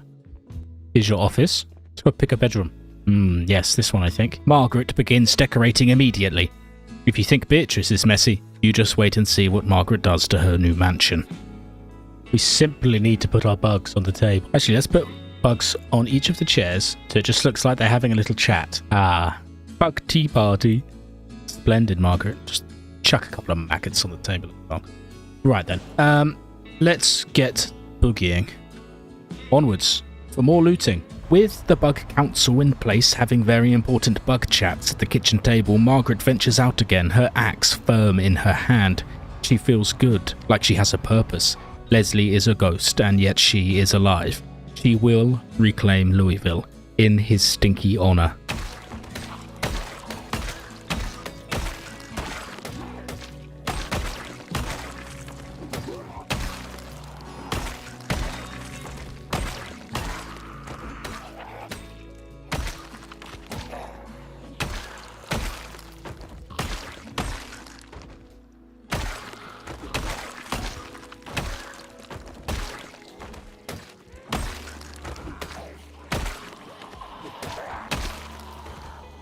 Hello, my little worm friend. Goodbye.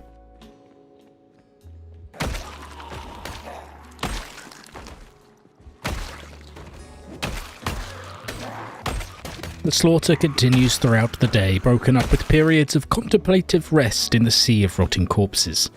She investigates 2 buildings and a couple more, but not too many because it is growing dark and she is sleepy. Then she jumps back on Alan the ATV to return to Beatrice and her new house. She must say hello to the Bug Council, of course, to see whether they've come up with anything interesting. Not much has been decided on. Unfortunately, they all speak different languages. Margaret reads before bed and once again settles in for a very peaceful night's sleep. She hasn't had a night terror for days. It's much the same on day 95. She heads out on Alan the ATV and begins clearing another neighbourhood. She finds a katana on one zombie, which is an excellent trophy and emergency weapon. Margaret uses the horn to lure the zombies in from all directions. She is bloodthirsty.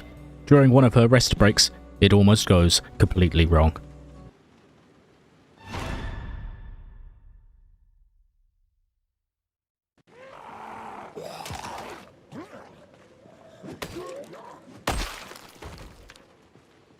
Oh my god. Oh my god.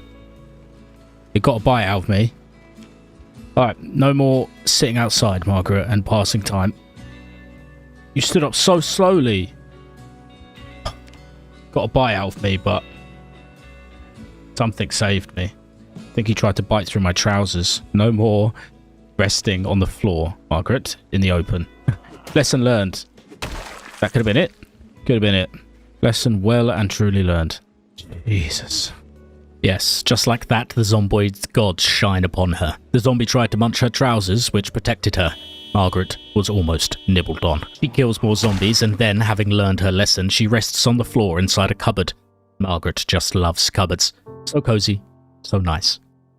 Margaret toots the horn, loots some more buildings, and then returns to the bus on the ATV. In the bus, she thinks about the zombie bite. Oh, that sound, the hum. Could have been it. Could have been all over. Simply losing concentration for a mere moment. Poor thing, Margaret. I won't let anything like that happen to you again.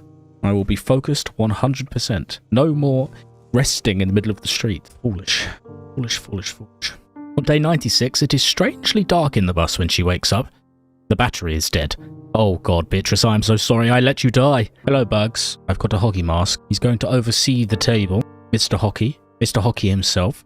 He is the new mayor of this house. I hope that you respond well to him. Oh, Margaret, poor thing. Right, we need to be on the lookout for a heavy-duty battery then. When she checks the ATV, its battery is also dead. Has there been some kind of mad EMP attack?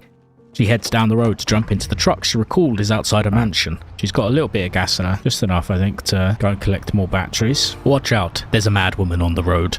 Oh, God. Oh, God. You okay, Margaret? Jesus, okay. Slowly over dead bodies, Margaret. Oh. She grabs a couple of heavy-duty batteries from the distillery vans, but then needs to venture deeper into Louisville to search for a standard battery for the ATV. It takes her further into the city than she has gone before, the things you do for your imaginary vehicle friends in the apocalypse. Margaret pulls up in the radio station parking lot because there are cars there, and she decides to investigate a little further on this foggy morning. She kills more zombies and then needs to find a safe place to rest away from the exhaustion of swinging the axe. Okay, let's find somewhere to rest. Let's just chill in here with Mr. Skeleton over there. Lovely. Alright, chilling by the skeleton did make her anxious, which kind of makes sense. She's sure she saw it move, but perhaps not. Have some sardines, Margaret. Don't look directly at the skeleton. Yeah, we shall give it a gift. Farewell. Poor thing. Back outside, she finds a lovely car that is in good working condition. She'll be back for this one. Margaret kills the entire newsreader cast from the Kentucky radio station in the parking lot, and then needs to return to the skeleton resting area to relax again. Killing zombies is tiring work. Home sweet skeleton. Hello, my little skeleton friend. Just going to take a little video of the skeleton, I think. Save it for later. Oh, this looks crazy. When she goes back outside, the fog has cleared, and she kills zombies until she is drowsy and hungry. She jumps back in the truck and heads back to the mansion. Margaret replaces the dead battery in Beatrice with a shiny new one, and jumps inside to bathe in her bustly light. There we go, we have light again. Beatrice lives! She is alive! I have once again come to smoke a cigarette inside of your warm belly, Beatrice. Good night, Margaret. Say good morning to the bugs. We have more maggots we can put on the table. We need to give Mr. Hoggy the microphone so that he can properly address the bug council. On day 97, Margaret says good morning to the bug council and then swaps out the ATV's battery for a new one. Then it's up the road to check out the industrial buildings, including this large factory. She is hit by a wave of severe depression as she investigates. Something about the looming factory has really got her down. The warehouse is full of tools and seeds she'll need for her future in Louisville. When she heads outside, she turns on the siren in this police car to draw in the zombies. They flock over to her, like maggots to a corpse. She clears out that small horde with ease, then heads back to base. We cook her up some scrumptious roast to cure her depression. Roasted vegetables are indeed the answer to all of life's ailments, and then begin our next project. A tranquility garden full of worms, a home for our carrots, cabbages and potatoes. Margaret is embracing her sticky green thumbs. Nice, we have the beginnings of a little farm. After a short but busy day, she is ridiculously tired, so she falls asleep in the back of the bus, moving ever closer to that outstanding 100-day number. She might just sleep all the way through. She did. She slept till 5:10. It takes 27 days to grow the potatoes. Let's have half a box of cereal for breakfast. On day 98, she goes fishing as she wants to prepare some delicious fish for her 100-day celebration and beyond. We caught one small perch, and then the fishing rod broke. She fixes up the rod and returns to the dock, a couple of fishing net traps under her arm. With her newly repaired rod, she catches plenty more fish that she sticks in the mansion's fridge. A home is only a home if your fridge is full of fish. Margaret spends the rest of the morning beginning to organise her new home. She picks out rooms that will have a purpose in the future, then does some work on Alan to fix up his engine. Then she hops on the ATV and goes back to the industrial district to see what's happening. Right, there's not much to actually loot here, but I just want the area to be clear.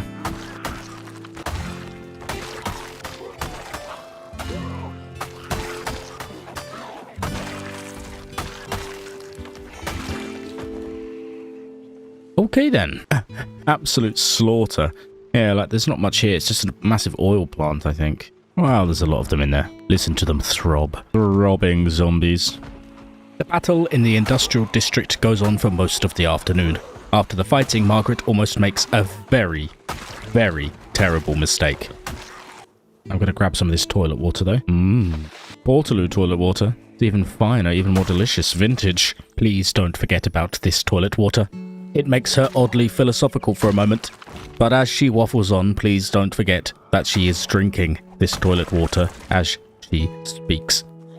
Strangely peaceful in this industrial wasteland, the past follies of the human race. It now has absolutely no purpose whatsoever. People used to fight and die over this stuff. Now it is entirely pointless. And then the discovery of her error. Oh, she's drinking tainted water. Oh god, I really hope that hasn't made her sick. She was drinking the tainted toilet water. Oh no, how much did you drink? I poured it out now. Oh no, hopefully that doesn't kill her. Can you imagine? That was Margaret's downfall. Drinking tainted toilet water. It would seem very fitting. Let's see if she gets sick over the next couple of days. Oh no. She drives back to the mansion. Her stomach feels funny. I really hope she's not sick. We'll find out in the morning, won't we? Jeez. Margaret sits on her new armchair and reads in the dying light. Her belly is still gurgling, but she doesn't feel too sick. Maybe she's okay.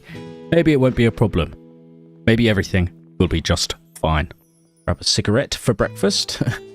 Right, what's the target today on day 99 as we make our progress through Louisville? I think it's going to be clearing out more of these neighborhoods, isn't it? Ah, yes. Day 99, the penultimate day. She's back in the suburbs, looting through various houses and making very satisfying little crosses on her map as she goes. Peanut butter and marmalade. Little snack in our cupboard. With some chips, I think. I love sitting in cupboards. How about you, Margaret? We'll give it like a 30-minute rest. We'll mark off the buildings that we've cleared. These the first two here on the block. Ah, copy of Hotties. Yes, that's what Margaret needs on the next sad afternoon. Margaret ticks off a couple more houses, then jumps on the ATV. It's dark out and she's getting sleepy. Grab a smoke. It's almost day 100, Margaret. We've almost done it. You've made it. Margaret Stump, you made it. 100 days. Fall asleep. Wake up on day 100. We did it, Margaret. Day 100. You were still here, alive and thriving. Aviators on, long, flowing grey hair. A butcher, a hero, the last survivor in Knox County. Today is a day of celebration, Margaret, because you have made it to 100 days. The bugs are giving you a little clap, Margaret, and it is very well deserved. And I think you can treat yourself to a fish also. A big catfish for breakfast on your 100th day. Today is a day of pure joy. She will eat a massive catfish, she will change into a delectable vintage fur coat, and she will get blackout drunk and lie around on the floor like a dying starfish. Our hero. Drunk. In front of a dead TV. She is alive. But at what cost? This is Margaret Goddamn Stump, and she's made it to 100 days. I think just before we fall asleep, day 100... Looks like she's going to fall asleep at 3 PM in the afternoon because she just got absolutely blackout drunk. We are going to eat a TV dinner. Do not fall asleep with the TV dinner in the oven, Margaret. Please. You're going to eat it in the kitchen like a true drunk person. It's only 3 PM, but she's knackered. 100 days of surviving will take it out of a person. She returns to the beautiful Beatrice, her solace, her home on wheels, her best friend in the apocalypse. She snuggles down on the musty old sofa and dreams of the future. 100 days in Louisville, taming the wild, dead city and making it her own. Are there survivors out there? Deep down, Margaret doubts it. But you always have to hope.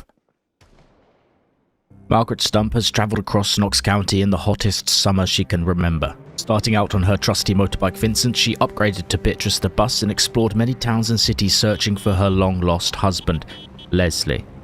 On one fateful day, she found a note that detailed the tragic death of her stinky partner. The note led her to Louisville, where we rejoin her now at her mansion base as she begins the long and painful adventure of clearing out Louisville block by block to establish a new life for herself in the dead city. Good morning, Margaret, on your 101st day. First, she gets properly dressed again, though she keeps the fetching fur coat on, then heads out on the foggy morning to clear more of Louisville astride her new best pal, Alan the ATV. Alan. She crashes immediately. A good omen for the 100 days to come, no doubt. More zombies have wandered up to an area she has previously cleared, so she toots Alan's glorious little honker and begins a fresh slaughter on her 101st day. And the slaughter begins again. Strip down the zombies again, Margaret. A big pile of flesh and flies. Margaret sits and ponders and rests in the middle of the road. She has found some kind of peace here. Just her crowbar, and a horde of willing zombies. The slaughter continues until she must rest. Margaret sits in the cupboard. Margaret loves.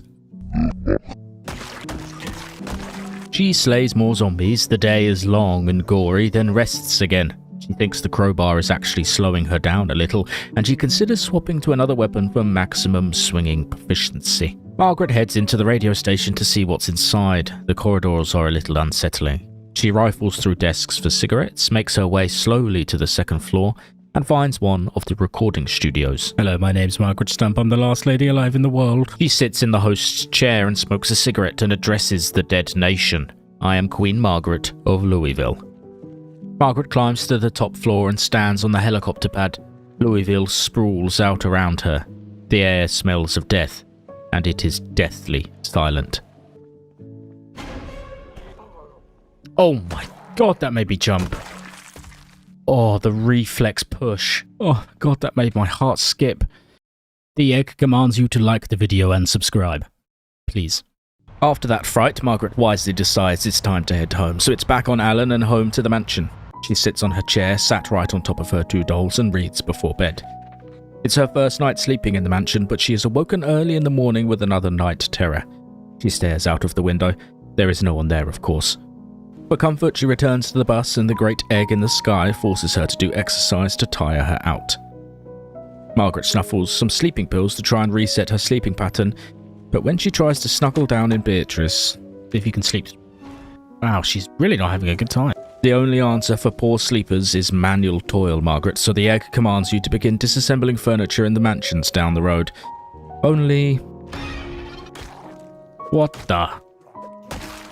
He clearly forgot to clear this mansion. Margaret grabs these metal shelves and waddles back home to begin jazzing up her own mansion. This is where the guns and weapons will live, and then gets distracted outside by cutting down some trees. The trees are blocking the sightline to the road, and she'll need plenty of planks anyway. It's glorious manual labour, though she does get tired very quickly.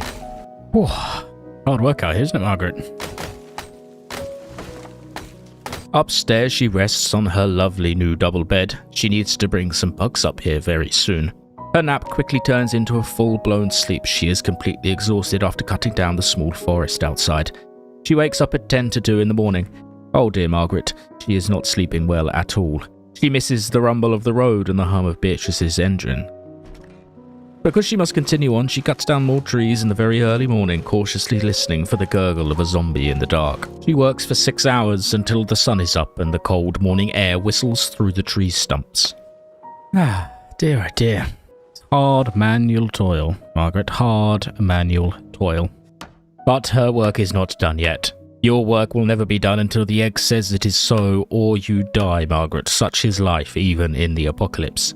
She heads down the road to dismantle some furniture in the neighbouring mansion.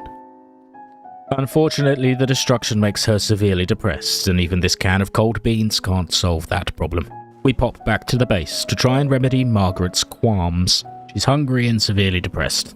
Sounds like me on an average Tuesday, Margaret. The solution to depression is, of course, to stick a VHS on the telly, sit in a comfy chair and read about carpentry. She reads well into the evening, grabs a single chilled beer and then falls asleep in Beatrice. She still feels much safer in here. The hum of Beatrice's soft voice coos her to sleep without incident. On day 104, to break up the monotony, she heads back out on Alan to clear more areas of Louisville, block by block.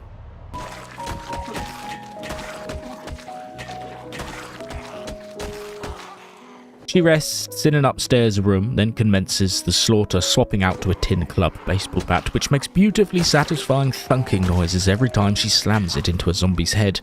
The chaos continues until 5 PM, and although she didn't make much progress, it still felt like a productive day. She'll be back soon, little zombies. Oh, Margaret. 4,578 zombies killed. Almost 5. Let's pop back, I think. It's enough slaughter for one day. Before heading home, she turns on the siren in the ambulance to hopefully just draw them away from lingering too close to her mansion. The duck joins. Council, do not eat the bugs, duck. I will be very upset if you eat the bugs. She reads on her chair with a soft VHS in the background, and then sleeps in the bus. Good night, Margaret. A night terror. She begins with an emergency morning cigarette, of course, then it's off down the road to continue her disassembling adventure. This goes on until 5 PM. Each mansion is taking around a full workday to disassemble. She also grabs these flamingos for good measure. She needs more friends, you see. Oh, it's okay. It's just a flamingo. Is it saying something to you, Margaret? A little flamingo whisper. It is a simple day in the apocalypse. She treasures these kinds of days, the slow ones with a practical task at hand and a new flock of flamingos to call her friends. She reads before bed, then sleeps again. On day 106, she puts down the rest of the flamingos and clears up some of the scruffy grass. Her bird friends will only have the best. Ah yes, our little flock of flamingos, whispering to each other. Spooky little guys, aren't they? Then it's off into the city once more to break up the monotony and give her hammer a rest. She turns on this siren next to the radio station and, well, welcome to Louisville, Margaret. Yeah, there's just a few of them. Yeah. Okay. Here comes the swarm, the shambling swarm, the groaning, grotesque dead stumbling from their houses and from down alleyways. Margaret forgot her shotgun for this encounter, but she's Margaret goddamn Stump, and she'd rather cave their heads in with her tin can club, up close and personal, so she can see their dead eyes.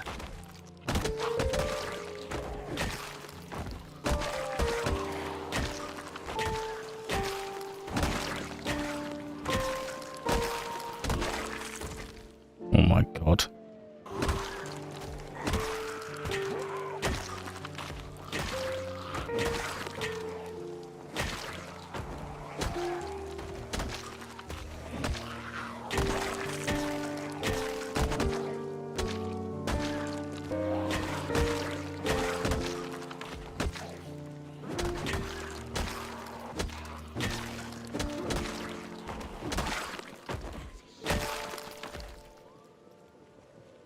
Absolute slaughter.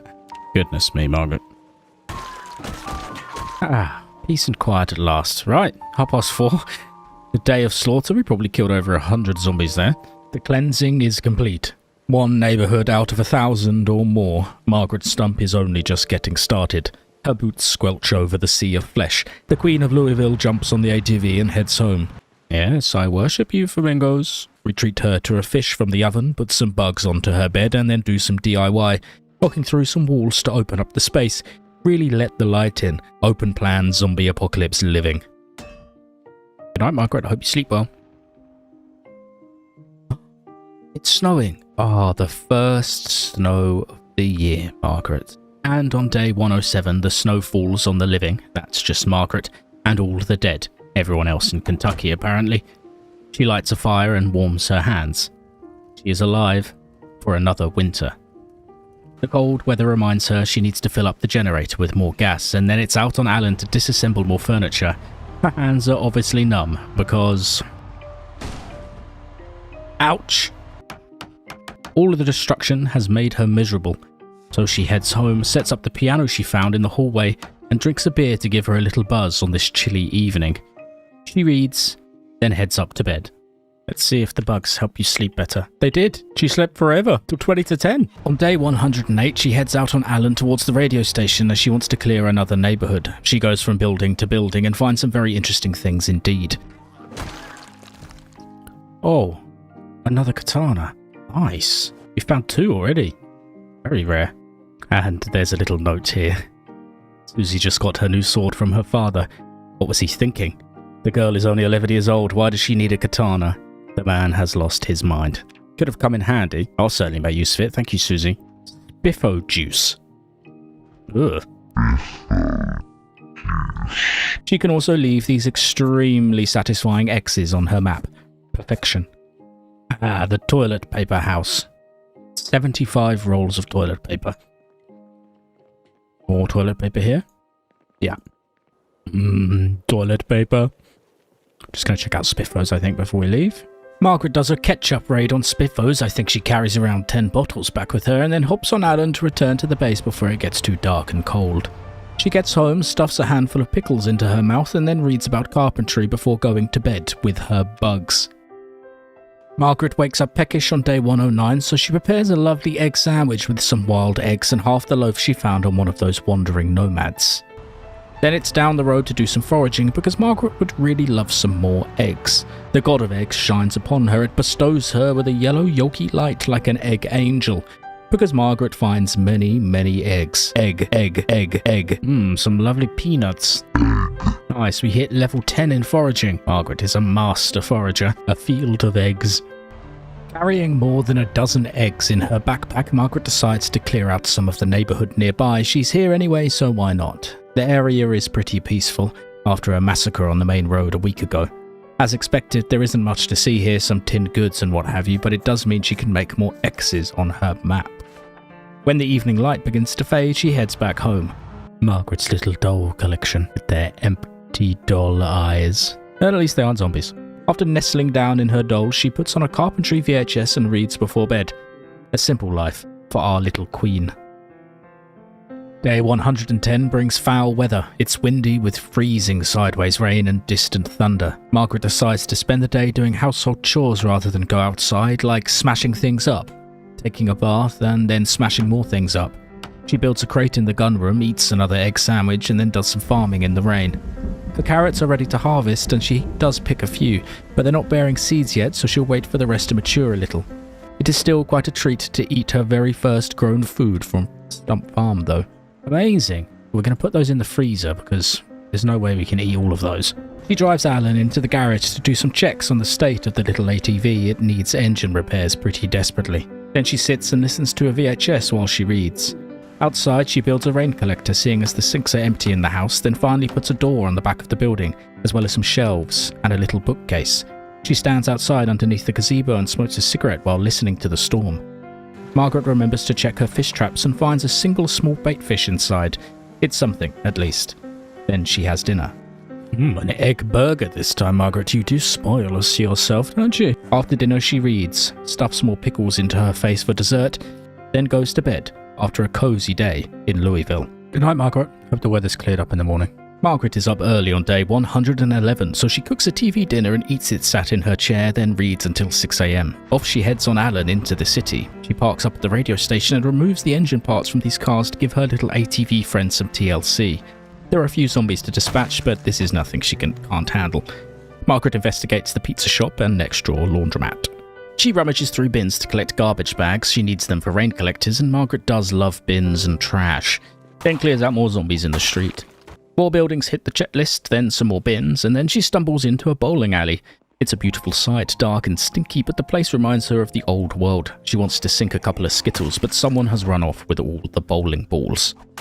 One little zombie tries to get a nick out of her, but her boots protect her again. She grabs this jukebox because she wants to take it home a bit later on. It weighs a bit much right now. Then kills more zombies just for fun, really.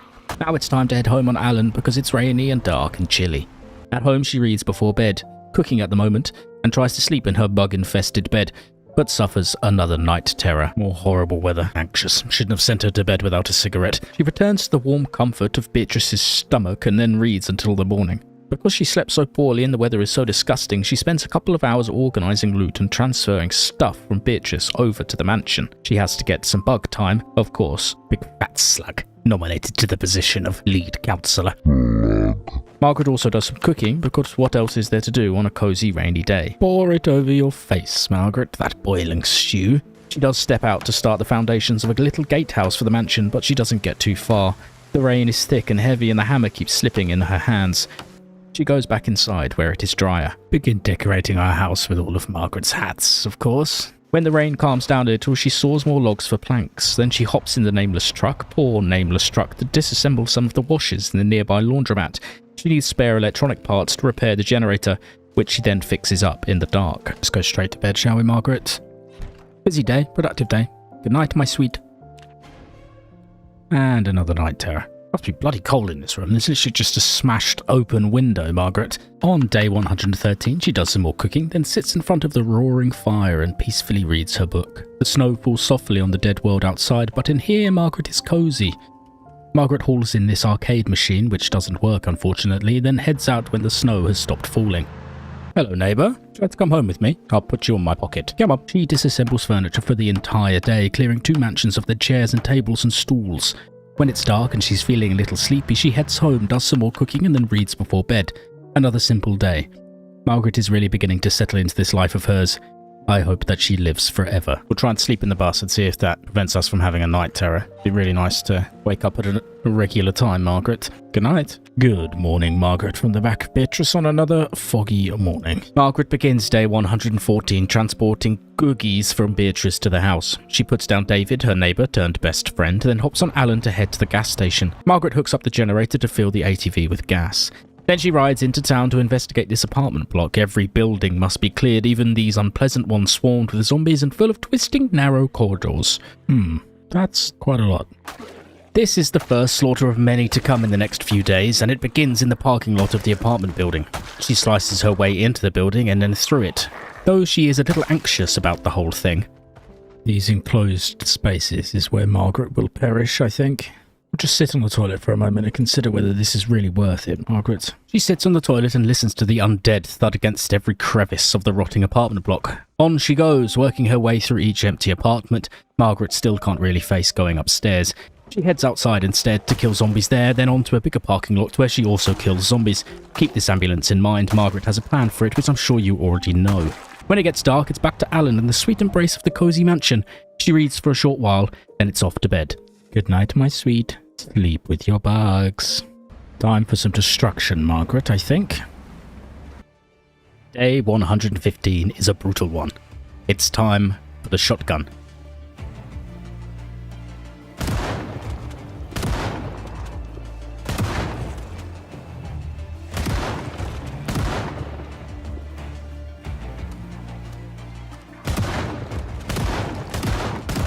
There are more zombies than she expects, but Margaret, you must understand that this is Louisville. She realises just how many there are as she ducks and weaves between the growing horde.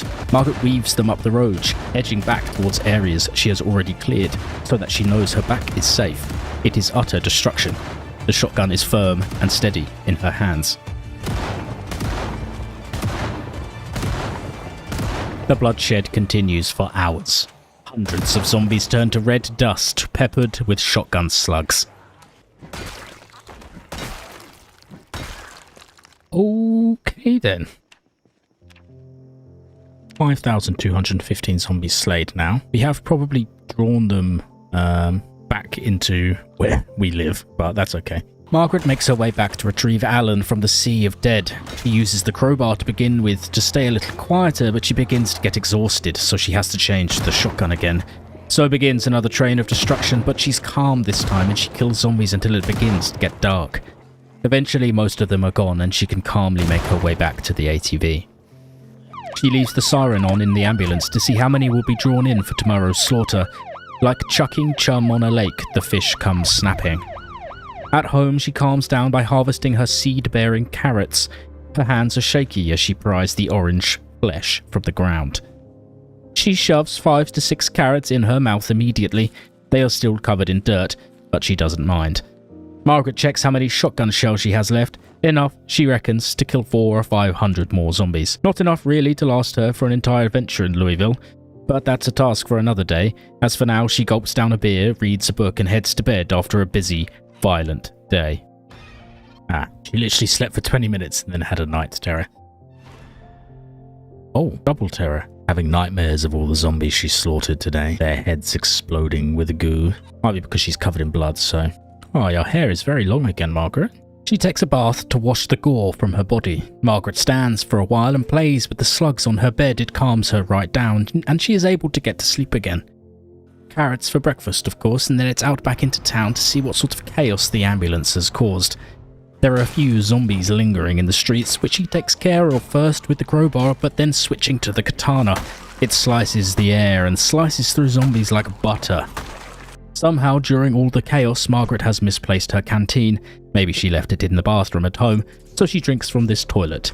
There's a good stump. Margaret realises she's actually not even close to where the ambulance is, and so she takes Alan up the road, and... oh, God. Oh. Oh, no. Alan, what happened? Oh, Alan. I don't know how we didn't die then. Alan, no. Oh, dear. Oh, Alan. That's not good, is it? I don't even know what happened then. That's a fallen soldier. Rest in peace, buddy. Oh no. I have no idea how Margaret didn't die there. She was actually upside down on the ATV, face smeared into the asphalt, and yet she walked away with no injuries whatsoever. Poor Alan. Rest in peace, buddy. You were a hero while you lasted. Thankfully, this car in the parking lot does work, so Margaret will swap to this for now. No, I wonder, do I try and... no, I don't think I should try anything too silly. Just suck out his life juices. Pour them into this car, which we have not named yet. Oh, Alan. Oh, he died. That was the sound of him dying. Alan, you poor thing. She takes her new car, as yet unnamed, to see the damage over at the ambulance. There aren't many zombies here at all. Margaret must have done a good job with her shotgun. This ambulance is in decent condition. She thinks it might be the perfect rolling killing machine, driving into a new neighbourhood, turning on the siren, rinse and repeat for the future. She checks out a few of the cars in the lot, then heads down the road to the church to pay her respect to her fallen friend Alan, where they all sat and talked about the end of the world. Little did they know it was coming all along. Ah yes, the holy tomato paste. Butter and pickles. Thank you, Lord, for your bountiful butter. Margaret investigates a few other buildings because she is being as thorough as possible in Louisville, but there's nothing to report back on, just the usual loot. Then it's time to head home when it grows dark. Another intense day. Rest in peace, Alan. Poor thing. She heads up to bed, but she has a nightmare about Alan. Fair enough, she had nightmares about Alan, lying alone in the street, dead and gurgling its final breaths. And breathes. Margaret busies herself around the house in the early hours, moving loot from the trailer into the mansion and organising her shelves. When it's finally light outside, she jumps back in the car. There are a few interesting buildings on the map that she wants to check out. She pulls up alongside a huge building, completely unmarked. When she sneaks in, she realises this is the university library. She scours the bookshelves, but she has all the books she needs at home. Margaret finds a single lonely student or teacher, or just a random stranger encased in a glass study room. What a hellish, everlasting existence. She quickly puts the zombie out of its misery. Outside, she finds a building packed to the windows with the undead, which she then dispatches one by one with her beautiful katana.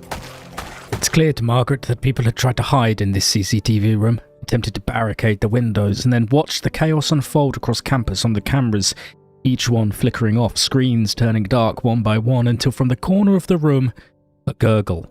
One of them was bitten many hours ago. The rest is history, until they met Margaret's sharp blade. Margaret checks out the other university buildings because she has no idea what she might find inside. There are zombies, of course there are, but also this pair of beautiful busts, which she carries back to the car to take home with her. She puts both busts on the back seat. When she looks in the rear-view mirror, it's almost like she's off to the mall with her two friends sat in the back, except they're pale white, lifeless and empty behind the eyes. It's just a little comfort for Margaret. She does know she'll never have another real friend again. They're all dead. Everyone is dead. One of the busts whispers to her, "Blow the horn, Margaret, blow the horn, it will be funny." So she does, and the number of zombies that come swarming at her is totally unexpected. Margaret is prepared, however, and slices and dices them to pieces.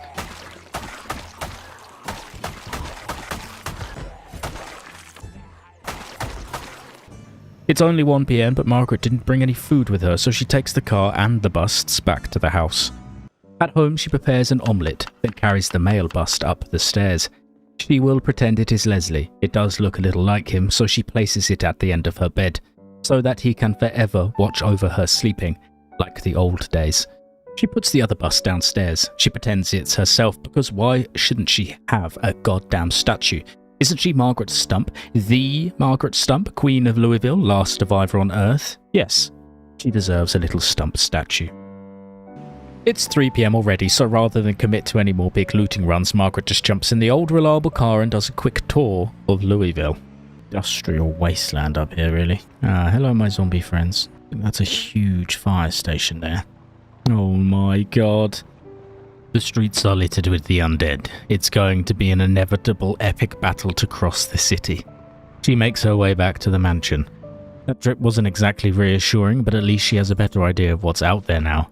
She smokes and reads before bed. We shall sleep under the gaze of Leslie. Good night, my love. Ah, perfect. It worked. She slept all the way through to 7:30, thanks to Leslie. Mwah. Good morning, Margaret. What is that on the floor? A skirt. On day 118, she continues work on her little gatehouse for the burgeoning Fort Stump. She completes both sides of the entrance, and she is feeling a little woozy, as you will hear. Grab a quick snack. We'll have a dehydrated meat stick. Then she heads out back to block off both of the rear walls. She doesn't want any stray zombies sneaking into her back garden. She cuts down more trees for planks and runs into a conundrum with the large wooden doors. Oh, that's really going to upset me how it doesn't quite fit. Oh, it's just slightly off, Margaret. It's okay, she doesn't have OCD. Margaret admires the new doors, trying not to worry about how wonky they are. She builds a little staircase and surveys her queendom. Nice, this will be our sort of lookout post. It has been a long day cutting and sawing and nailing, and Margaret is still not right in the head. Yummy, yummy canned corned beef. Yummy, yummy canned corned beef. Yummy, yummy canned corned beef.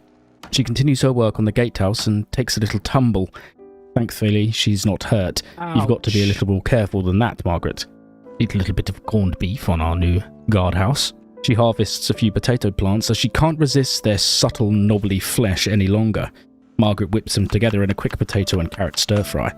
She smokes and reads as the day has already passed, and she says goodnight to Leslie before she sleeps. She wakes up to an eerily quiet and dark house on day 119 because the generator is out of fuel. Margaret fills it up and brings light back to the world. Breakfast is, you guessed it, potatoes. Then she jumps in the car that shall not be named and heads down the road to clear out another small neighbourhood.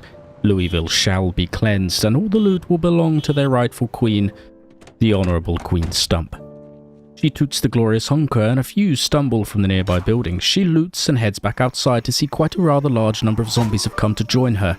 Margaret swings the crowbar until her arm begins to ache, but just as her muscles burn the most, the zombies are finally defeated. Wow, that was quite a difficult battle, wasn't it? Unable to swing anymore, she whips out her new trusty revolver and tries her aim. She's a sure shot. She rests on this chair to replenish her stamina and heads out again. Margaret honks. The zombies come, she kills the zombies. When her arm tires again, she gets out the revolver. She could get used to this new friend of hers. The destruction. It's really not what Margaret had planned for today. It's going to be a nice, relaxing day looting a bunch of empty houses. Seems not to have been the case. As it grows dark, she manages to finally clear the last couple of houses, and she marks them off on her map. Wonder what this place is. Looks intriguing, doesn't it? Oh yes, very intriguing, Margaret. We'll need to take a look, won't we? It's already too late to read when she gets home, so she goes straight to bed. Go on then, Margaret. It's 10 p.m. No time to read today. Go to bed with your bugs and sweet Leslie. Day 120 brings even more potatoes for breakfast, and then it's off out to investigate that intriguing place on the map. Ah yes, it's a beacon of the great American tradition, an enormous parking lot. But what else does this place bring? Oh. Now what's that I see? An army bus. Beatrice's military cousin, Bob. As well as Bob, Beatrice's long-lost, unruly cousin sent to join the military, she also finds a working truck. Chapel Mount Downs. Just as she's looting more cars, she sees the horde begin to all head in one direction. Not hers, thankfully.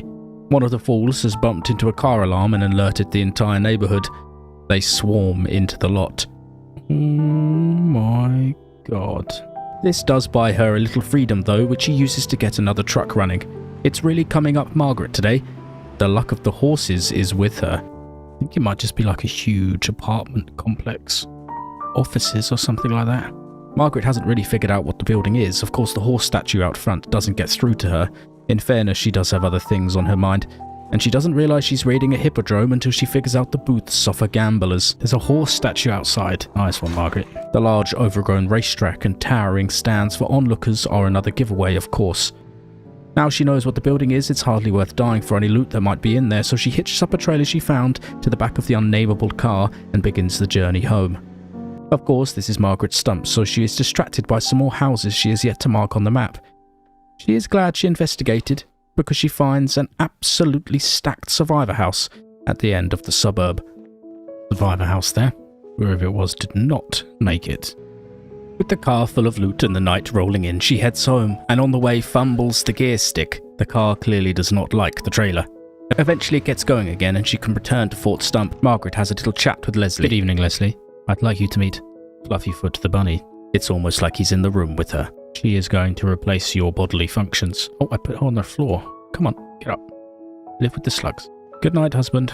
Yes, I know I'm smoking. I quit a long time ago, but it's the apocalypse. There's the apocalypse. Good night, Margaret. On day 121, Margaret plans for a day of calorific relaxation. We must stabilize her weight. She cooks and eats. It's also time to build some more rain collectors. It hasn't rained for days, so the next time it does, she wants to get as much water as she can for her crops and her belly. They are diseased. Unfortunately, her potatoes are diseased, and while she does have some insecticide, it's not enough, so she harvests them before they go rancid. She harvests a whopping 76 potatoes and quickly turns them into another yummy stir-fry. To supplement the potatoes, she goes fishing for the entire day. It's peaceful and serene out on the jetty. She puts both fish she caught in the oven and introduces another duck to the bug council. The second duck joins the council. Don't eat the bugs. There are 3 of you now. I can see you eyeing up those bugs. Then scoffs down a huge fish in the kitchen. Margaret eats one more tiny fish, stuffs her face with candy, and then gets blackout drunk on a bottle of white and a bottle of red. She stands in the middle of the room a little dizzy, then falls on the floor. She struggles to stand up. She's a little less... Oh dear. Oh God.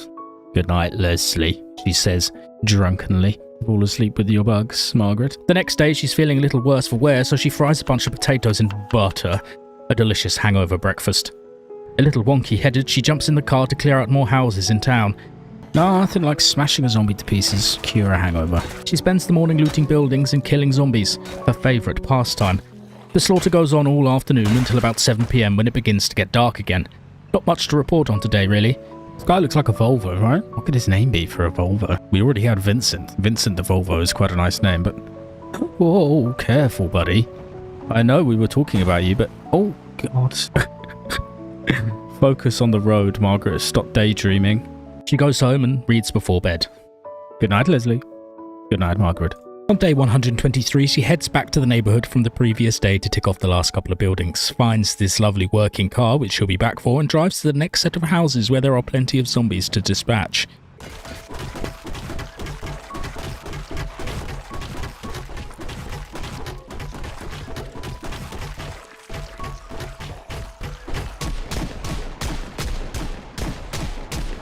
There's a rather large house that is completely barricaded and overrun with zombies.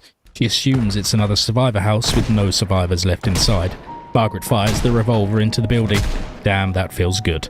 The building is indeed stacked with loot, and she finds a note inside that confirms her suspicions. We're ready. Jackson brought the boys over, cleared out their garages. We've emptied the fridges, covered the windows, barricaded the windows.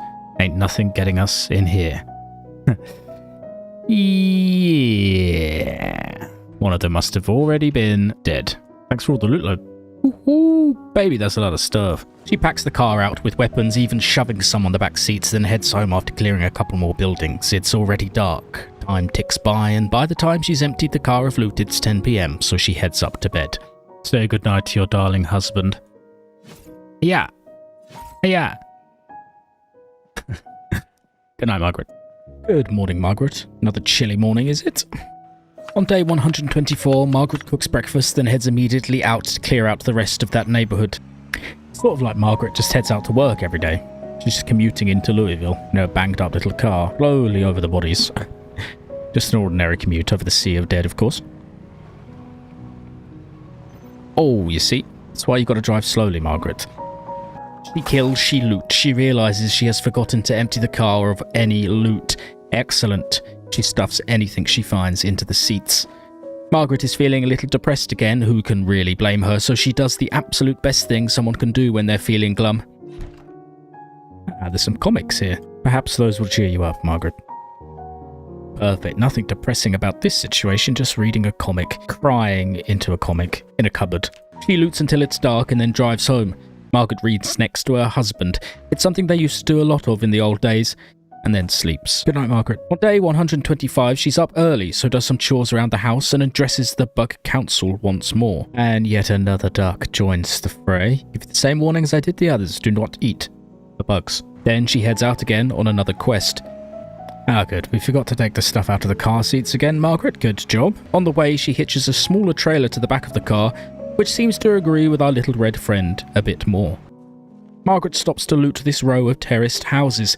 Everything is so tightly packed together she can't quite tell where the zombies are coming from, which is a little unsettling. There's some decent loot in these buildings, mostly more guns and bullets. which Margaret will definitely need. Some marmalade. Marmalade, Margaret. After clearing the row, she drives up the road, tooting the horn, and the zombies descend upon her.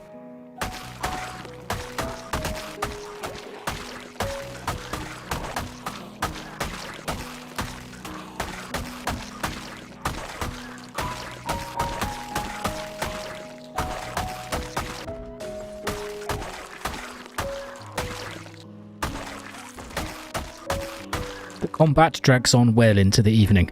Margaret uses a secret weapon. Use this spiffoade. Magic spiffoade to hopefully keep us going for a bit longer. The drink fuels her up with more energy and keeps her fighting until it is so dark she gets out her hand torch. Margaret is getting a little too confident. Calm down, girl, we don't want you dead out here. Get out of here. Eventually she packs it in and does head home. That's a good stump. Margaret retreats immediately to the comfort of her bedroom and the sweet bust of her husband, Leslie. Whoa, stressful day today, Les, I tell you. We killed like 300 zombies, probably. Looting those little houses was horrible. Good night, buddy. Not actually tired yet. Unfortunately, the energy drink has worked too many wonders and Margaret isn't sleepy at all. So she does some push-ups, obviously. Look how strong I am, Leslie. She's still not sleepy, so she just reads. For hours. And hours. So she goes downstairs and lights the fire.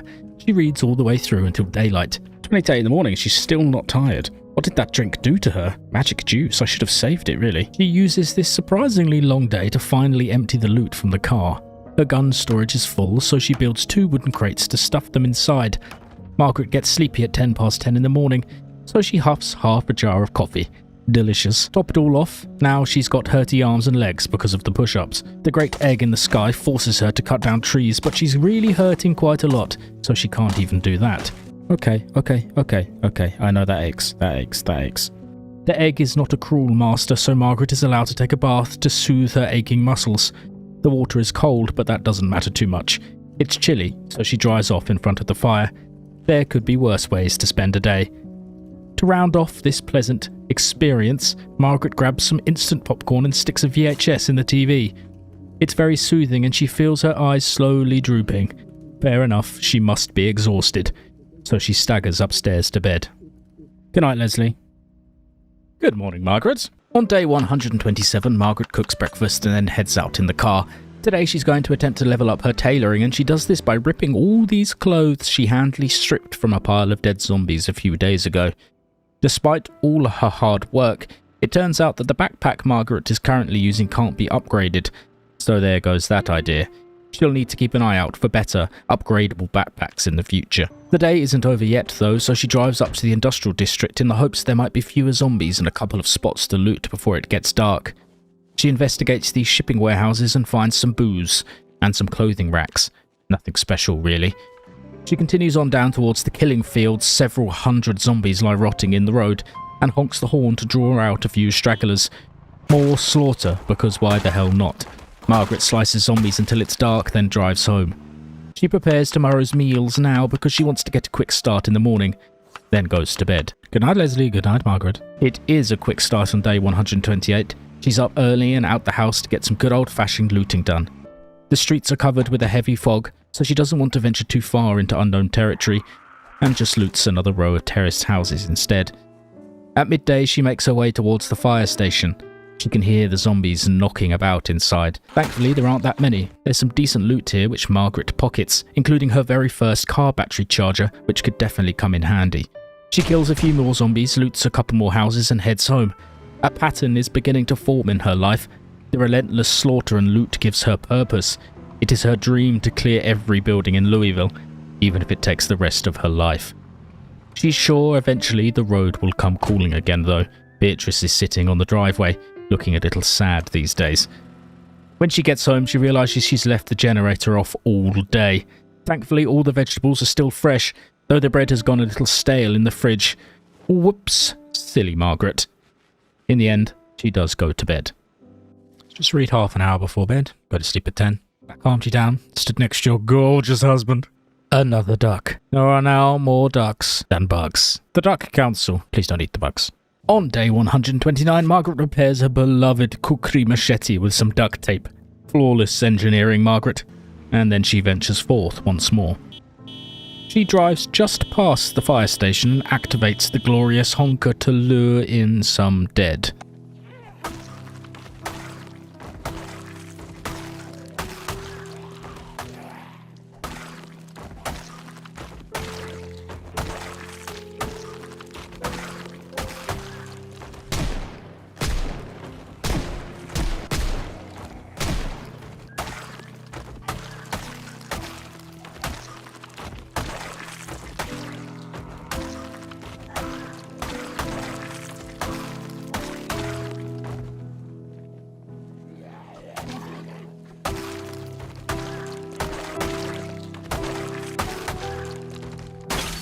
When they're dispatched, she turns on the siren to lure even more in.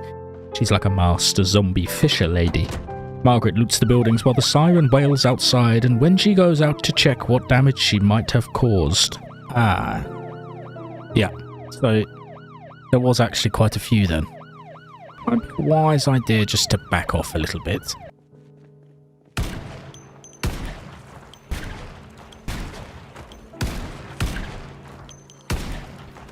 Some of the horde follow her up the road, but Margaret is on a one-lady mission to conquer Louisville. Some skulls are gonna have to get cracked. And Margaret kills them all, even testing out her Headhunter M14 rifle, which is okay, it's a bit slow to fire. With that group cleared, she heads back to the police car and draws the other half away with her revolver. She's an experienced zombie slayer now. This is all just part of her normal routine.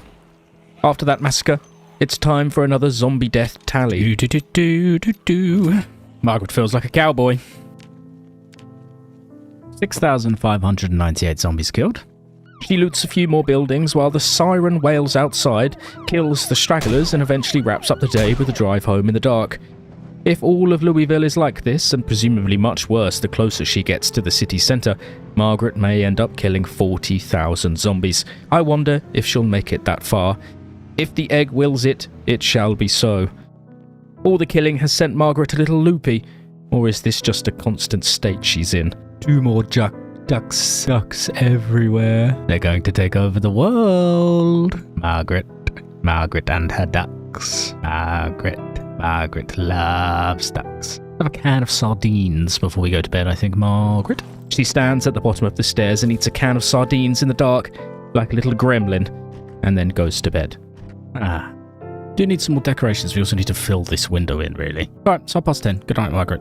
Not much happens on day 130. She loots these terraced houses. It takes most of the day because of the zombies lingering around, and then loots this gas station. Then has a delightful dinner when she gets home. Bean, carrot and cheese sandwich. Bean, carrot and cheese, Margaret. What a delectable cuisine. On day 131, she has another delectable breakfast of bean sandwich, then heads out to loot this gun store. The place is stacked with loot, and it takes all day to loot the bullets and guns.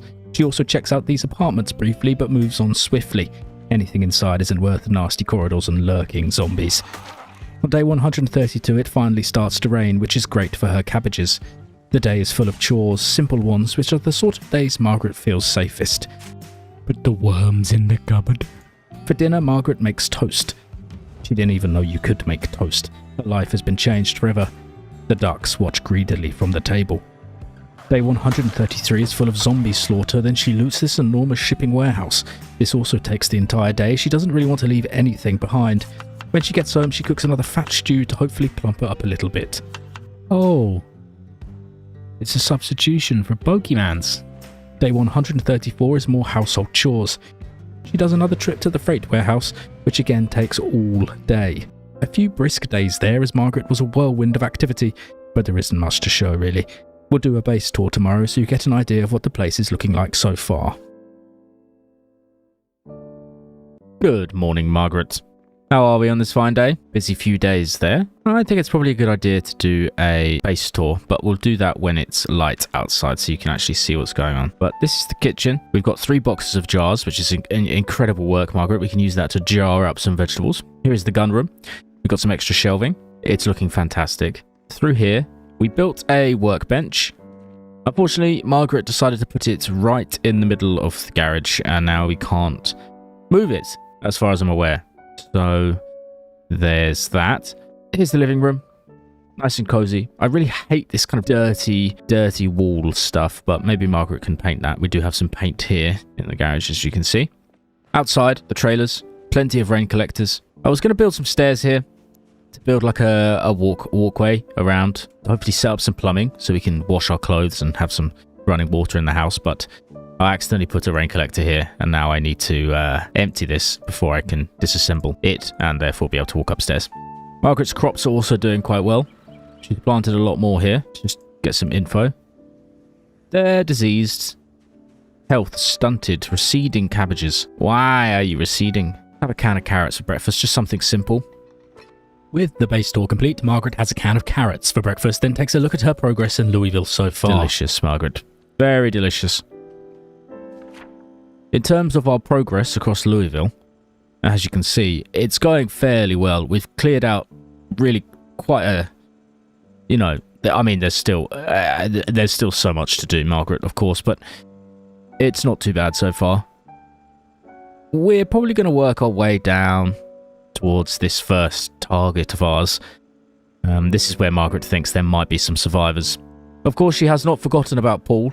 She has been a little bit distracted, but hopefully she can find some sort of life out here in the dead city. Then it's time to head out to clear more blocks and make the city truly hers. Margaret lets rip with the glorious honker and the zombies swarm, so it's time for another quick slaughter.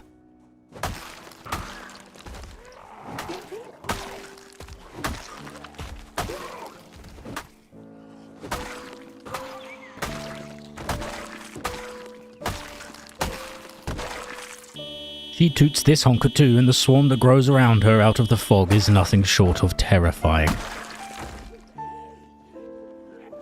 Oh my goodness. That's a lot of zombies.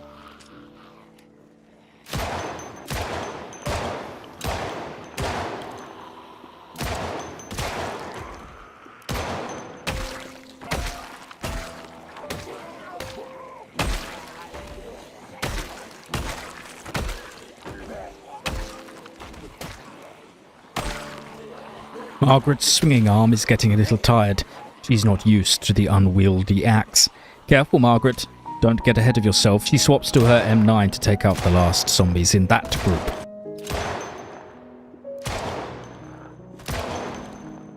Let's have a cigarette after that mild panic.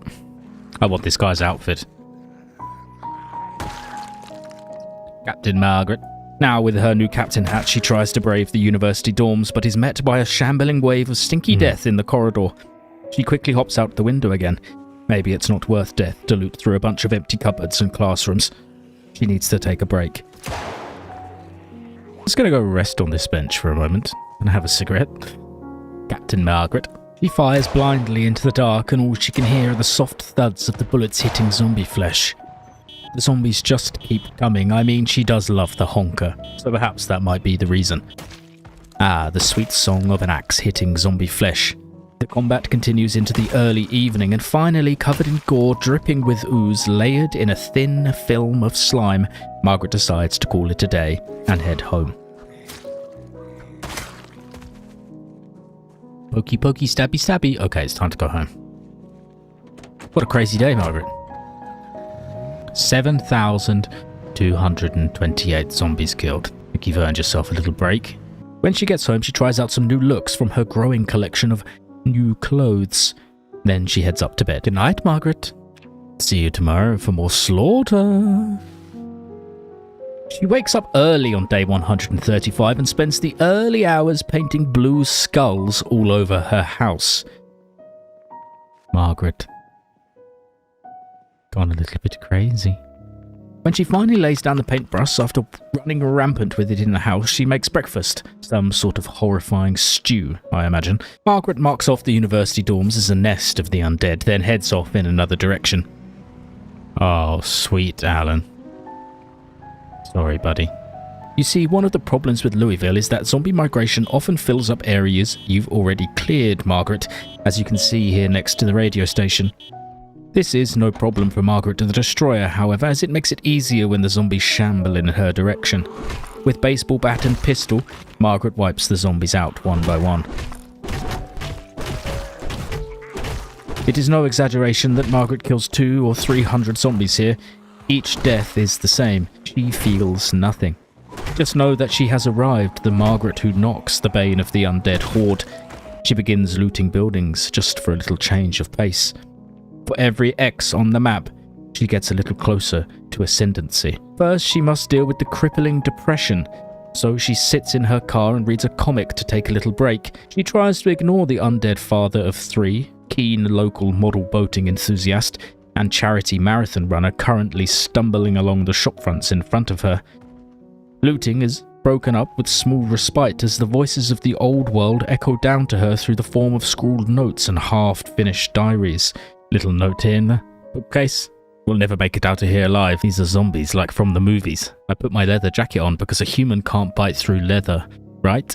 Right? She loots just one more building and then can finally place all those important crosses. The crosses are life. Without them, she is no better than the dead. Margaret drives home in the dark. Comic books just don't cut it, so she downs an entire bottle of red wine in her bedroom, clinking the bottle against Leslie's beautiful marble forehead as she does so. Perfect. Right, let's get you off to bed. Good night. She sorts out breakfast on day 137 and waters her crops. Then it's off into the city again to see what awaits. Margaret revisits the university quarter and there's still so many undead shambling around the parking lot. She makes light work of a few of them and then rests. And we'll rest on our favourite little bench again. Find somewhere safer to rest actually up ahead. Rather than tackle the dormitory, she puts it off for another day and instead drives to these smaller, more manageable terraced houses. What was that? While the loot is nothing to go crazy over, she does find a fetching new vintage fur coat. New coat? Lovely, Margaret. Robinson Crusoe audiobook. One of my favourite books growing up as a child. Margaret used to read it a lot as well, seeing as she is just an extension of the egg. Margaret loots for a few hours and then lights the honker signal fires and clears out more waves of the undead. Every block in Louisville will be like this. She will kill tens of thousands or die. There is no other option. Once again, the clearing of dead goes on until the weather turns foul and dark. She gets tired quickly from swinging the baseball bat, and rather than return home, she pushes a set of drawers in front of her bedroom door and nestles down in one of the terraced houses. Margaret grows in confidence day by day. Okay, we've put a barricade up, so hopefully we'll be okay, Margaret. It's not the easiest night's sleep, and she wakes up at 1:30 a.m. Tentatively, she leaves the house, tiptoeing down the stairs like a drunk parent on Christmas Eve, torch in hand, hunting knife in the other. The torchlight flickers on the ruined windows, every shadow is a stumbling zombie, and Margaret feels on edge. She sneaks around until it's daylight again, when she can whip out the old trusty baseball bat. It's the coldest day of the year so far, with temperatures below 30 degrees. The air is crispy, like she can reach out and lick it with her warm tongue. Gross, Margaret. You are a very disgusting lady. Thankfully, she finds a machete lodged in a dead zombie, and this makes the next few hours of zombie slaying much easier, especially for her frigid fingers. Margaret finds a clothes shop and rifles through the railings, then takes a break. Just take a little rest in the changing room, Margaret. I think we're going to collect some friends now. A couple of pals to take back to the base. Yes, the mannequins are coming home with her. They will be her friends, and she will repopulate the earth with them. No other survivors have made themselves apparent, and Margaret is certain that Paul, that loose link to her fallen husband, is most definitely dead. The weather turns grim during midday. It's bleak and freezing and wet, but Margaret perseveres. She kills many, many zombies in the rain with her machete, then ducks into these small offices next to the clothes shop to take a break out of the rain. Margaret sits on her favourite place in the entire world, a random apocalypse toilet, cold to the touch, never to be sat upon by a warm butt ever again. She almost feels sorry for the toilet, which is a sign that Margaret has truly lost her mind. Next door she finds a small tool shop, which does have some useful bits inside, like nails, screws and whatever else, and then it's time once again to kill zombies. Many of them have gathered in the street, the most she's seen in one place, which means she's getting closer to the centre of the city. She comes to a rather simple conclusion. Might need to be a little more cautious about the old glorious honker now. Margaret kills as many as she can before it is too dark and cold to continue. She drives home in the pouring rain. What's your name? I like your dance moves. That one's Just a little creepy, actually, Margaret. Margaret gets her new friends out when she's back at the base. The mannequins tell her to change her clothes, so she does so. She must listen to her new friends. It's really weird how the hood of her fur coat is just poking out the top of the hat. She looks like she's literally got an egg for a head. Can we fix that? There we go. It's better. Say good evening to the bugs and the ducks. You better watch over them, my friend. Oh, I really don't like how that one is lurking in the shadows over there. Oh, we'll do some decoration tomorrow. First, though, let's read with Leslie. How are you doing, Leslie? Yeah? Still made of stone? Ice cold? Just how I like you. Husband. 10 p.m. Okay, good night, Margaret. On day 139, she wakes up with the night terror. It is her punishment for mocking the spirit of her poor, stinky husband, Leslie. Didn't close the gate, Margaret. Always remember to close the gate. She uses the morning hours to unload the trailer of necessary goods. After that, it's time for exercise. The egg commands you to do 1 hour of sit-ups, Margaret. Fully dressed, captain's hat on. Margaret must build her body if she wants to conquer Louisville. It's time for a nice cold bath, a nice cold ice bath, a nice ice bath, because she must also train her mind. Chilly after her frozen bath, she sits by the fire and warms her creaking bones. She's depressed. How can you be depressed? You've got new friends. Look at this gorgeous life that you live, Margaret. Isn't it stunning? She eats to try and combat her growing depression. Margaret's magical stews are extremely happiness-inducing. Then she reads by the warmth of the fire on this snowy day. Nice and peaceful life, Margaret. It's what you've always wanted, isn't it? A wave of creativity hits her, so she does some more painting. She settles on this warming brown for the living room and bleak black for the gun room. Oh yes, you have a fine eye, Margaret. She's also a moron, clearly.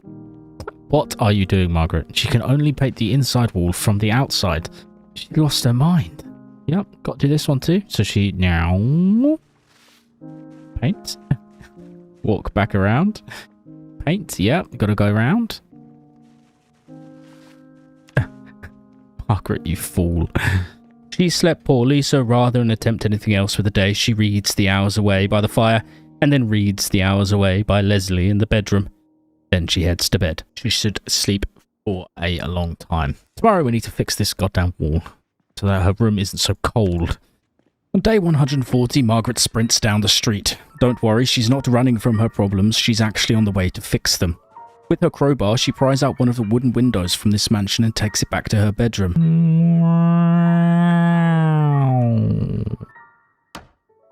Nice! We just have a new window now, so it should be warmer in here now, hopefully anyway. Finally, the window is fixed and Margaret can sleep snugly and warm at night. Then it's back out to just south of the radio station. More zombies have wandered on over, so it's time to start slicing and dicing again.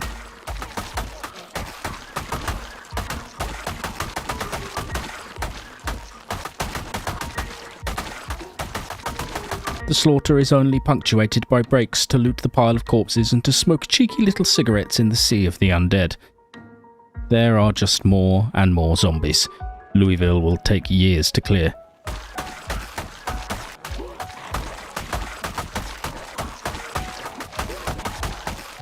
Eventually it turns 7 p.m. and the day's work is done. She's gathered some scrap electronics from digital watches and will now return home to fix up the generator.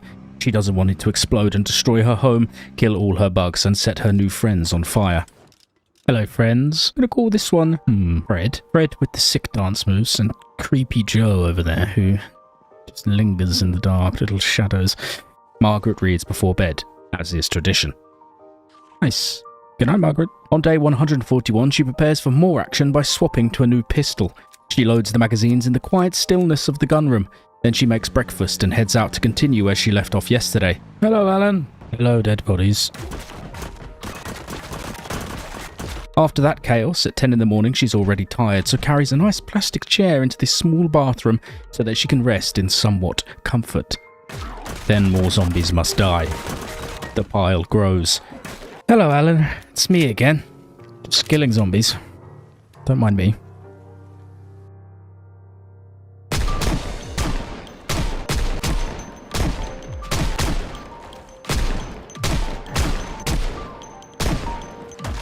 She retreats again to the toilet and chair to eat and smoke and rest. The honker. Oh, holy, oh great, must be honked once more.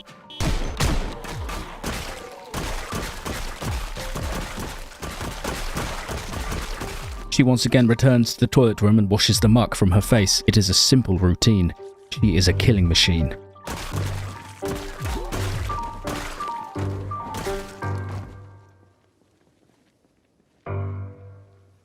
Margaret is a little peckish, but the great egg shines upon her and delivers this enormous food market. She grazes from the shelves like a cow. When it is dark, she returns to the only place she knows, the toilet. Then we shall sleep.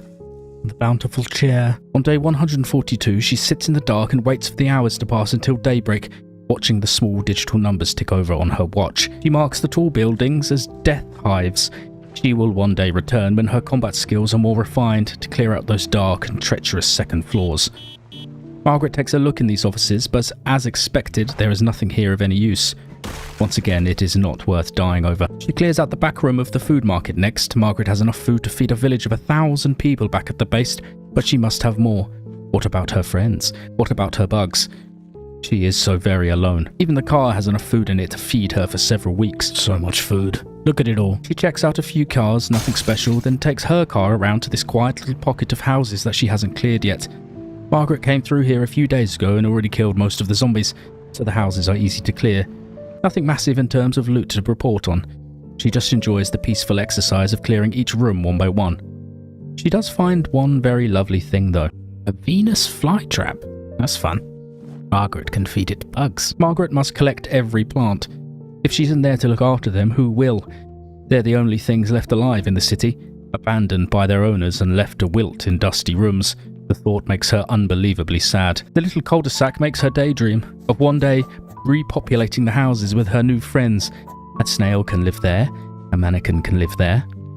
When it gets dark, she heads into one of the mansions and finds a secure bedroom that she can call home for the night. Gonna start with some canned tomato for your starter, Margaret. She's eating it with her fork now that she has a fork attached to her belt, like a civilized human being. Then she's gonna have a beer, and she's gonna read a comic, just to keep her mood up, you know. Get that torch on so you can do your word search. You can actually see what you're doing. You can read the words on the page, Margaret. Hi, little angel. On day 143, she marks off some more crosses on her map. It is thrilling to do so, then heads out down the road past the church, cleaning up stragglers as she goes. These turn out not to be stragglers, though, as this is Louisville, and the fighting goes on for the next few hours.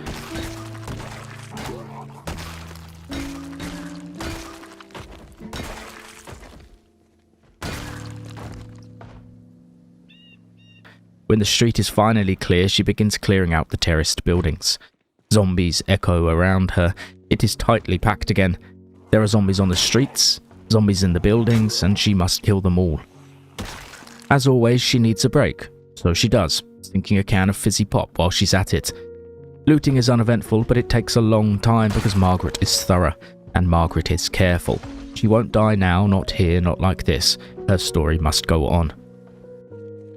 Excuse me. Where do you think you're going, sir?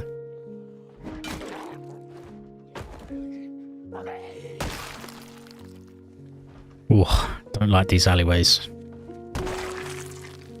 Wow, this is intense. Took us all day, basically, to clear this single block. There are 6 of them here, let alone all of the others in Louisville that are like this. Ooh. She drives a short distance up the road, thinking she might be able to clear some more buildings, and yet there are more zombies.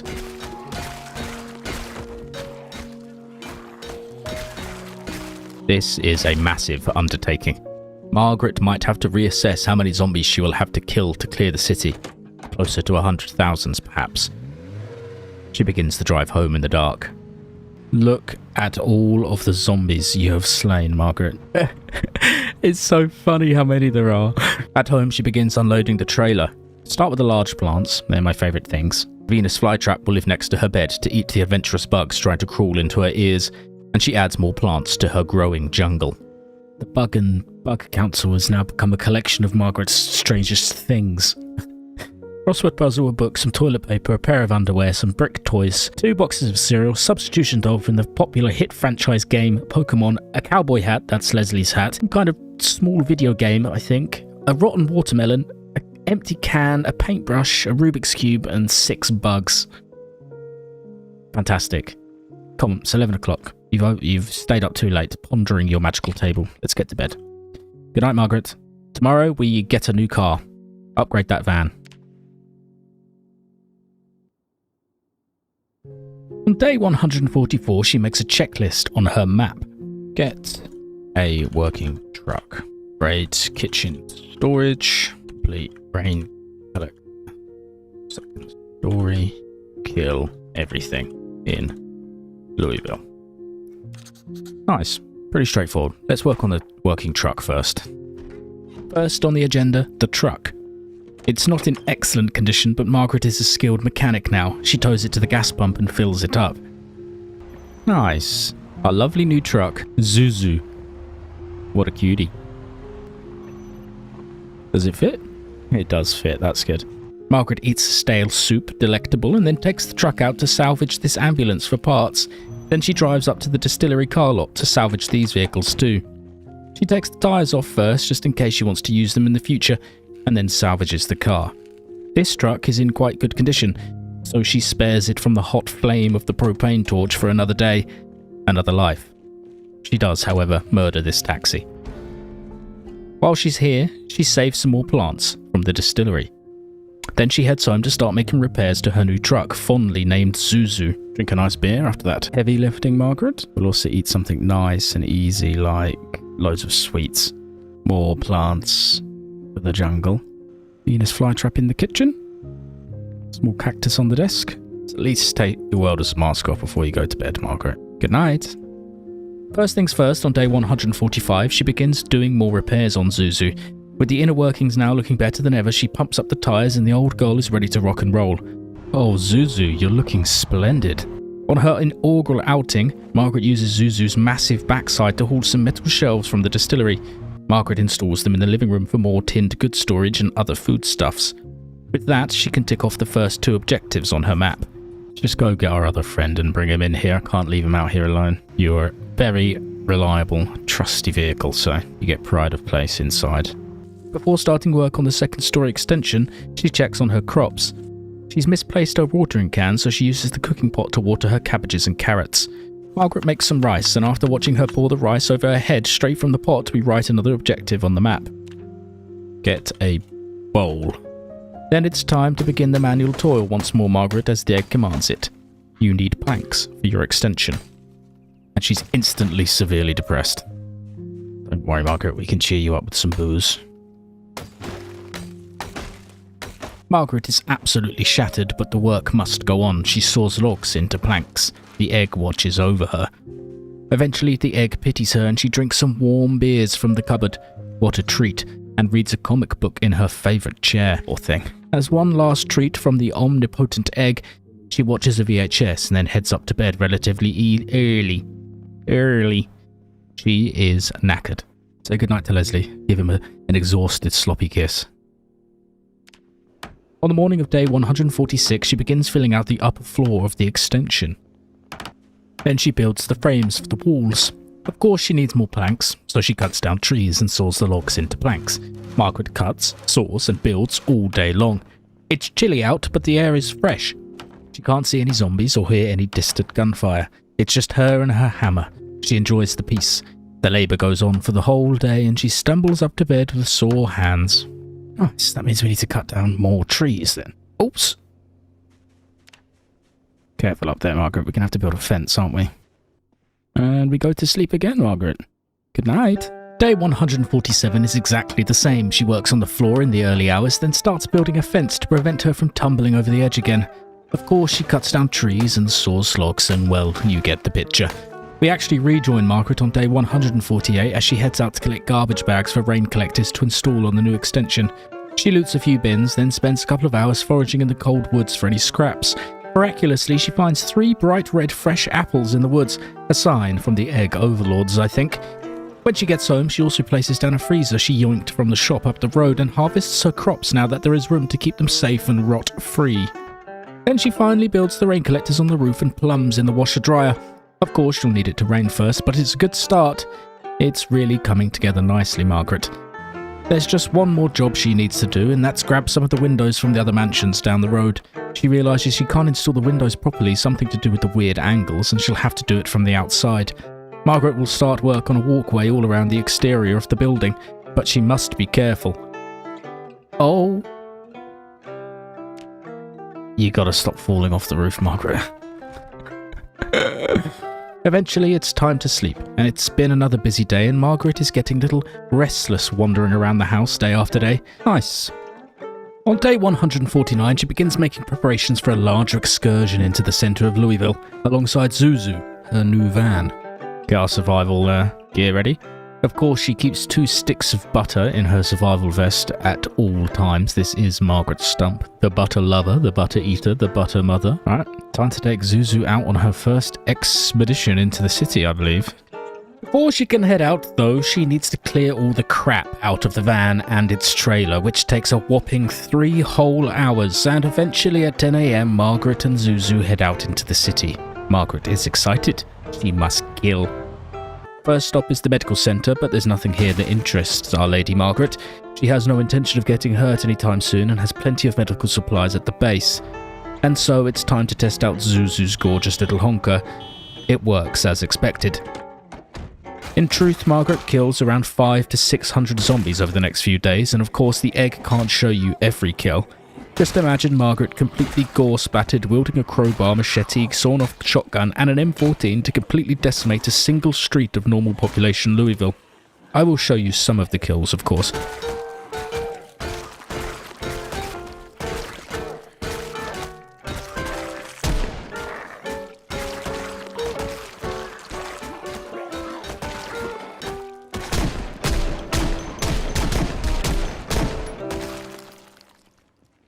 Margaret just goes around honking her darn horn and has fun shooting these zombies behind the fence.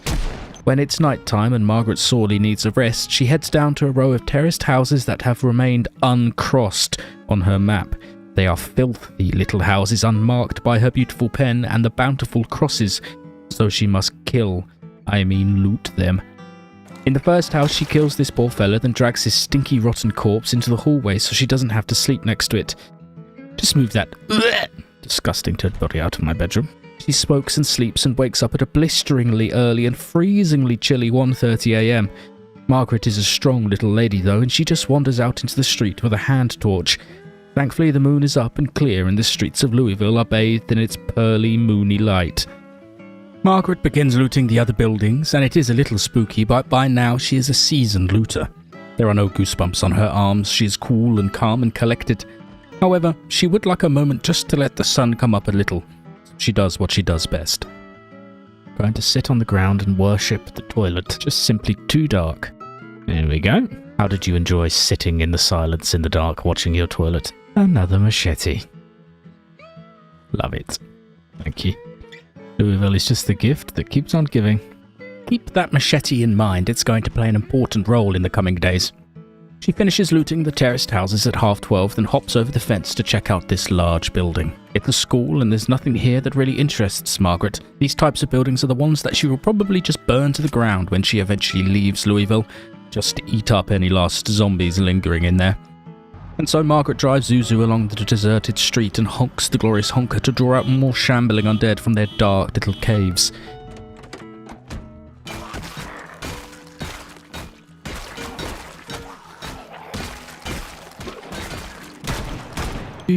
Do. Margaret kills everything in Louisville. She kills zombies for 4 hours, then rests.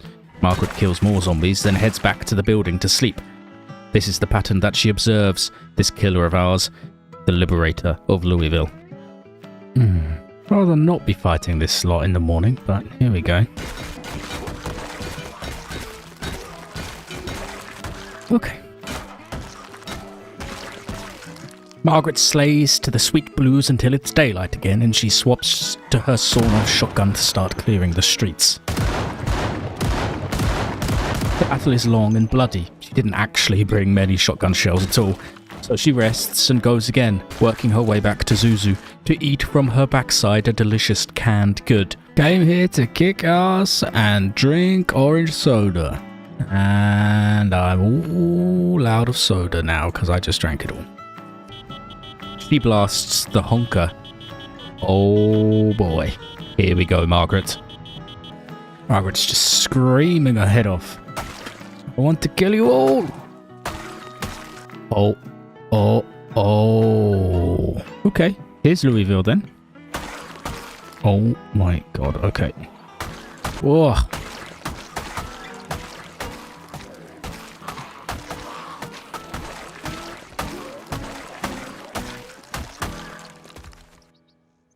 Oh boy. Okay. She kills hundreds of zombies. You can see their bodies piling up in the street. She's really glad she found this machete because it makes short work of the horde. When she's killed all that, she jumps in Zuzu and decides to swing back down the road. She's a bit peckish and a little exhausted. She eats a cheese sandwich in a cold bedroom and spends the evening reloading and emptying her gun over and over again in the dark like a psychopath. Cheese and peanut butter sandwich. What a way to start the day, Margaret. The kills just go on and on. Margaret swaps to her M14, which she decides is her new favourite toy. At short range, it's usually a one-shot kill as she levels up her aiming bit by bit.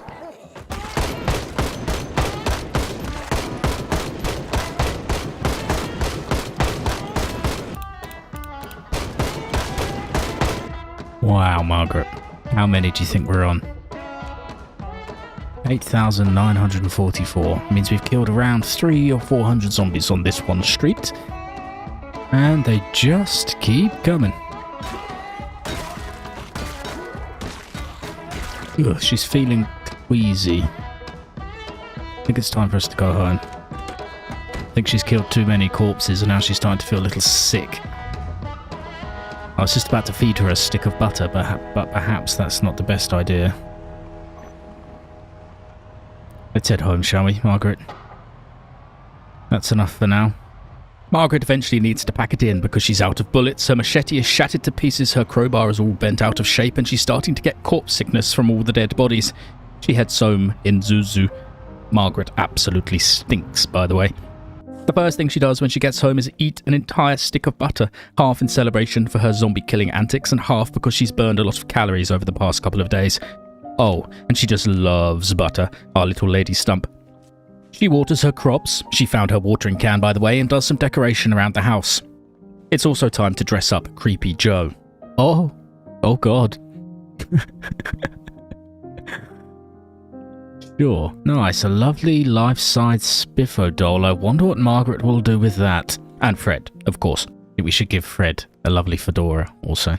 Oh, lovely.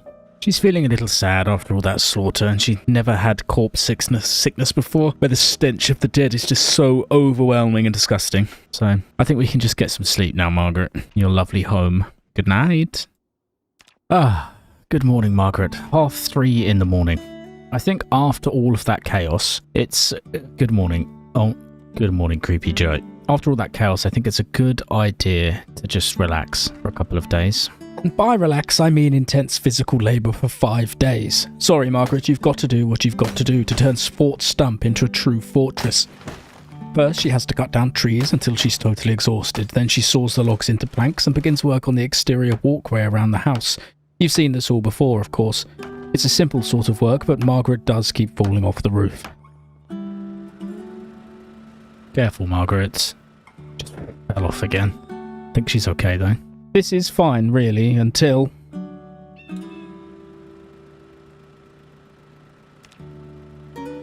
Oh, critical damage. Severe injuries. Okay, let's just calm down. Imagine if that's how she died after all this. Calm down and have another stick of butter. Turns out falling off a walkway with double your body weight of planks in your backpack can cause severe damage. We've got to take it easy for a couple of hours. She's sleepy at 2 PM because of all the hard work, so she takes the sledgehammer to the upstairs room to clear out some of the open plan space for future storage and decorations. In the evening, she reads and then heads to bed when she's ridiculously tired. 86. Uh-oh. Margaret's a little bit plump now. That's okay. She's hibernating right now. On day 153, it's more of the same. Just more work on the walkway and a book before bed. Day 154 is, you guessed it, more of the same, though this time she also tidies up the rotten vegetables from her farm plots, builds a composter for future rotten veggies, and then works on the walkway, chops down trees, checks on her fish traps, and once again reads before bed. Ah, the peaceful life, Margaret. On day 155, more of the same. During all this, and because she ate 2 sticks of butter, Margaret has become overweight, so now she can only eat tiny nibbles of cereal until her health balances out. Here for your daily allowance of a little nibble of cereal, Margaret, whilst we wait for your health to go down. You're currently at a massive 87. Nice. It's starting to look like a real fort in here, Margaret. I love it. Finally, the walkway is complete after hours of work, with the final fence in place. Ah, nice work, Margaret. You're done. The walkway is now fully functional all the way around the house. Then she starts knocking out the roof tiles on the front of the building to make it look a little prettier. To wrap up day 155, she pickles some cabbages. They were turning stale in the freezer and will last longer this way. Delicious jars of cabbage. Well, they look fantastic, don't they? They look a little gross, but Margaret's sure they will be delicious if she ever needs to eat them, perhaps several years in the future when all of the food from Louisville is exhausted. Okay, it's late and she's tired, so head back to sleep. Day 156 brings organisation. She moves a bunch of stuff out of Beatrice into the house. A thick snow has begun to fall and the weather is the coldest it's been so far, with temperatures touching 20 degrees. A little of the snow even settles on the ground. She decides it's probably a good idea to grab some more fuel, so she fills up the cans at the gas station. There's a surprise waiting for her when she gets home. What the hell? Creepy Joe, why are you in the garden?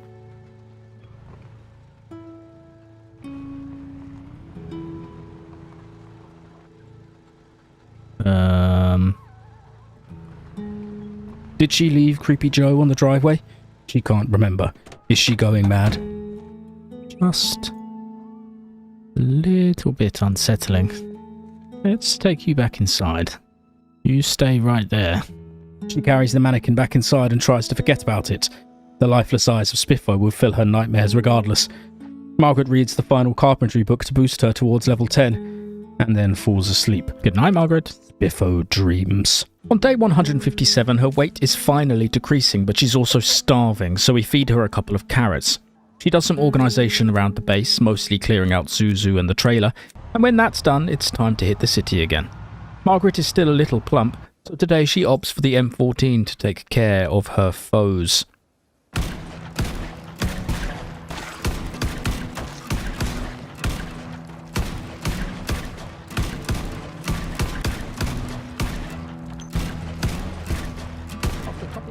The zombies are dead and Margaret can loot the radio station, focus on key things like plants and this radio that has the emergency broadcast station tuned in. She loads up the trailer, then heads to bed in one of the terraced houses. Margaret is feeling depressed, probably because we've been starving her for a few days, and the word searches and crosswords don't do much to alleviate the crushing sadness she's feeling. No surprises there, really. What do words matter in a world when no one says anything? On the morning of day 158, she wakes up at 3:30 and does some more crosswords in the dark room. At 5-ish, she hops back in Zuzu and toots the horn to lure more zombies out of their shadowy holes. After killing dozens more zombies, she begins looting these terraced houses again. There isn't much to report on here, but she has started collecting rotten fruits and vegetables to take home for her composter. She enjoys stuffing their mouldy flesh into her backpack. She marks the houses off on her map. Beautiful crosses. Margaret loots the next set of buildings and marks them on her map as well, then jumps in Zuzu to head home and unload her goodies. Nice, our weight's down to 85 again. Killed 9,205 zombies, Margaret. My goodness me. Thankfully, when she gets home, Creepy Joe is not lingering on the driveway. Hello, friends. Hello, Creepy Joe. Hello, Fred. We'll sort all our loot out tomorrow. Good night, Margaret. My sweet. The morning of day 159 is all about unloading the van and decorating her home. Then she makes more plans, as well as provides a brief recap and overview of everything she's achieved so far. I mean, clearing out all of these, oh my goodness me. Okay, that's going to take another 300 days, I think, but it's all alive out there. No, probably not. I kind of want to clear essentially this section off in our first 100 days. And then it will take another 100 days. And another 100, 200 days. I mean, this is the mall as well, I presume. Which could take 100 days by itself, to be honest. First things first, though, she has a little decoration to do. Let's give Leslie a microphone and see if he can talk. Hello, Leslie, can you hear me? Nothing. Stony silence. We'll leave the microphone there recording, just in case Leslie whispers something. We'll hook it up to a recording device. Also, maybe Margaret will just record herself sleeping. Yes. So weird, there's just one patch of snow. Kind of looks like a big puddle of milk, Margaret. Margaret does love milk. She's actually looking for milk, rotten milk. Oh, careful, Zuzu. She's actually looking for rotten milk because you can use rotten milk to make insecticide. So that's something to keep in mind, actually. That we are looking for rotten milk. Oh, look, more milk. Right, focus on the road. So off she heads into the city again, armed with her headhunter rifle. Hello, Alan. Yeah, should be very quiet. Can't see any other zombies. She murders zombies all day until about 6 PM.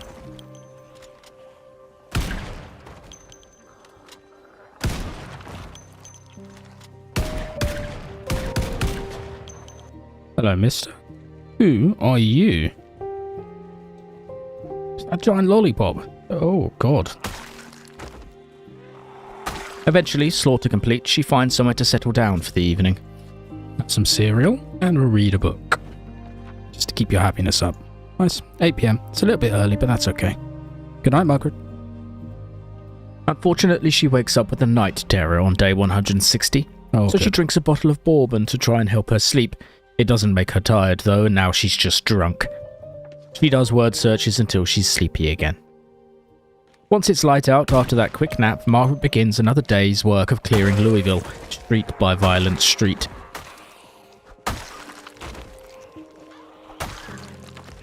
There are far too many to kill with her machete. Her arm is already sore. She begins the slow, calm walk back to Zuzu through the undead. Through the zombies, just blend in. Oh boy. She collects herself and reloads the M14 magazines in an empty car park. By the time she's reloaded all the mags, it's already 6 PM. And as she drives back through the streets, she's realised that she's drawn many zombies back into areas she has already cleared. They make their slow, inevitable march towards her, and she has to fall back into safer territory. Try again tomorrow. Margaret is clearly in a panicked state. Oh! Careful, Margaret. These houses should be safe.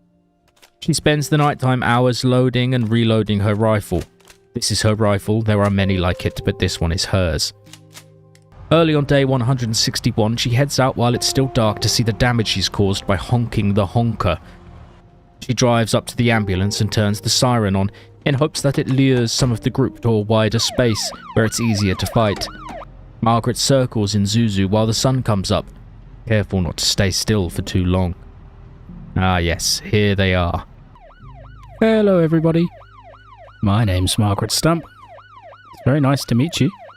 Margaret fires on the horde, and when they get too close, she hops over this fence and blasts them through the metal rungs. She pokes the zombies that are close to the fence with her trusty hunting knife. Margs finishes off the group, then turns off the siren so she can hear herself think. Peace and quiet. That was hardly a quarter of the zombies she had seen the day prior. Where are they all? She reloads the mags and starts honking again. Margaret lures them up the road with the honker, splitting the horde in two. She jumps out, turns on the siren, and then repeats the fence trick. She's getting real good at this zombie killing thing.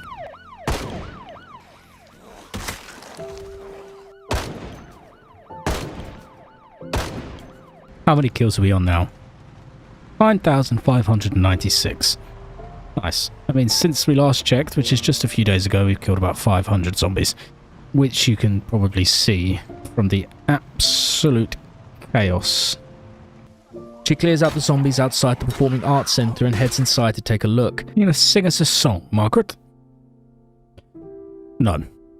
She doesn't really feel like it right now because she is currently severely depressed. The building is dark and looming and it smells musty like a museum. After those long couple of days, Margaret decides to head home and compose herself before beginning her Christmas slaughter. Just a few days until Christmas Day now, Margaret.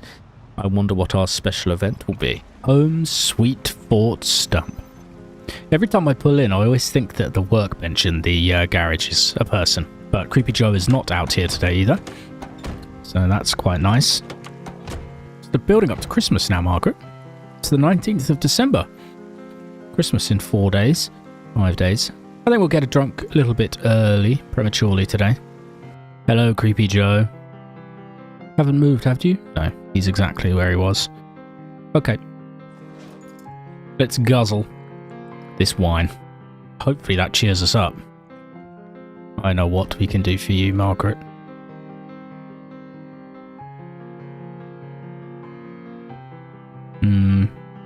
No, I think we should just try and sleep.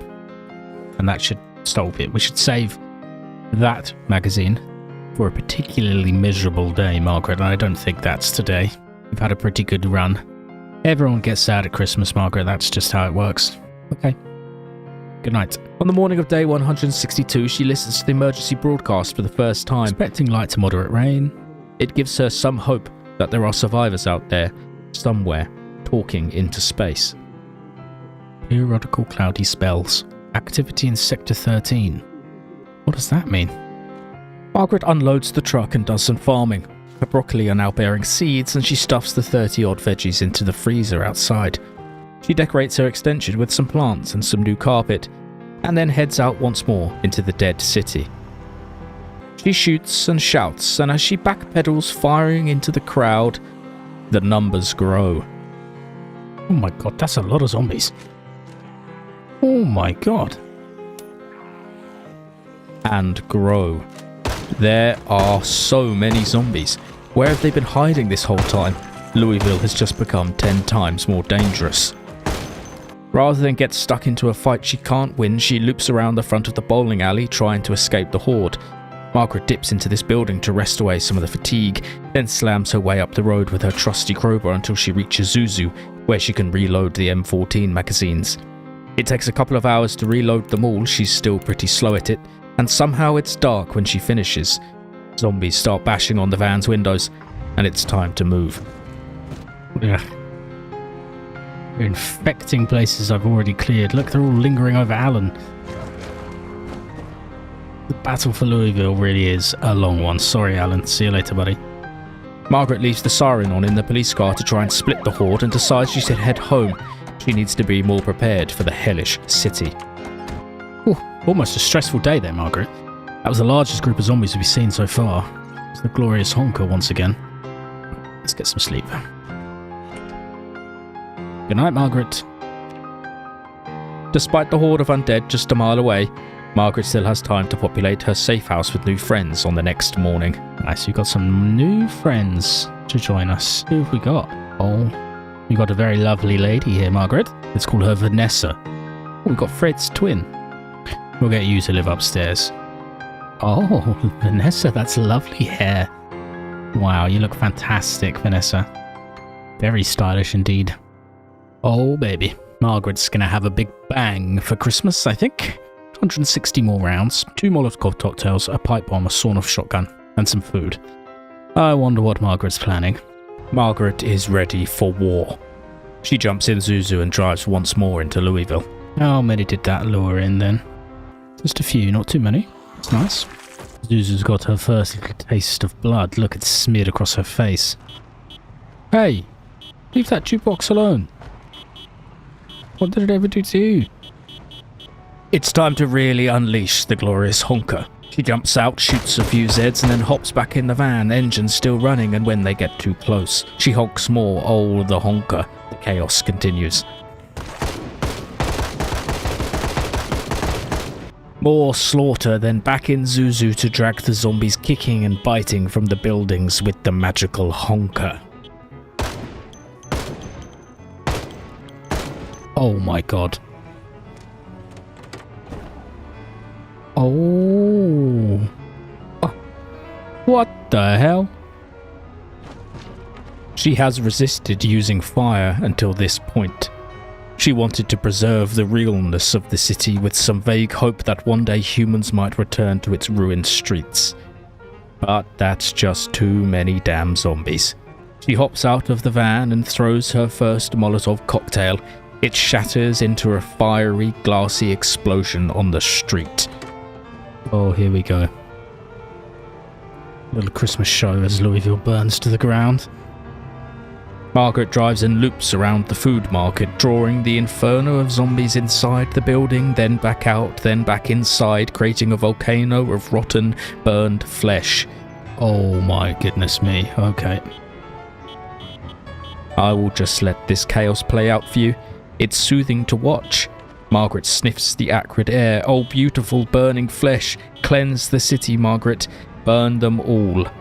For Leslie. Oh man, the food market's gonna burn to the ground. And so Margaret and Zuzu do their Christmas dance around a burning food market full with a horde of screeching undead. Oh, they're all in this building. I see. Oh my god. She loops and drives past the apartment building again, which seems to be where every zombie in Louisville was hiding. Oh. This does not give her hope for clearing out the rest of the city. It seems like the only option for the future will be flames. A lot of flames. Wow, there must be so many of them burning in that building. Margaret is filled with an immense feeling of calm. This is what living is all about. Leslie would be proud of her. If there is anyone out there, she is doing this for them, and even if everyone else is dead, she is doing it for herself and because she is growing to enjoy the stench of crackling flesh.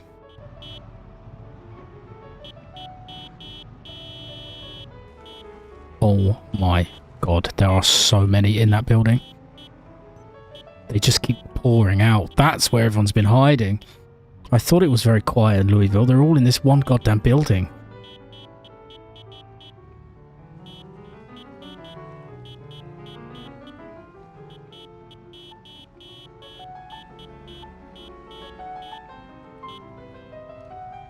Oh my god, look at it. It's so funny. She honks the glorious honker and circles the building a few more times, watching the food market slowly burn to the ground. Eventually it has grown dark and she is drowsy at the wheel. The last thing she wants to do now is get roasted alongside her zombie foes. It's time to head home, Margaret.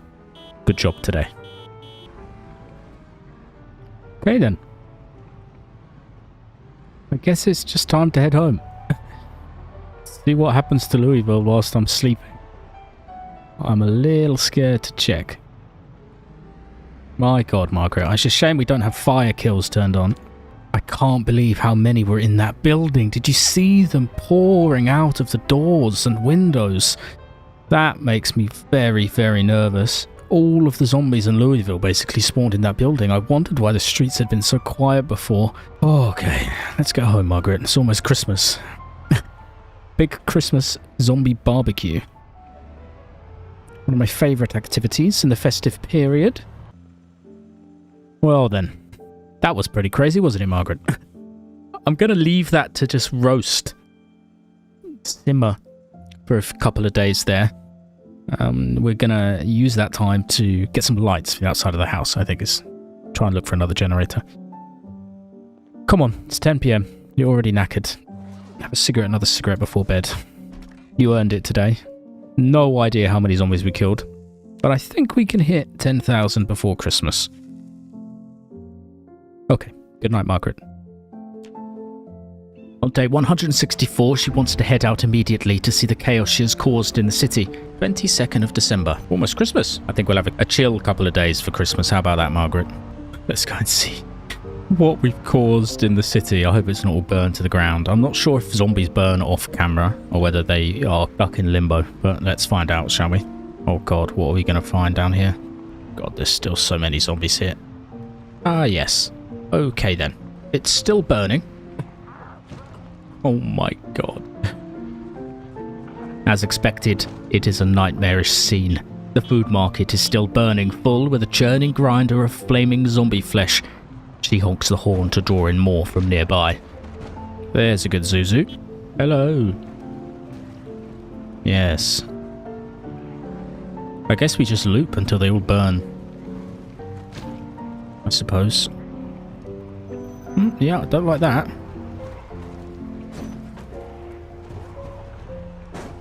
Oh god. Okay, careful, careful, careful. Let's loop around. Oh god, they're going to set the church on fire. That can't be a good omen. The zombie inferno waddles up the street directly towards the church. If Margaret isn't careful, she'll set all of Louisville ablaze. This is getting a little bashed up. Oh no, the church is going to be on fire now, isn't it? Yes. Yes, it is. Oh my god, there's still more of them. She heads down the road a little more to draw out some zombies from the apartment block of doom. There are still hundreds of zombies inside. Oh my god. There's just so many in there. Thousands and thousands of zombies. Oh. Oh. Okay, yeah, skirt around them. This is the most zombies Margaret has ever seen in one place. The flesh is making her a little dizzy.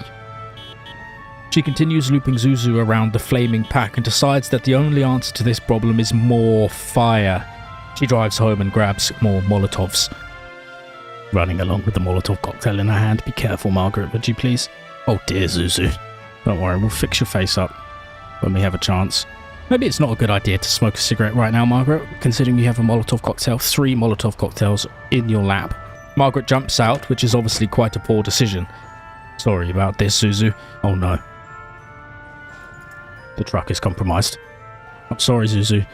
Oh no, Zuzu. Zuzu's engine is still purring, which means the flaming horde gathers around her. Zuzu, no. We're going to have to proceed on foot for now, Margaret. Margaret gathers more zombies up, hops over the trusty fence, fires her M14 a few times, and generally takes pot shots into the flaming crowd. Get away from my truck.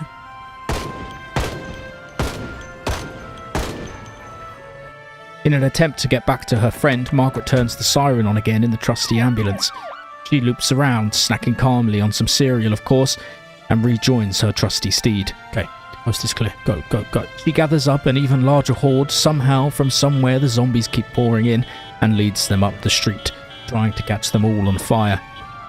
Eventually, night begins to fall, and Margaret has made a dent on the zombie population of Louisville, but there are still so many. Ah, burning spiffos. Nothing quite symbolises the end of the world like a burning spiffos. Right, get out of here. It's time to head home. Let's close that gate, shall we? So we at least feel somewhat safe in here. She crafts more Molotov cocktails. Fred, the mannequin, watches and whispers, "Burn them all, Margaret. Burn them all." Margaret also checks out Zuzu, and she doesn't want the van to fail in the middle of a horde. Then she reads before bed, watching the snow fall softly outside. She can, if she tries very hard, imagine that there aren't 2,000 zombies on fire just a mile away. Margaret begins day 166 fixing up Zuzu and admiring all the snow. The world is covered in milk, Margaret. Look at all of the milk. Okay. Once again, her Christmas activities consist of driving around in a circle, caressing Zuzu's glorious honker and watching the dead shuffle over the milky snow. Oh. Oh.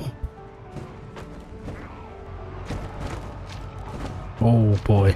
Okay. Go, Zuzu, go. She drives deeper into Louisville by accident. The snow coverage has made it a little trickier to know where she is. More zombies crawl out of buildings and through windows. I don't even know where I am. Driven too deep. Margaret eventually finds her way back to the parking lot, but when she tries to turn the ambulance siren on, nothing happens. The battery must be dead. She hops out and begins firing her M14 and looping them around the large empty space. When they get too close, she hops over the fence.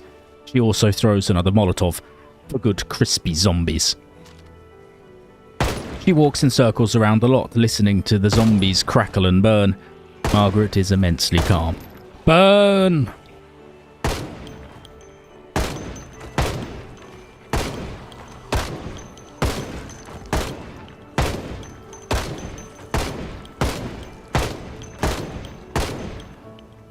Margaret finishes off the last zombies in that horde with her M14, then slams 3 cans of cold chili straight from Zuzu's backside. She reloads all of the M14 magazines. Yes, it takes 2 hours again, but eventually Margaret will get faster at it. It's cold out and her fingers are stiff from pulling the freezing metal trigger. Give her a break. Oh dear, Margaret, your beautiful city has been destroyed. It seems to be a little quieter now, though, which is quite nice. Oh, never mind. Here they all are. All good. Yes, there are always more zombies in Louisville. She honks the honker and gathers them up, like a shepherd for the devil. It is, however, a little late, and it's Christmas, so Margaret decides to head home instead. Oh, wow. Tomorrow is Christmas Eve, Margaret. Hope you've been enjoying your festive holidays so far. I think we should take 2 days off for Christmas, really, shouldn't we? Maybe we'll make a pie. How about that? Unfortunately, it doesn't seem like we hit our official 10,000 before Christmas, but that's okay, Margaret. I feel like the fire counts for many, many, many. Right. To celebrate the holidays, Margaret gets dressed up in her finest, comfiest, silliest little outfit, reindeer antlers included. Should we get you a drink as well? I think you've earned a beer. Enjoy. Enjoy, Margaret. Enjoy. How do you think I look, Leslie? I think I'll give myself a little Christmas haircut as well, actually. Good night. See you on Christmas Eve, Margaret. Good night. On the morning of Christmas Eve, day 166, Margaret smokes a cigarette on her porch, listening to the dead world, muffled even further by the snow. She wants to freshen up a little, so she gives herself a new Christmas haircut. Her hair was getting a little long. Oh, look at that. You're so cute, Margaret. But you're... nice. And, seeing as it's Christmas, she wants a little pleasure. A delicious vegetable pie filled with her very own grown vegetables. What a life, Margaret. In all this destruction and death, you have found peace here in Louisville, of all places. Whether there are any survivors or not, you are still alive, and that's all that matters. Nice. We can have a vegetable pie, Margaret, with your very own grown broccoli. She eats half the pie in her favourite chair. And yes, seeing as it is Christmas, Margaret is also going to make some bread and then stuff everything into her gob without leaving her chair. Margaret lights the fire to make it more cosy, and then a thought strikes her. Maybe there's a Christmas message on the radio? Someone out there maybe to say Happy Christmas to? Or is Margaret going to spend her time alone? Unfortunately, there is no one on the other end. She is totally alone. And yet, that doesn't make her feel too sad. She is still breathing, the pie is settling nicely in her stomach, and it's warm and smells like wood smoke in the mansion. Margaret is wearing comfortable clothes with a cupboard full of beer and food. She could be one of them, shambling, mindless in the cold. That, at least, is something to be thankful for. Like the festivities of old, Margaret spends most of the afternoon cooking and eating. Eat a honey sandwich as well, because why not? She reads until she gets hungry, and she's going to drink several bottles of wine, I think. It's Christmas, so red wine is really the way forward, isn't it, Margaret? And of course it is Christmas, so she gets blackout drunk on red wine. The pile of bottles just grows around her chair. She just lies down on the floor in front of the fire. It's quite nice down there. Her hand hovers over the bottle of bleach, but she decides to eat a candy cane instead. It is Christmas. Okay, let's stumble up to bed. It's only 8 PM, but she's knackered. Oh! Creepy Joe. What are you doing in my bedroom? Would you like to join me on the bed, Creepy Joe? No. You stay right where you are. Some comfort, Creepy Joe, actually having you here. Soft orange flesh on a lonely Christmas Eve. Good night, Creepy Joe.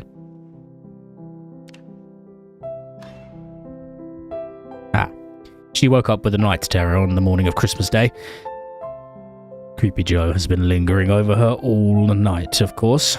Delicious marmalade sandwich to get us started, I think, Margaret. Margarine and ketchup. Yes. Delicious. What a way to start the day. I think she'll also grab a beer. It's Christmas Day after all. She's just gonna get wasted. Margaret's plan for Christmas Day is to get absolutely trolleyed. She starts and finishes her first bottle of red wine at 3:30 in the morning.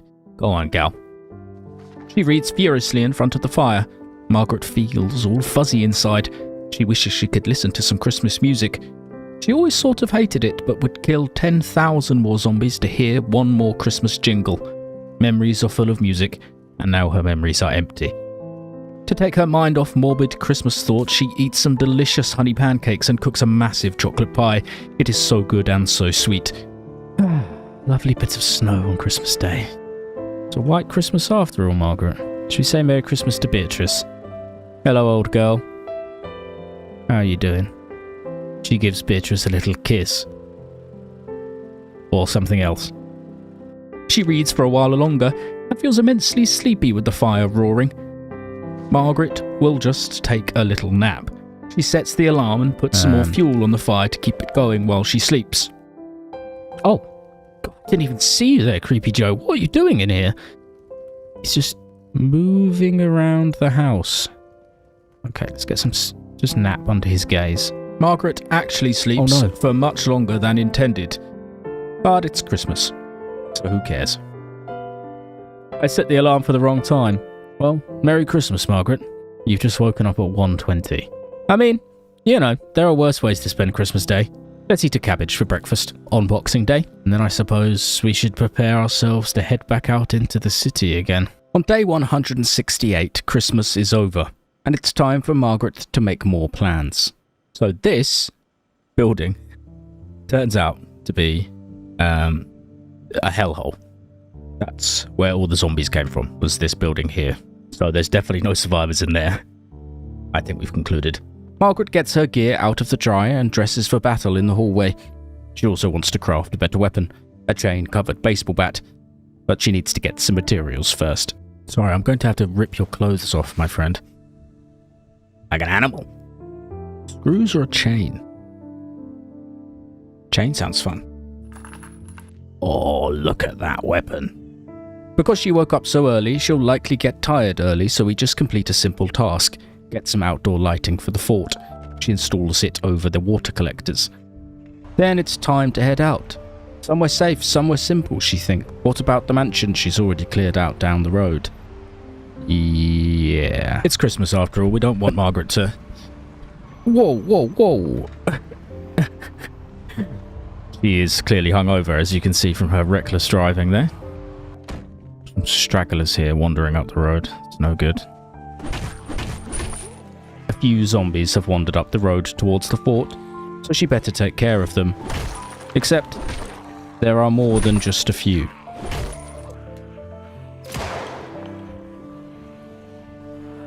What are they doing so close to my home? She swaps to her new M9 to help clear them up, and then her M14.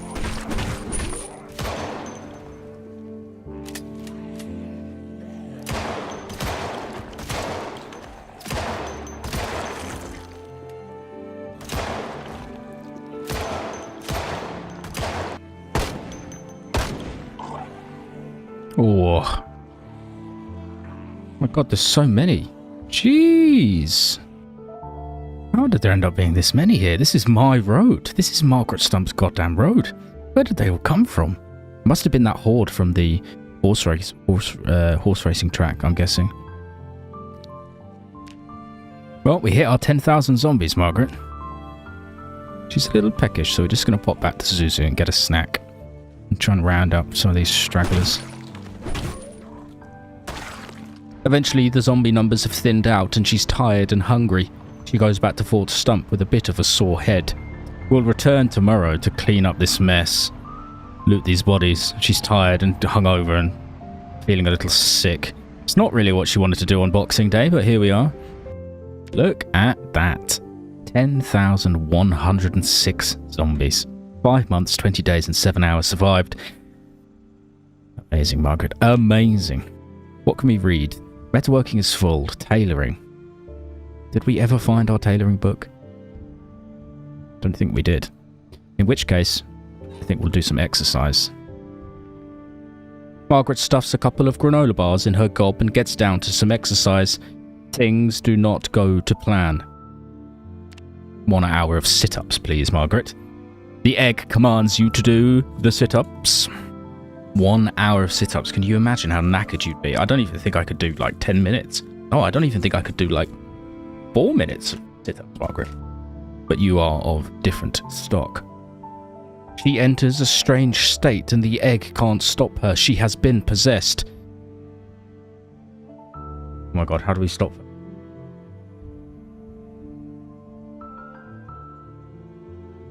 God, I think she's stuck. Can't stop. How do we stop her from doing exercise?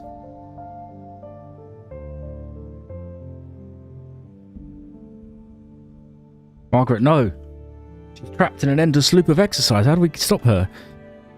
Margaret, stop! To break the fourth wall here, I had to restart the game. Otherwise, Margaret never would have stopped exercising. Oh god.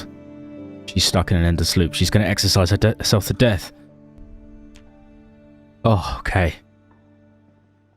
Margaret, what came over you? She exercised herself to death. Okay, just go to bed. She did like 3 hours of sit-ups. On day 169, Margaret does have some vague plans to make her way back to the military checkpoint for more guns and ammo. The sheer number of zombies in the apartment block has convinced her to do so. First, though, she wants to make sure that Stump Highway is clear. She doesn't want any zombies to wander over to the fort while she's away. She gets to killing.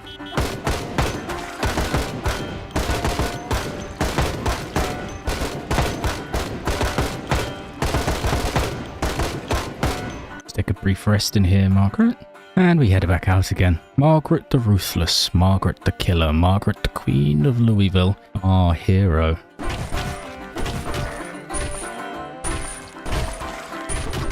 Rest on this office chair. Need to go and rescue my truck. Zuzu, I'm coming back for you. These streets were clear once, Margaret, and now look at them. Covered in zombies again. Oh my god, look at them all. Look at them all you've slaughtered. Yeah, so we're going to make a trip back to the military checkpoint. It's far away. Maybe we take Beatrice. Would you like that, old girl? Would you like to go on another adventure? I think she would. It might be time to roll out on a New Year's adventure in Beatrice once more. Yes, it's time for another adventure. Margaret and Beatrice on the open road again. She charges up Beatrice's flat battery on the charger and in the morning installs it into the old girl. Margaret also repairs the generator before she leaves, as she doesn't want it to explode while she's away. Then it's time to get going. Hello, old girl. Oh, start, second time. Feels good to be back, baby. It's pretty cold, let's get that heater on. Forgot that it's quite busy down here. It'd be a mission for another day to kill all these guys. Margaret arrives at the military checkpoint at dawn and begins looting the various tents for military gear, ammo and guns. It's mostly bits of gear, but she does find a few boxes of ammo here and there. In one of the armory tents, though, she finds something truly special.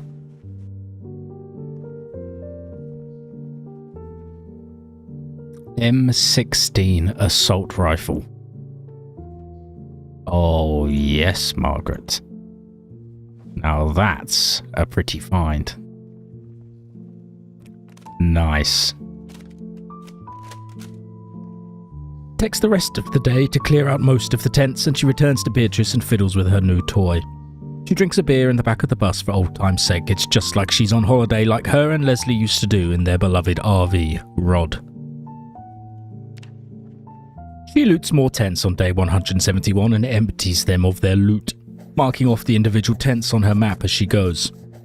As she's here already, she might as well kill some zombies. This is Margaret goddamn Stump we're talking about, the Butcher of Louisville. It also seems like a good time to give her new toy a go.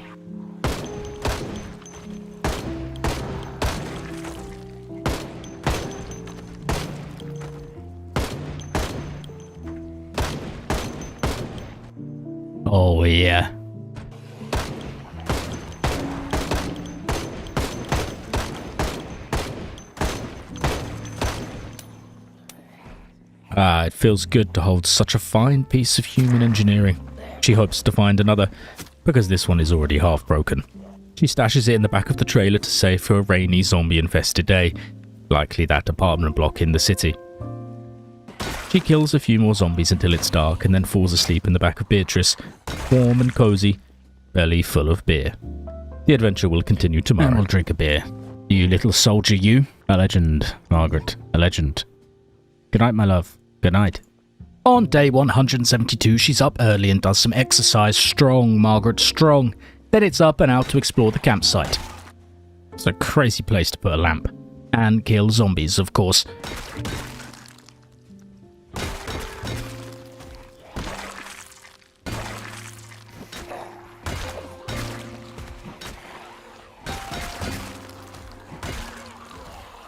Quite a few then.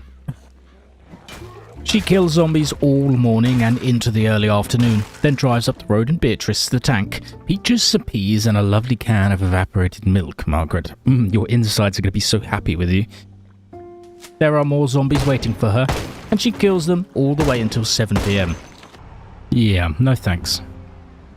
I'll deal with you tomorrow. It's already 7 o'clock.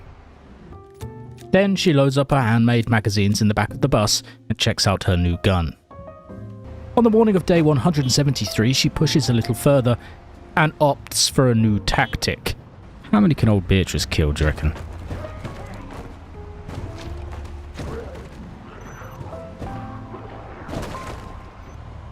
I mean, she is an armoured bus.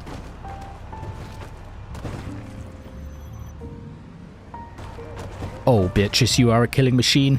She is thirsty for blood, the old girl. Eventually, though, she takes a little damage and Margaret gets scared, so she hops out with her rifle and then the spear to mop up the rest of the Zeds. My God, Margaret. Just completely unnecessary bloodshed. You just came to look at the industrial buildings here, and you end up killing like 300 zombies. At 3 PM, she takes Beatrice into the parking lot to see what all these zombies had gathered here for. An office block. Brilliant. She'd rather not deal with that today. It's getting on a wee bit, so she parks up down the road. An army of slugs. Look at all those slugs.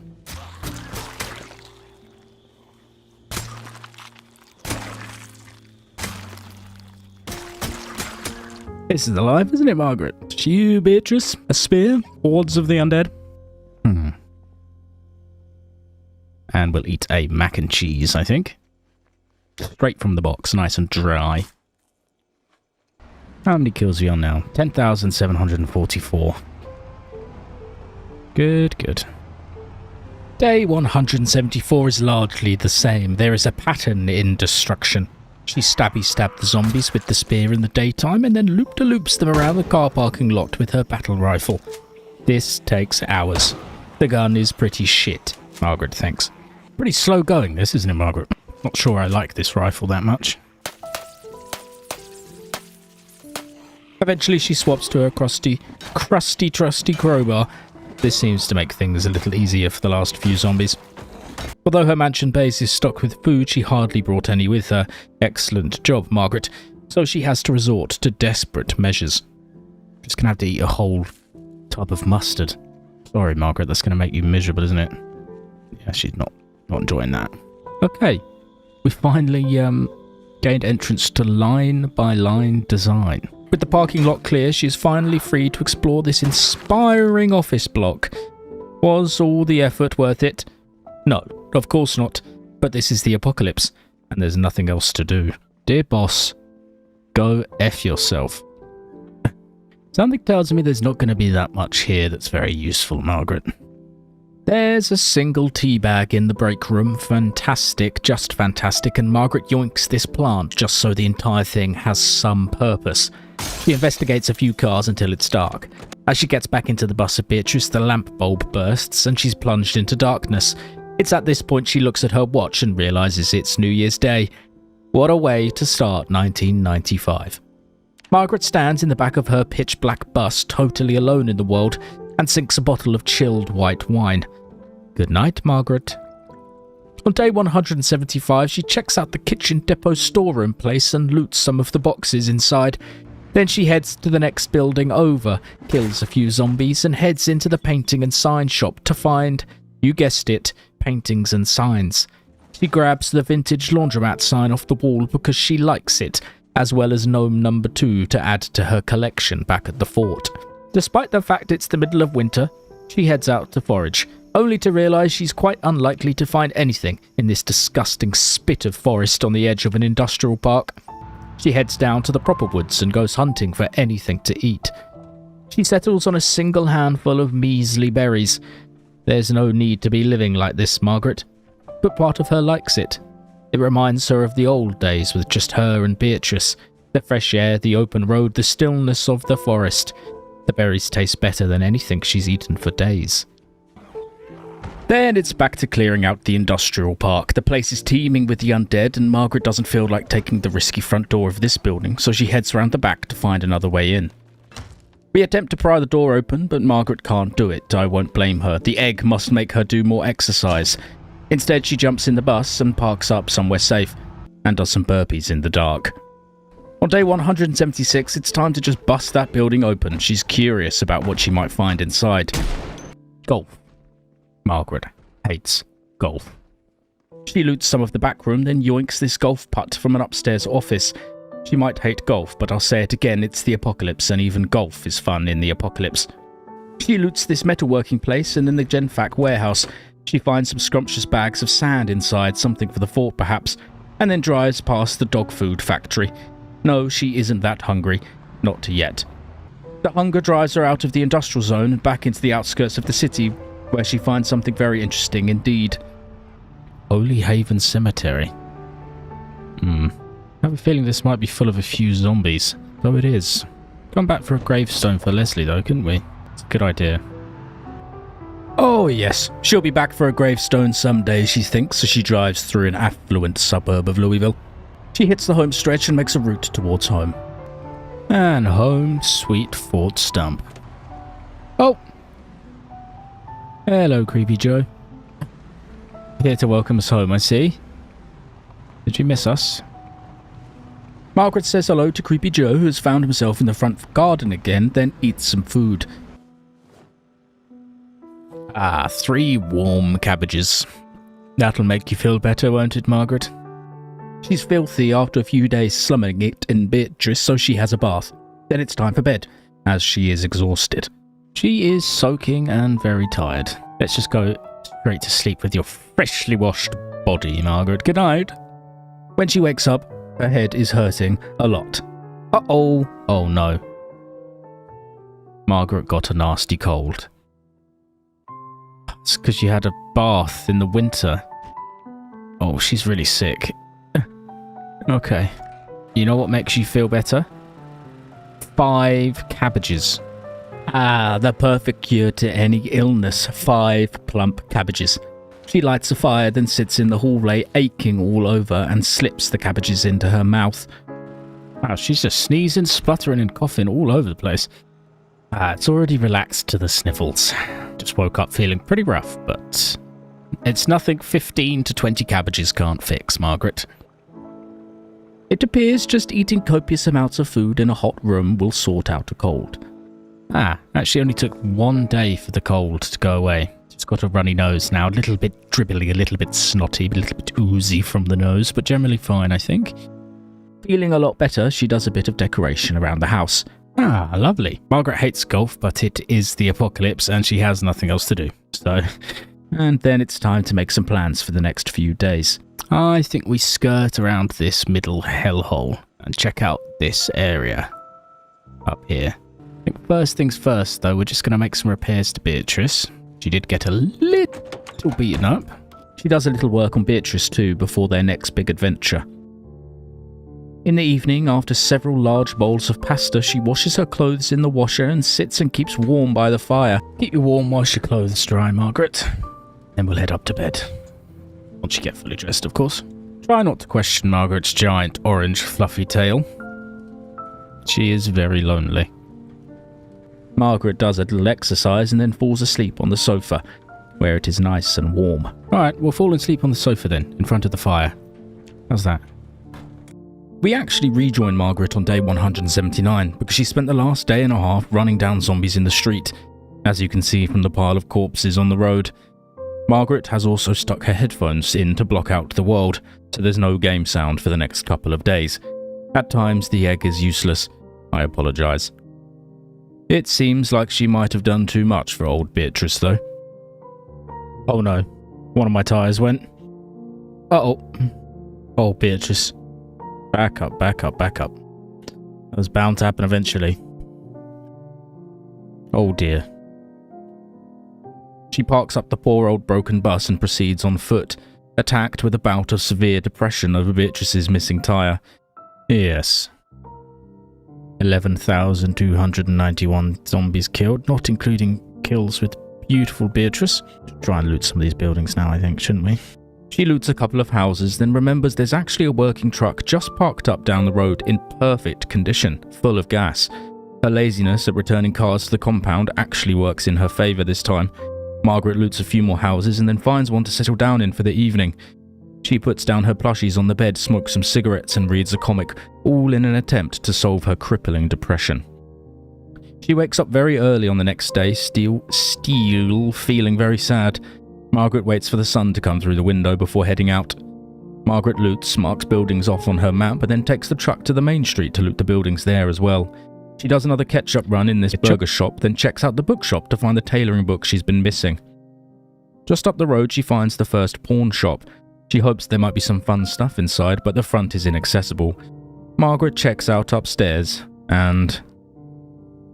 Ah, don't like that. Okay. Whoa, okay. After killing all of the zombies, it's as good a place as any to rest for the night, and she wedges a plastic chair under the door handle to help her sleep more safely. She can hear zombies groaning through the door, and it's no surprise she wakes up early again. She waits out the sunshine on the bed. There's a back door to the pawn shop which she pries open. Ultimately, not that interesting. A couple of machetes, some nails. That's about it, really. Unfortunately, there wasn't that much in the pawn shop, so onward she goes, towards this large church. It gets a little hairy inside. Ugh. Don't like these tight spaces. Oh my god, there's quite a lot of them. Yeah, get me out of there. Margaret drives the truck a little further up the road and there are many, many zombies. Fish and chips. Nice. Fun extreme. Oh boy. Another pawn shop. And too many zombies to deal with. She decides she'll need to return another day. Margaret hooks up Beatrice to the back of the truck and miraculously the little beast is able to tow the bus back home. Do have another new friend though. Absolutely despise your shorts, sir. Nice, we turned you to Obi-Wan Kenobi. Rather than deal with all those zombies right away, Margaret plans to upgrade the fort a little bit. She cuts down trees, saws the logs, and then continues the work on the next morning. With all the planks she needs, she builds a fence around the gatehouse roof. It looks proper now. She does some organisation around the fort. This takes hours and hours, as Margaret just has so much stuff now. Then begins preparing this trailer of doom, packing it with guns and ammo and explosives to tackle the horde of zombies she'd seen in Louisville. On the next morning, she hooks up the truck to the battle trailer and begins the journey into the dead city. She lures the enormous crowd, gathering more and more zombies behind the truck. Margaret doesn't know this part of the city very well, and its tight and twisting alleyways. Things do not go to plan. Oh boy.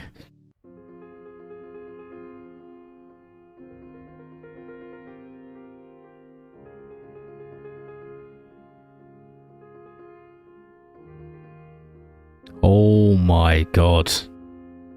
Oh shit. Okay, stay calm. Stay calm.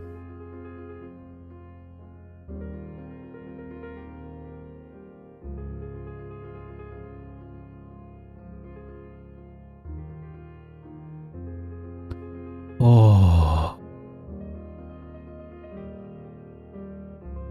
Oh god. Phew, that was close. Margaret begins the long dance with the shotgun on foot, taking pot shots and leading the horde to the open ground near the river.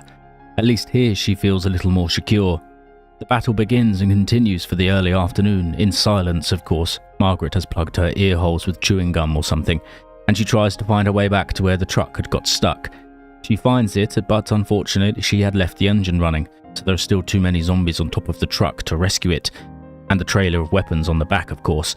It's classic Margaret Stump to get all her good weapons and explosives trapped in a sea of the undead. Thankfully though, she did pack 400 shotgun shells in her backpack, so she begins unloading into the crowd, wiggling and weaving through the streets. For every 5 she kills, 5 more appear. It is an unending sea of the dead. It's time to go. Okay, it's gonna get dark soon, Margaret. We should get out of here, shouldn't we? Probably. Don't even know where I am. Oh god, it's gonna get dark. Well, we lost our truck. And the trailer full of all of our ammunition, so at least that's a mission to get... to get back there. One of these houses might be safe to sleep in. Try this one. Check the kitchen for some grub. Quickly, Margaret. Hopefully it's got something to eat in here. Bottle of white wine will do me just fine. Especially after a day like that. How many did we kill? 11,806. Probably about 500 or 600, I think, probably. Still got about 200 shells left, too. Alright, let's get some sleep. Try and get you some food tomorrow. Right, where did we end up then? Okay, so let's get some rest. We'll continue on tomorrow and see if we can rescue our truck somehow. She wakes up early on day 183 and unplugs her ears. Ah, sound again. Margaret waits out the sun. She just stands in the dark room till 6 AM. Let's go. So begins the epic quest to rescue her truck, but first she loots a few buildings on the row. She's here anyway, so why not? She marks them off on her map. Once again, Margaret uses her map to find another car she marked off as running with gas. There's one just down the road in this slot. She takes the new car and drives through the snow-laden chaos. Margaret kills zombies, quietly this time with her machete, and then makes her way down the narrow back alleys of Louisville in the pouring rain. She walks carefully. She doesn't want to get caught in one of these narrow spaces. It is a long, slow, wet battle through the alleyways, but her machete is strong, and it makes short work of the groups of Zeds she finds. Margaret made good progress today, clearing a path to where the truck is still parked, engine running, but it's getting late, and she needs to make a retreat. She falls back to the same row of terraced houses and finds a safe room to sleep in. Let's read this crossword. Looks like you're sleeping in a bunk bed tonight, Margaret. Nothing wrong with that, of course. In the morning of day 184, she stands in the dark room completely still and waits for the sun to come up again. She takes the car up the road and spends the morning killing zombies in the fog. She is, unfortunately, currently overweight. Margaret Plump has returned, which means she loses stamina quicker. But we can rest in this building. Eventually, she needs to take a break. She's currently overweight, oh darling Margaret Plump, and has to rest in this building to regain some stamina. Margaret heads out again in the fog. She doesn't like fighting in this heavy mist, but it has to be done. She parks up in front of the other pawn shop and decides she might as well take a look. The windows are shuttered with metal grates and Margaret stabs the zombies through the front with her knife. Margaret sneaks through the pawn shop and realises that the back door opens out on where the truck is parked. She can hear its engine through the wall. She pokes her head out to take a look. As expected, there are zombies gathered around the rumbling truck. But this is good. She tries to lure some with her shouts, but they obviously can't hear her over the engine. So she loots a bit of the pawn shop and takes a look out back again. She must be careful here. It's a tight spot. One mistake, she's toast.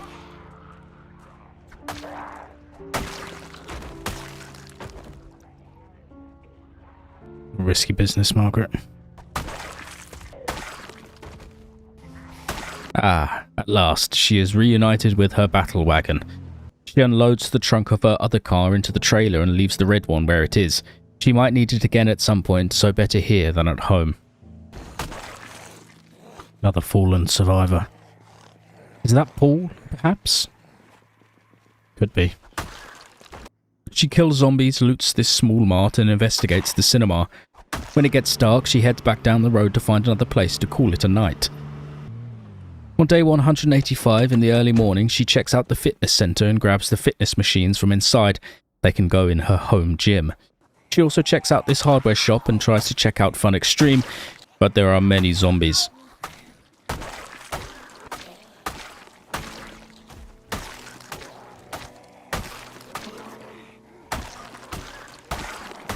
And she gets tired out killing them all. Thankfully, there's an empty office with one of her favourite spots inside. Find a secret spot to rest in, Margaret. Oh, perfect, your dream location. Right then, let's check out Fun Extreme. What have we got then? More golf, mini golf, few zombies on the course. It's like airsoft or paintball, I think. Whatever it is not a fun place to fight. More bowling. Little arcade here. Gotta be careful on that slippy floor, Margaret. Don't want to fall over. She decides to yoink these pretty red seats from the bowling alley. Why not? Margaret kills more zombies. She just can't help herself. They just keep coming and coming and coming. Margaret is going to kill them all. How many is she on now? 12,269. She retreats once more when it's getting dark and she's getting sleepy, back to that same row of terraced houses, which she works her way through one by one, by day, night by night. Right, so we can read our tailoring book for a little bit this time. Till about 9:30, I think. Then she's up early on day 187 to demonstrate some of her excellent driving skills. Oh my goodness, Margaret, beautiful driving. Kills some more zombies in the fog and checks out the potato factory. Guessing this is probably just going to be a lot of potatoes, Margaret. Yes, you weren't wrong about that. Not really any interest to us, not gonna lie. Yes, it is just potatoes. No use to sweet Margaret. This warehouse is slightly more useful though. Big old warehouse. Another machete. Oh boy, we are machete rich. She climbs up onto the warehouse roof above the foggy clouds. The sounds of the zombies are very faint up here. It's quite peaceful. Found lots of plaster there. Means we can plaster our walls, hopefully. Margaret finds an army surplus store amazing. She hopes it's got a lot more ammo and guns inside, but she gets a little tired before she can head inside. She retreats to the rooftop of the warehouse and relaxes on a plastic chair. Then it's back to the army surplus store, which is full of loot, but unfortunately Margaret didn't bring her sledgehammer with her to access the back room. Rookie mistake. Another machete though. It's just raining machetes. And another one. The day is getting on though, and she needs somewhere to crash for the night. She finds another perfect spot, a cozy little toilet, which she has carried a canvas bed into. She sleeps comfortably in the toilet on the canvas bed, and in the morning of day 188 loads up the trailer with all her goodies. Just one last thing before she leaves, she checks the railings for new clothes and settles on this snazzy officer's coat to match her hat. It's extremely cold outside, and this leads her to the booze shop. There are plenty of beers and bottles of bourbon inside, which she then loads into the trailer. Look at all that booze. We'll have a look in here, even though I don't expect there to be anything useful. I just saw this plant on the table, that's all.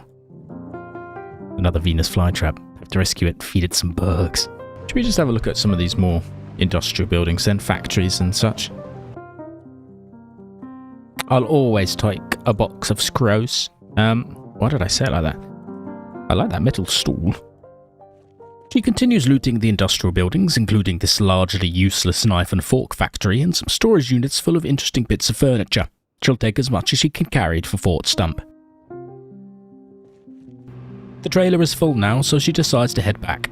Once she's home, she puts down the new fish trap she found and checks the other traps and sticks the plentiful little fish into the freezer outside.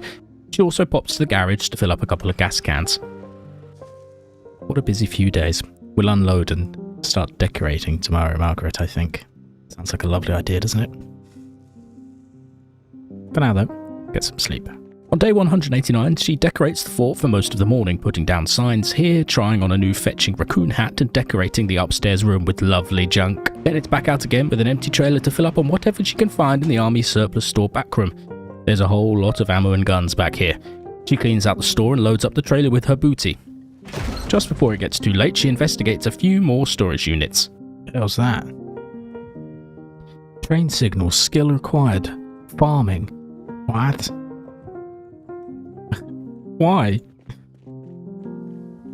Right, it's dark. We should head back. No need to be out here this late, Margaret. Getting carried away again. She's actually starving as well because we didn't bring any food with us, so let's pop back to the fort. Margaret drives back to the base. Driving recklessly fast in the snow. Margaret, calm down a little bit. Also very tired. Starving. And then settles down to bed. On day 190, she unloads the trailer, puts down this bench, decorates her bedroom and the spare room. I mean, it doesn't matter where she puts it because Margaret doesn't want to have anyone to play pool with anyway. So we can just leave it there, can't we?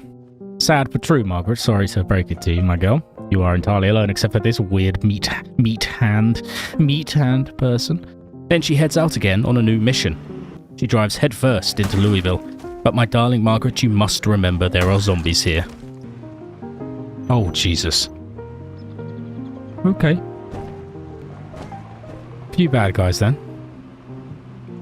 Won't be an easy battle to get what I want.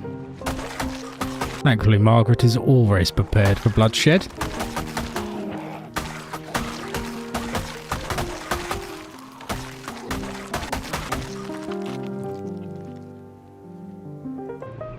After that slaughter, she pulls up in front of her destination, the Louisville Art Gallery. Unfortunately, there are quite a few other visitors. Once again, though, Margaret didn't bring any food with her. She really needs a checklist next to the door for this kind of thing. She investigates this cake shop, but everything is rotten. She kills a few more zombies and gets a bit tired, so she rests on the upstairs floor of the shop, mouth-watering at all the yummy cake pictures on the walls. The gallery itself also seems to be overflowing with the undead. She sneaks her way in, machete at the ready.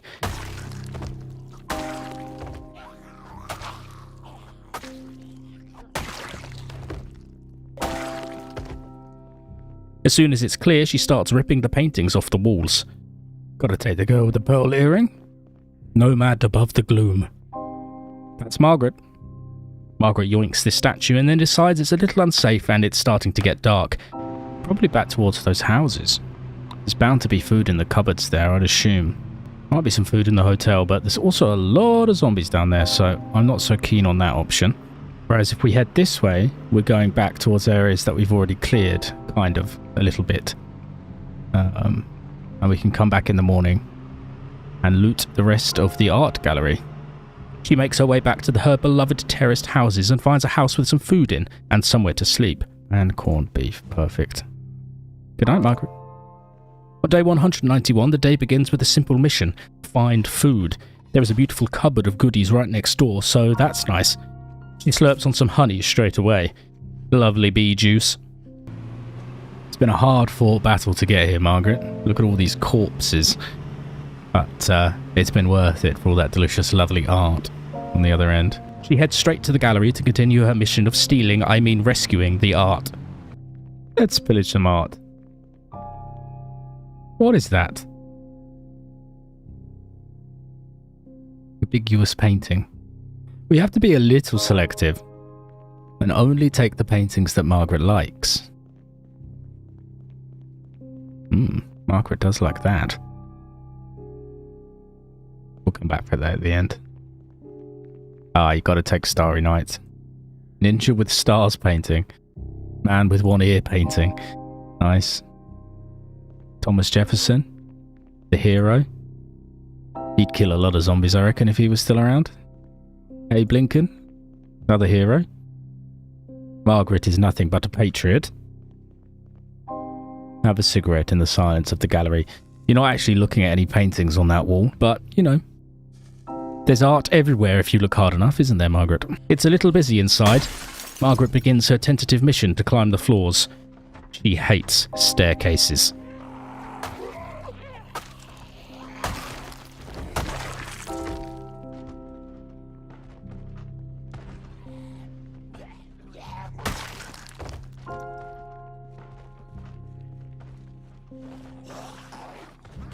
Oh my god. Oh my god. Oh my god. Oh my god. Oh my god, she's just a scratch. It's just a scratch. It's just a scratch. They knocked my hat off.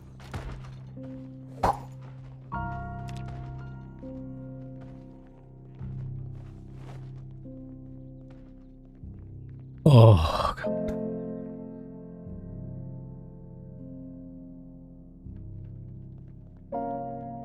You bastards.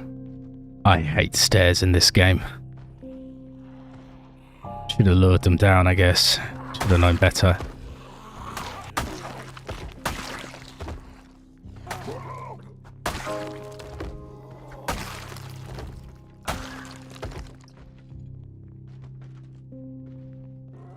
She kills a few more zombies despite the brush with death, because she is relentless.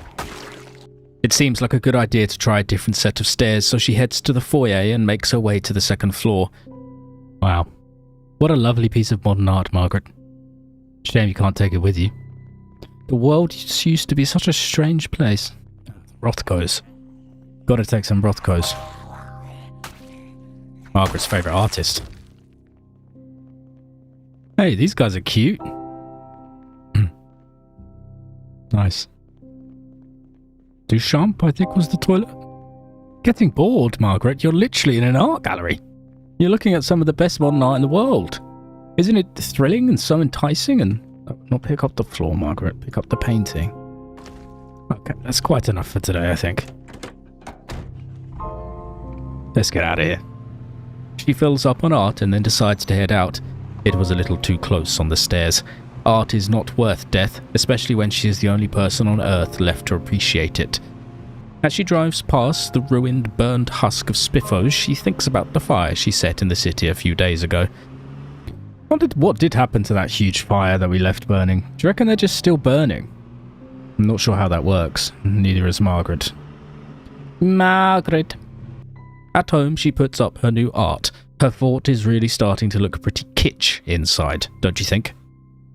Oh, nice. I like how it blends in with the already existing paint on the wall, Margaret. How about that? Margaret never wants to look at herself in the mirror again, so she's going to put that painting up there instead. A lovely statue to admire, Margaret. Margaret would love to plaster the walls, but in all her 200 days of adventuring, she's yet to find a single bucket. A quest for the future, perhaps. Alright then, let's get some sleep. Read for a little bit before bed. On the frozen morning of day 192, Margaret tidies up the grass outside and begins work on a new outbuilding, a home for Beatrice. She works on it for a couple of hours, then has to cut down more trees for planks. This process repeats itself for the entire day. Hard work makes the soul strong, Margaret, that's what the egg always says. She starts work on the roof before wrapping up the evening in a comfy chair with a book. Day 193 is much the same. She cuts down trees and works on the outbuilding until the roof is finished. Margaret isn't quite done yet though, so she cuts down even more trees, total deforestation, and builds a fence around the roof and begins the walkway to attach the two parts of the building. This creates a nice inner courtyard for the statue she got earlier, Margaret's little garden. She starts day 194 by building a staircase up to the new walkway. Don't worry, she's going to wall off either side of the bigger walls to prevent zombies stumbling up it, although it's unlikely any will wander her way. The work continues throughout the day and Margaret goes to bed, a little exhausted. Good night, Margaret. On day 195, to break up the monotony of building, she heads out into the city to investigate the fire-scorched Spiffos church and food market from her previous zombie-killing endeavours. There are still quite a few zombies shambling about, which she dispatches swiftly with her trusty machete.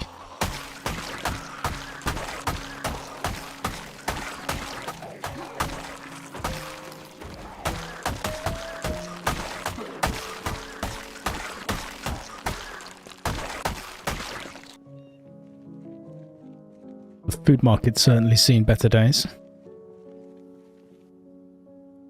This cursed apartment block again. Should have burnt it to the ground when I had the chance. Maybe I will do that anyway. Ah, yes. Margaret wants a fiery end to her 200 days of survival, so she heads back to get supplies. She just stops to do a quick gas run, and the driveway is also a little cluttered, starting to annoy her, so she backs Beatrice up into her new home. And just one last thing, she does a bit of work on the truck. She doesn't want it to fall to pieces in the middle of a horde. After all that, she feels a bit sad, so she guzzles a beer before bed. Okay then, Margaret, let's get some sleep.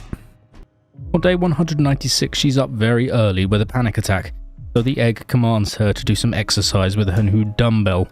The exercise tires her out, so she's able to get back to sleep at about 3 AM.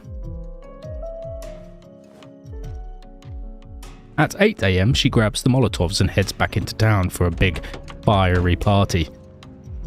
She hops out of the car, throws a Molotov, and...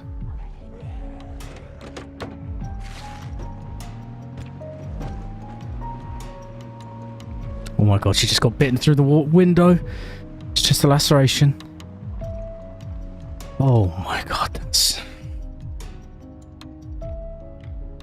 an almost deserved punishment. Margaret for being too cheeky with it.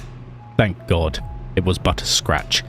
She bandages herself up, drives up the road, wriggling, weaving, dancing in the truck, and throws another Molotov.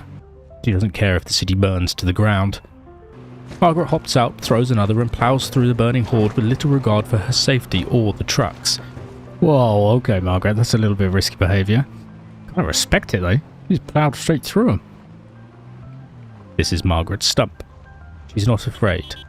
On the dance of the flaming dead goes on and on and on, twisting and turning through the streets, the crackle of zombie flesh in her ears. Ah, yes. Beautiful sight. She takes a few pot shots out of the window with her pistol. Why the hell not? She's having fun. She is now, however, out of Molotovs, and she knows she has many bottles of bourbon back at home, so she pops back and crafts a few more. She's in quite a lot of pain, so we should probably just take it easy for today. How many Molotovs did we craft? 8. And a pipe bomb. Oh, baby. Yeah, she needs rest for her big day tomorrow, where she's going to blow up Louisville, essentially, or at least that disgusting apartment block where all the zombies live. After an hour or so of crafting and organising and looting, she realises that her hand really hurts quite a lot from where the zombie got a little scratch out of it, and she's sore from the exercise also. She decides to take the rest of the day off before heading out again. Margaret watches 2 VHS tapes back to back, but she hardly hears what's on the telly. Her mind is elsewhere in a fiery pit of vengeance for Leslie and every other sad soul in Kentucky. After spending the day watching tapes, she's hit by a wave of inspiration. Let's go get that lovely other truck she remembers is in a nearby parking lot. Whoa, this one is fast. Maybe I should take this one out. Time for war, Margaret. We'll start the day with some pre-battle canned potatoes. Yes, you heard her on day 197. It's time for war. She drives up past the apartment block of doom and chucks a Molotov straight through the window. The whole thing will burn. Buildings, zombies, all of it.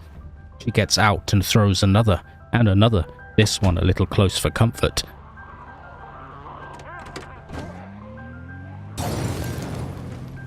Whoa, big bang. A fog starts to roll in, but Margaret doesn't mind. She rolls down her window and starts blasting.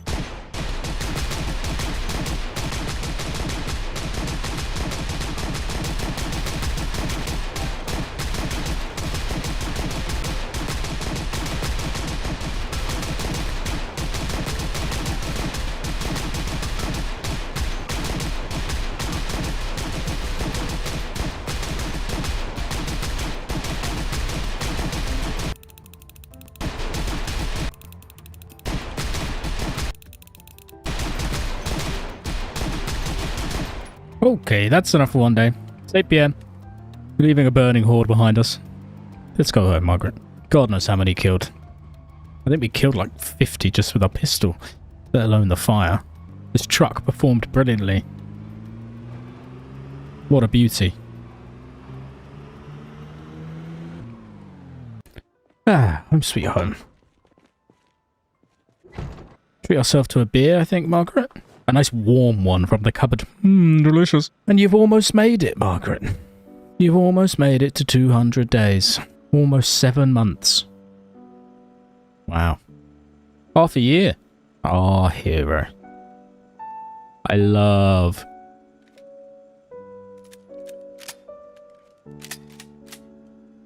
Yeah. Margaret. What can we have as a little snack? Let's have some mint candy. How about that? A very nutritious dinner. Alright then. Let's head up to bed. Good work today. Bloodthirsty killer. She's going to sleep with her pistol. On day 198, Margaret Stump has a simple mission. Get a gravestone from the cemetery for her fallen hero and stinky partner, Leslie Stump. She heads out on the foggy morning in the pink truck. The weather is very fitting. Pathetic fallacy. She has to kill a few zombies, which is also fitting. No quest is a quest without a little hardship after all, and the hardship gets a lot worse when she tries to pick up the gravestones. Farming. Why? It's crazy. Why is that a farming skill? No shovel, no party. God damn. She checks the cemetery building, but there isn't one here, just more undead, and then she checks out the small groundkeeper's shed. Thankfully, there's a garden hoe in one of the boxes, which means she's able to pick up the gravestones. Don't question it. It just makes sense. She loads them up in the back of the truck and heads home. The Leslie Stump Memorial Garden. We built this all for you, Leslie. Testament to the willpower of the Stump family. We could make it a little prettier, couldn't we? Leslie would have wanted a gnome to watch over his grave, I think. Margaret stands over the grave of her fallen husband. What a journey. She wishes that he'd been there to see it all with her, for them to live in peace in Fort Stump for the rest of their days, growing old together, fishing, farming, surviving. Imagining Leslie is there with her, she does a day 200 base tour. Here we have our laundromat room. Beautiful interior decoration, Margaret. Really quite something. Through here we have our living room. Again, stunning. Very beautiful. I really love the disjointed colours and half paintings on the wall. I really like what you've done with the place, Margaret. Here we have the hallway with the piano that we've never played. Our friends. Obi-Wan Kenobi. Fred. Vanessa. Here we have the kitchen. Also the table of bugs and other interesting things. What does Margaret have on there now? Yes, the rotten watermelon, the radio, rotten milk, bunch of rubber ducks and playing cards, the Pokemon cereal. You get the point. That's the kitchen. Here's the gun room, including a lovely statue of Margaret Stump herself. It's the fishing room. Not that interesting. The upstairs. Again, pretty chaotic in here.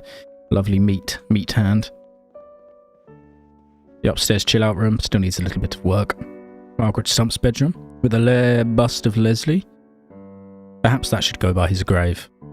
No, Margaret likes to fall asleep looking into the stony face of Leslie every night. It's our bathroom. Lovely paintings. The rest of the house isn't finished yet. You can see. Still some rooms that need work. The exterior walkway gives us a view over the fort. Zuzu the van. Red guy. Bunch of trailers.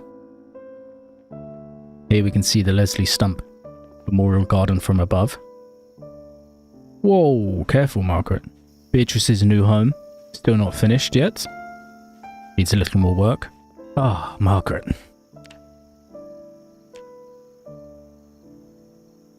Almost 200 days survived. 13,170 kills. Oh, hero. Absolute monster. Can't forget Creepy Joe, of course, who's our bestest friend. Yes. Margaret downs 6 beers and collapses in a pile on the floor, stone cold drunk. The world spins. Everything changes. She feels the wind on her face, the sound of dripping water, a pain all over her body, and a smell of earth and death. She wakes up. Oh God. Where am I? Where am I? Welcome to the green hell, Margaret. She wakes up disorientated. One moment she was glugging beers in her beautiful Louisville mansion, the next she wakes up in a ruined room, overgrown with vines, covered in bandages with a nasty burn on her leg. This is Margaret Stump, and this is a heavily modded playthrough of Project Zomboid. 10 years later, ordinary zombie population, no respawns, multiple map mods, random zombies, just about any mod you can imagine. Over 100, I believe. Enjoy the journey in this ruined world. She checks the drawers.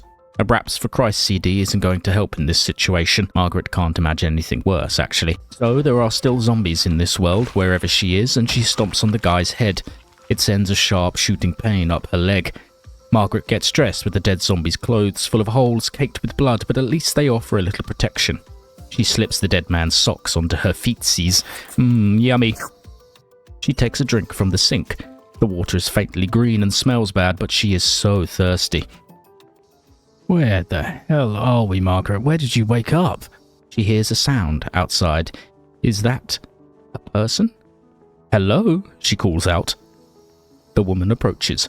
Her name is Sharon. She stares into Margaret's soul. Sharon. Sharon doesn't talk that much, but she does have a spear, which makes her a very valuable friend indeed. She's going to be handy. She has a spear. Nice to meet you, Sharon. My name's Margaret Stump. There's a zombie here I need you to take care of, Sharon. Sharon, help me. What do we do? What do we do? There's one zombie. Margaret hobbles over to the parked cars. Sharon follows close behind. It turns out Sharon is not the most competent fighter. Sharon watches Margaret desperately try to open the window. Don't mind me, Sharon. I'm just covered in bandages fighting a hangover. Thanks for your help. Don't laugh at me, Sharon. I'd like to see you do better than that. She busts open this van's window. It has a key inside, what a find. And when she checks under the hood, she sees that it also has gas and is in great condition. What a find, Margaret. Maybe it's not the end of the world after all. Now Margaret needs to find food, though these cabins don't seem that promising. She drinks more dirty sink water. They push on towards a camp building and check the kitchen. Nothing, no food inside. She does, however, find a large bleach bottle. Just the perfect thing to drink out of, Margaret. I'm sure it won't cause any lasting damage to your internal organs. It's already 3:20. We need to find somewhere to sleep for the night, at least. Another cabin is full of fishing supplies, which could be very useful if there's a lake nearby. She also finds a harpoon, which makes a significant upgrade on her blue bass guitar. Next door, she checks out the small cafe and finds a single bottle of olive oil amongst the rotten food and bags of flour. It's not the most delectable snack, but it will have to do. They take shelter out of the rain in this shack, and Margaret uses this opportunity to replace the bandages on her wounded body. As she does so, Sharon climbs through a broken window, shredding her hands. "Shit, it hurt, it got me," Sharon says to the inanimate window. Hello? Hi. Oh, Sharon, you scared me. Margaret has to explain the simple principle of drinking water out of a sink to Sharon. It is the apocalypse, of course. She can forgive Sharon's addled mind. It's been a long and strange day, and Margaret would love to sleep, but the pain is excruciating. She's unable to nod off, especially with Sharon standing over her like a sleep paralysis demon. If she can't sleep, she might as well move, so she checks the map and highlights this building as a potential target. It makes sense to take the van. Why not? Margaret can barely walk. They park up outside, and Margaret hops through the window. The first cupboard she checks has a box of chocolates in. Sharon, what are you doing? The door is barricaded. There we go, I can let you in. The door's not barricaded. I was just lying to you. She replaces her bandages again. Ooze is seeping through the fabric. Now she has a pen. She can start to annotate the map. There's a note in the back office, tucked into the filing cabinet. Bear Camp. Welcome to Bear Camp, a premium fishing destination for happy campers in Knox County, Kentucky. Fish until your hands are red raw and you're hungry for raw flesh. Okay. Well, Sharon, Sharon, excuse me. Thank you. Margaret eats a chocolate from the chocolate box, and Sharon clearly wants one, though she's a bit dramatic about it. I can't go on without some food. Don't worry, Sharon. You can have a chocolate. Unable to sleep, Margaret and Sharon swap stories, nibbling on bites of chocolate. Apparently, Sharon was on holiday at the camp with her family, but when Margaret asks about what happened or where they even are, Sharon isn't able to speak. It's like she's choking on her words. Bear Camp is all she can say. Their storytelling is interrupted by a sound outside. Another survivor. Hello. Her name is Dawn. She's also a strange cookie, and she attempts to bash down the barricaded window with her badminton racket. Come inside, you crazy person. Come in, Dawn. Come in. There are 3 of us. 3 musketeers. 3 powerful ladies. Dawn tells them both that she had been passing on the road just north of here on foot and decided to swing into the camp to see if there's anything to grab. It's absolute hell out there, she says. Sharon and Margaret nod and share some more chocolate with her. The three ladies sit in the dark and tell stories into the night. All of them are unable to sleep, but they found some comfort here in this dark little shack. Some friends, at last. We can finally sleep. She's now ridiculously tired. The new trio head out in their truck to check out the area. Margaret finds a lake with a fishing jetty. Perfect. She goes fishing while Dawn and Sharon stand guard. Dawn tries to offer some fishing tips, but considering her badminton-wielding nonsense, Margaret decides to ignore her. As a result, Margaret only catches a single measly pair of shoes for dinner. She decides that foraging might be a better route, and she finds something more delicious than fish on this dead zombie. A lovely pair of red frilly underpants. Margaret will wear those. Margaret finds a single crispy radish and some various herbs, while Dawn and Sharon follow her around like puppies. Both of her little companions are demanding some food, so she gives both of them a single mushroom. They look at her with concern. "Don't worry," says Margaret. "I'm a professional. These are not poisonous." Both ladies storm in to watch her nibble on the radish. They are clearly jealous, but Margaret is the leader. That much is clear already. The leader always gets the radishes. That's the old saying. Whoever leads the group eats the radish. An old Zomboid proverb. Thanks to the pain-numbing capabilities of the black sage she found, Margaret is able to sleep at a reasonable time. The three heroes wait out the morning light, talking about their past lives. Sharon was a teacher, Dawn an account manager. When it's finally light outside, Margaret heads out with her companions to do more foraging and fishing. Standing very close to me, ladies. Careful, you can get a hook in your eye. Nice, we actually caught some fish. More sunfish and a big perch. So it's time for a barbecue. Just having a little cookout with our friends. Margaret gives Sharon a small cooked fish. She is her favourite friend out of the two so far, but don't tell Dawn that. To make this point more clear, Margaret yoinks Dawn's duffel bag. Sharon and Dawn are constantly going on about how thirsty they are, so as a humble and gracious leader, Margaret finds a bottle and fills it up for them. Goot to be back. Goot? What is this language you're speaking? Where did you get that can of beans from, Sharon? Sharon, preserve your food. I'm going to get some food before I die of hunger. I just watched you eat. Both Sharon and Dawn are mumbling some nonsense. Goot? What is goot? After Sharon's antics with the beans, Margaret gives Dawn the water bottle. Goot to be back. Why do you keep saying goot? What is goot? Strange ladies. Margaret does more foraging, mostly bugs, then hops in the van to explore a bit further. On the way, they bump into Marion, another survivor wandering through the ruined camp. This new world is certainly a busy one, but Margaret doesn't mind. She's just happy to see a smiling face, not a blood-drenched jaw. Now we've got 4 of us. Wow, we're a whole gang. You mind if I smoke? I'm gonna smoke anyway. I'm Margaret Stump. The gang pulls up into a new neighbourhood not far from the camp.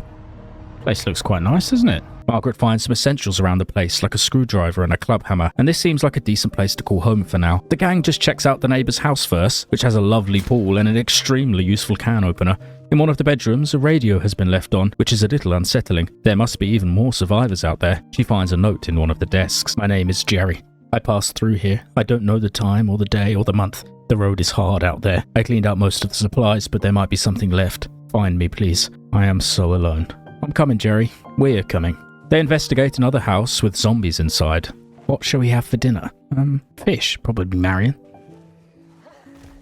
That's it, Dawn. Nice. Back at the temporary base, Margaret organises some of her first bits of loot in the kitchen and has a cigarette sat at the kitchen table. It's no mansion, but it'll do with a little bit of tidying up. Marion appears to be slowly bleeding, but try as she might, Margaret can't help her. Marion refuses to be touched. Again, this is the apocalypse. Margaret can't be upset that the first people she meets are a little lost and confused. It's time to head to bed, but Dawn sidles in behind Margaret and stands over her bed. Dawn doesn't say anything, just stands and watches her sleep. In the morning, Margaret and Dawn head out to do some more looting. Margaret and Dawn are a dream team. Dawn is really growing on Margaret. Maybe she's not that bad after all. Dawn tells Margaret all about her family, her husband and their 2 sons now long gone, but it is good to reminisce as they head up the ruined street. Margaret tells Dawn all about her husband, Leslie. "Is he alive?" asks Dawn. "No," replies Margaret. "How do you know?" "I buried him." "Ah," says Dawn. In a bathroom, Margaret finds a rifle. This will be useful, not for zombies necessarily, but if there are friendly survivors, there might be some unfriendly survivors too.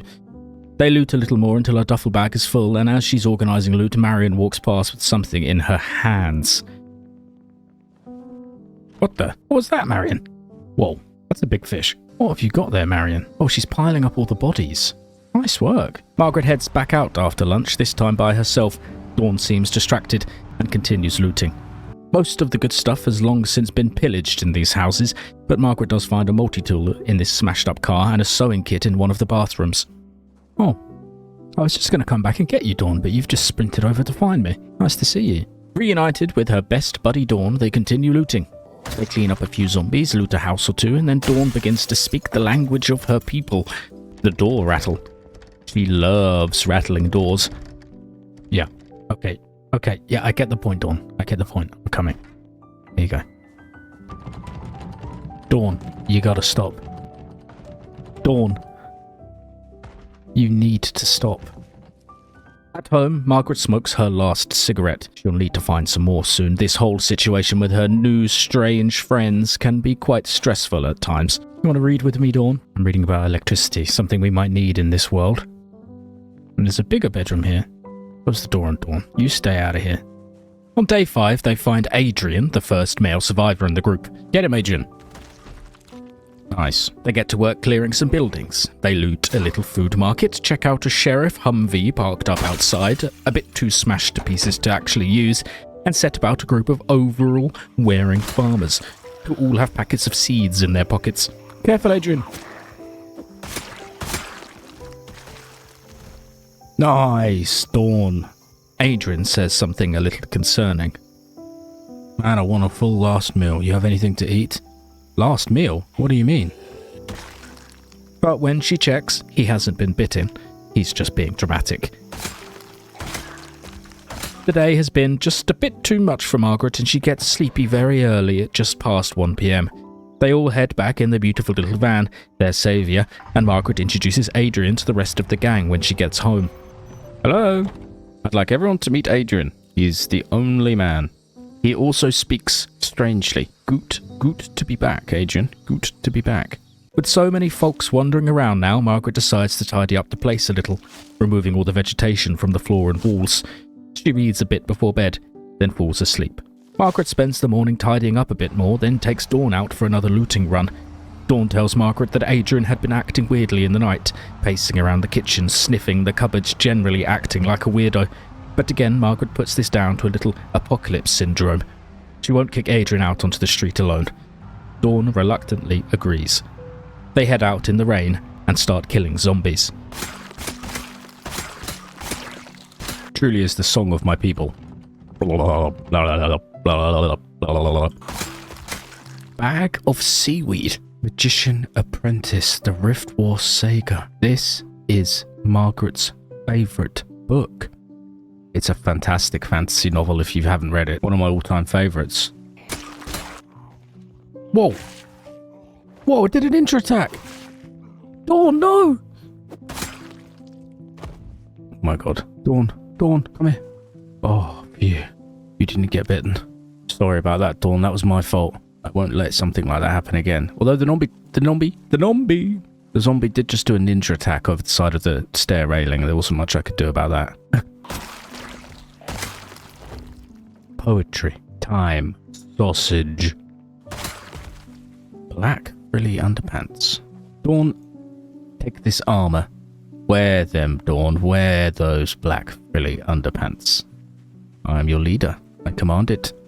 Come on, Dawn. Let's get back to the base. After that exhilarating day, Margaret and Dawn drive home. Goot to be back. Goot. Let's take the dead rat out of the cupboard. We'll put him on the bench. Dead rat. Margaret reads her favourite book, Magician, while Dawn stands at the end of the bed and hums a little tune. Two best buds, these two. Margaret is glad that Dawn is wearing the black frilly underwear. She's up early, so she reads more of Magician by torchlight and says good morning to the troops. Good morning, gang. The Goot gang. Margaret eats seaweed for breakfast, tidies up some vegetation in the house, says good morning to Dawn. Good morning, Dawn. How are you today? Yeah, we're going to go on another trip today, I think, Dawn. Marion just loves washing herself in the puddles and touching corpses. Whoa! And then it's time to head out. Dawn and Margaret get to looting. Dawn murmurs something under her breath which concerns Margaret a little bit. The things I've done. Oh god, okay. Propane torch, very useful. Okay, there's a few here, Dawn. We're going to take it slowly, very slowly. Okay, they're coming, Dawn. Be prepared. Yes. You tell them, Dawn. Nice. Dream team.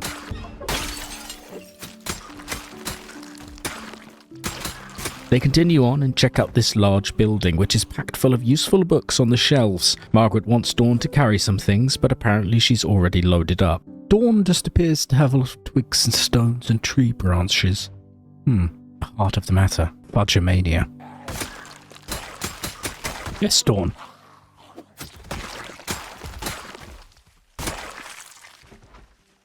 Oh, that's a lot. Back up, Dawn. Back up, back up, back up, back up. Careful, Dawn.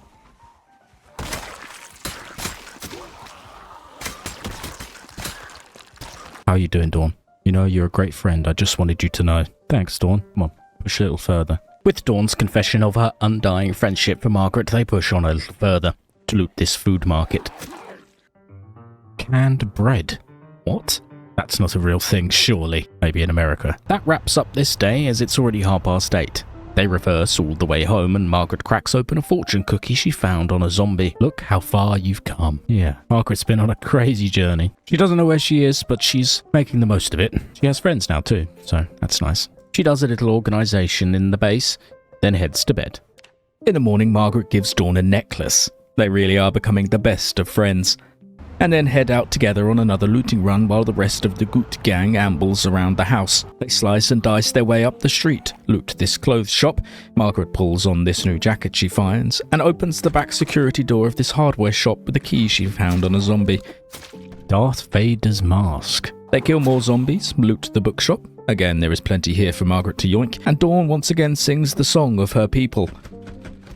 Margaret loads up the back of the van with books, then drives up the road to investigate this small restaurant. She finds a single dusty, dry, manky little cigarette next to the fryer in the kitchen, but damn does it taste sweet.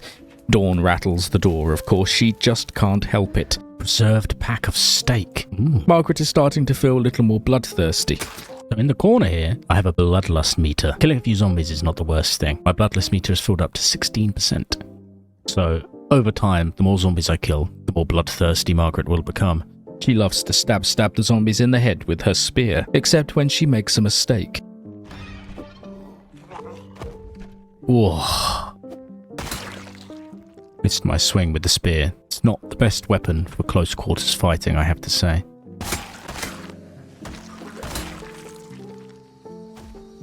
Did that zombie just say something? Did you hear that, Dawn? I think it said stop. It said stop, and then I shoved my spear into its head. Sometimes it feels like this is some sick, twisted nightmare. Yeah, I can't help but agree with that, Dawn. Yes, the zombie had spoken. Margaret is sure of it. They push on up the road towards this larger food market, but the place is teeming with the undead.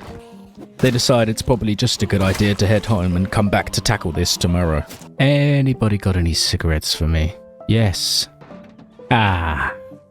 Good to be back, Dawn, isn't it? Good to be back. Margaret eats some seaweed, reads before bed, and falls asleep. In the morning, she wakes up and continues tidying up the house, one vine at a time. She reads while Dawn watches over her shoulder and decides to spend the day indoors as the weather outside is horrible.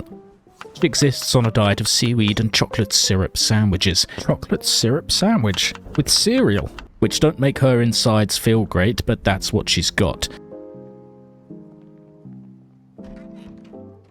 Just push me out of my chair. She smokes outside in the rain to smell the petrichor. She reads, then sleeps.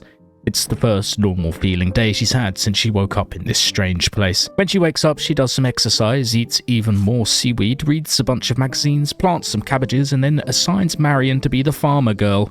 She gets right to work. Well, I like your watering technique, Marion. Then she heads out with Dawn on an easy looting trip, not into town, but to a few of the buildings a little closer by.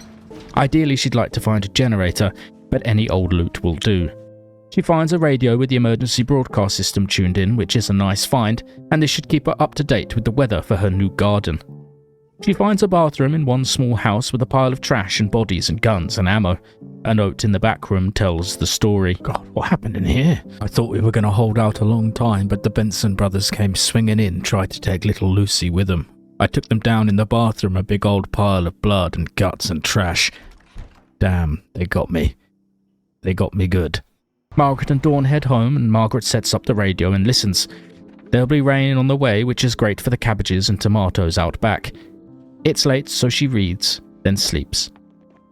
In the morning, she does a little organisation. The house is already filling up with stuff, and heads out with Dawn to continue looting. Solar panel part. Sounds like that could be important, Margaret. She finds another note in a house. Things Kevin isn't allowed to do. Break windows, yell about exciting discoveries, use the walkies for chat, borrows Andy's car, complain about the transportation situation, borrow anyone else's car, siphon or transfer gas, especially from other people's cars, borrow anyone else's stuff, borrow anything that doesn't have Kevin's name on it, write his name on other people's stuff, invite babes over to preserve the future of the species. Margaret goes round the back and kills Kevin and another pal, seemingly. Poor old Kevin and friends. She hopes this isn't how the Goot Gang ends up. As they're investigating the neighbourhood, Margaret hears the sound of a hammer. And unless the zombies have learned carpentry skills as well as the ability to talk, this likely means another survivor. Hello? They say hello to Taylor, who is gruff but not unfriendly. He would join their group, but there are already too many back at the base and Taylor seems pretty set up. He sends them on their way, saying they should stop by sometime. He's going to try and clear up the street. Nice. The Goot Gang has a neighbour now. She marks the house on the map. As Margaret and Dawn are on the way home, they spot something moving through a window. It's another survivor, Shona, an elderly woman that begs to be taken in. Margaret can hardly say no, so Shona joins the gang, and they take her home. Good to be back. Shona, it's the first time you've ever been here, but welcome. This is Sharon, this is Marion, this is Shona, and Dawn. My name is Margaret Stump. I am the leader, Queen. How are our crops coming along?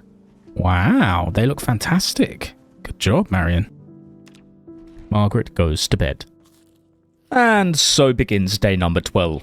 The house is very busy now, with the Goot Gang bigger than ever, and Margaret hopes there's enough food for everyone to eat. Marion's farm should do the job in the short term at least. The two best buds, Margaret and Dawn, head out in the van to search for loot, venturing further into the town centre. Cars cover the main street and zombies shamble out between the burned out husks. They slice and dice their way through the undead. Margaret investigates the food shop and pharmacy, finding many medical books and instruction manuals on how to make prosthetic limbs. Prosthetic. I hate that word. Something that might come in handy. Yes, that's quite funny. Later on, they begin a slow and deliberate march up the street between the ruined cars and hanging vines. The air smells of death and mulch. They check out this sports shop and find an aluminium baseball bat and then investigate this cool-looking trailer. But they can't get inside. The door is wedged shut and Margaret hasn't found a crowbar yet. Margaret walks into a clothes shop and shouts, and the zombies stir from their earthy slumber. The battle is a little frantic as they weave between the wrecked cars and stumble over the weeds. Damn, Dawn hit him so hard he went to another dimension. Just up the road, they spy something even more interesting. An armoured personnel carrier. Unfortunately, the door is wedged shut again and Margaret really needs a crowbar. The buildings are full of zombies and Margaret and Dawn are a little tired, so they retrace their steps to investigate the large parking lot in the middle of town.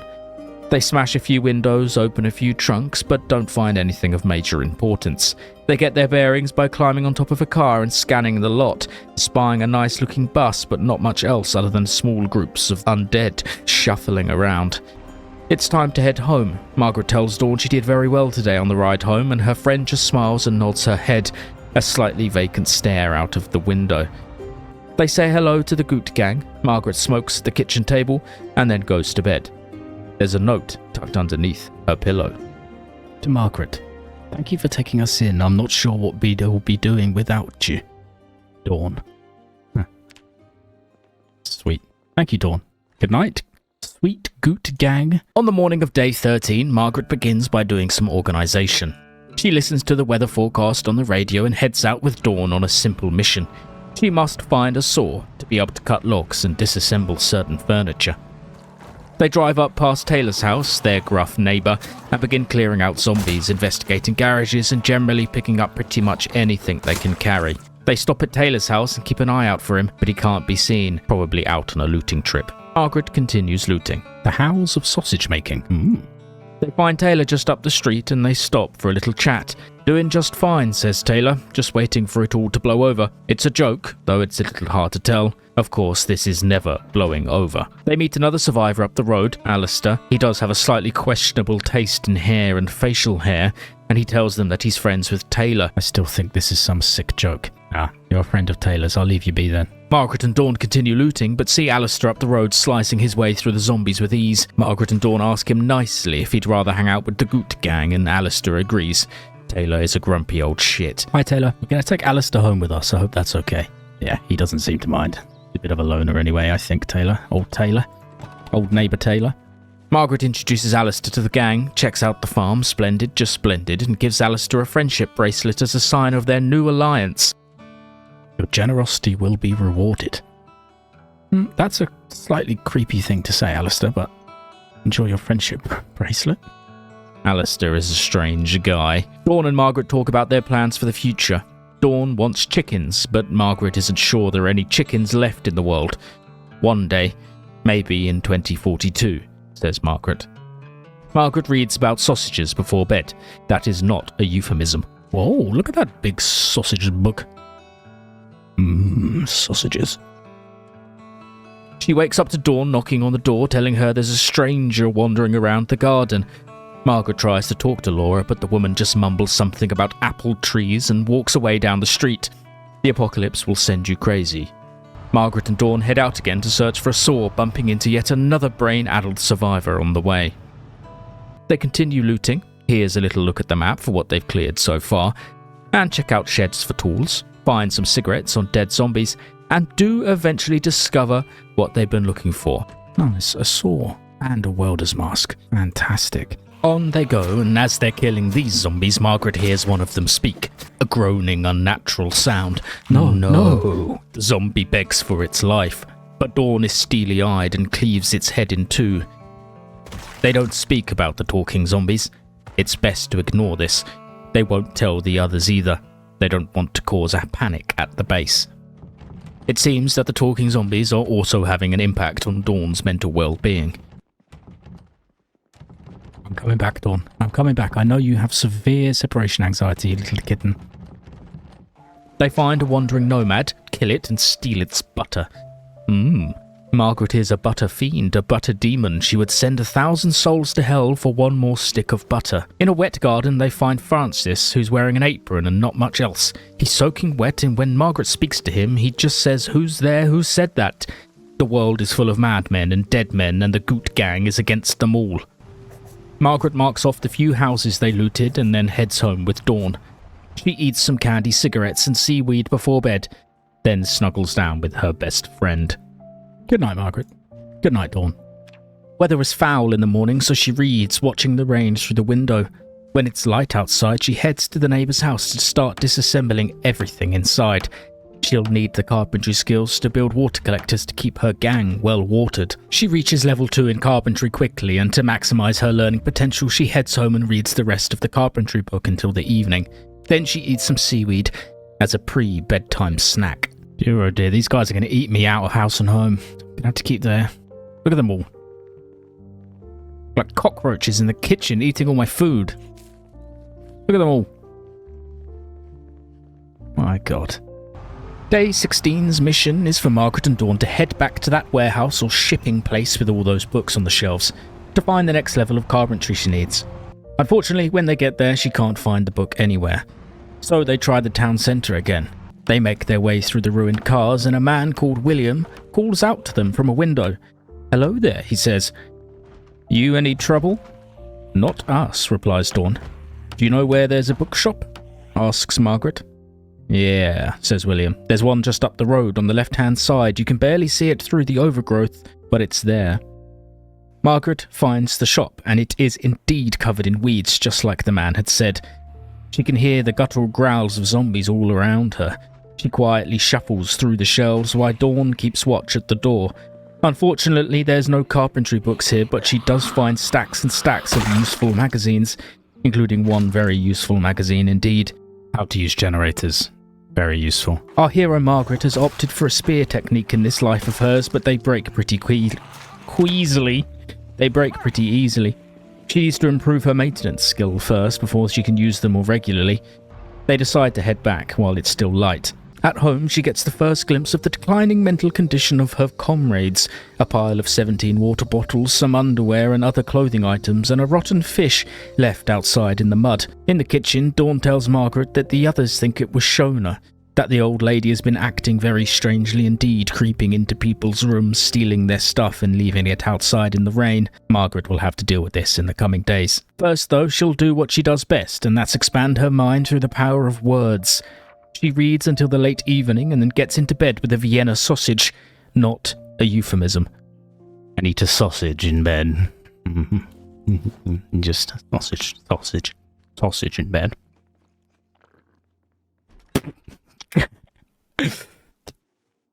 Okay, time to sleep. Shona, what are you doing in my room? What are you eating? Watching me sleep while supping on a delicious something or other. Okay. Yes, it is clear that Shona needs to leave. She's making everyone feel weird in the camp. Standing over the end of the bed while suckling on some jar or treat is the tipping point for Margaret. She'll ask her to leave in the next couple of days. Margaret wants to head out to keep exploring, hunting for generators, carpentry books, weapons, food and other supplies, but it's foggy, so she does none of that. Instead, she sits inside in the dark, wet house and reads for several hours, engorging herself with information, like how to smelt glass in a frying pan, apparently. That's it. That's her day. Sometimes you need a simple day. Actually, sometimes you need 2 simple days. She doesn't want to venture out again because the weather is disgusting, so she spends the entire morning clearing out all the vines and grass and other lowly vegetation from the building, giving it a brand new lick of spit. When it stops raining so heavily, Margaret heads out with Dawn and they find another straggler down the street. What? Someone with a very interesting name indeed. Excuse me? Hello? What is your name? Leslie. Wow. Okay. That's giving Margaret the heebie-jeebies. Hell, you look pretty undead already. Must be the stress, huh? Wow. Okay. Unfortunately, this is not the Leslie she is looking for, but there is a chance that he is still alive in this world. Maybe. This lady is just a rude old bint. They carry on up the road towards the lake, but the area is pretty busy. Margaret hops out with her spear, but they quickly get overwhelmed. Careful, Dawn. Getting a little surrounded here. Back up. Back up. Careful, Dawn. Oh, God. Dawn. Dawn, be careful. Now all her spears are broken, except for the ones back at the base, so she does some foraging to try and find some branches to fashion into a weapon. Nothing to be found in the rain, unfortunately. They push on, Margaret now armed with her final spear. The building they had targeted is just a hotel, with nothing too useful inside. Unfortunately, the day has been a bit of a waste, so they head back home. Ah, it's good to be back. Goot on, long live Goot. To Goot till we part. Oh, to Goot another day. Goot me, please. So on and so on. Margaret reads before bed and then sleeps, her head full of sweet goots. On the next day, Margaret heads out in the rain to go foraging. Dawn doesn't mind watching her back while she scrabbles around in the dirt. She finds all sorts of useful things like tree branches and mushrooms and other fruit and vegetables. After that foraging run, she actually found a large number of seeds, so she instructs Adrian to expand the farming zone. He gets right to work. Margaret, as the leader of the group, instead spends time showing Dawn her new bugs, which she puts on a bedside table, 2 worms and a caterpillar. Back on the farm, she says nice job to Adrian. Do you want a bug? She asks. Her friend gives her a weird look. No thanks, he says. Margaret and Dawn head out to clear some zombies, nothing too strenuous, and push a little further into town on a scouting trip to see what they can find. They do a quick loop around the neighbourhoods, some industrial buildings, a few terraced houses, nothing that really sticks out. They check out a couple of cars in the lot, attracting the attention of some Zeds, and then they make their merry way back to the base. On the way back, Dawn suggests that it really is time to get rid of Shona. Dawn had found her last night in the farmyard, picking the baby tomatoes and rubbing them in her ears, then throwing them over the fence. The gang are worried, says Dawn. So when Margaret finds Shona stood over the piles of bottles and other stuff outside the house, it's time to ask her to leave. This does not go to plan. Shona immediately smacks Margaret in the arm with a baseball bat. What the? I tried to tell Shona to go away and she just started attacking me. Dawn, get her! The only measured response is to attack Shona with a hammer. Oh God. This is horrible. Oh God. Oh my God.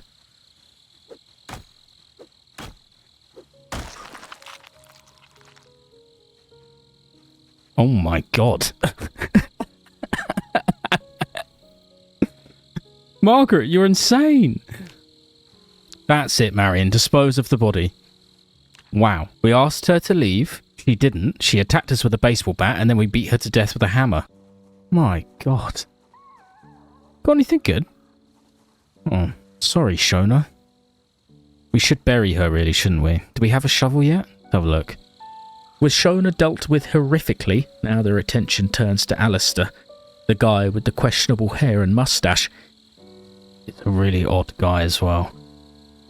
He's always just sort of stood on the edges, on the fringes. He might have to be the next one to go. First, she digs Shona a grave and buries the poor old lady. It wasn't really her fault. The apocalypse can do strange things to a person. Margaret did what she did for the greater good. You could say the greater good. She hopes her new companions don't look down on her, though she assumes they do not. Someone needs to step up in these situations, and Margaret is willing to take the fall. She's been through a lot already. She can go through a lot more. She's Margaret goddamn Stump. I would leave your baseball bat there, but I kind of want it. We'll build you a cross in the morning, Shona. Good to be back, yes, indeed. Indeed it is. She wakes up very early with cold sweats, with night terrors, thinking Alistair is lingering at the end of the bed. Or maybe the ghost of Shona. But there is no one there. Margaret is scared that Alistair has been crawling around in the night. She loads up a pistol in the kitchen and heads outside, Dawn at her side with the meat cleaver. Oh, Alistair, where are you? Alistair? Hello? I'm going to ask you very politely to leave the group. There's too many of us. Yes, they've been whispering things about you. That you weren't very happy about what we did to Shona. Okay, I'm going to ask you to leave. Oh. Okay. He left. I'm not going to shoot you. You're free to go, Alistair. You're free to go. Alistair still hasn't moved.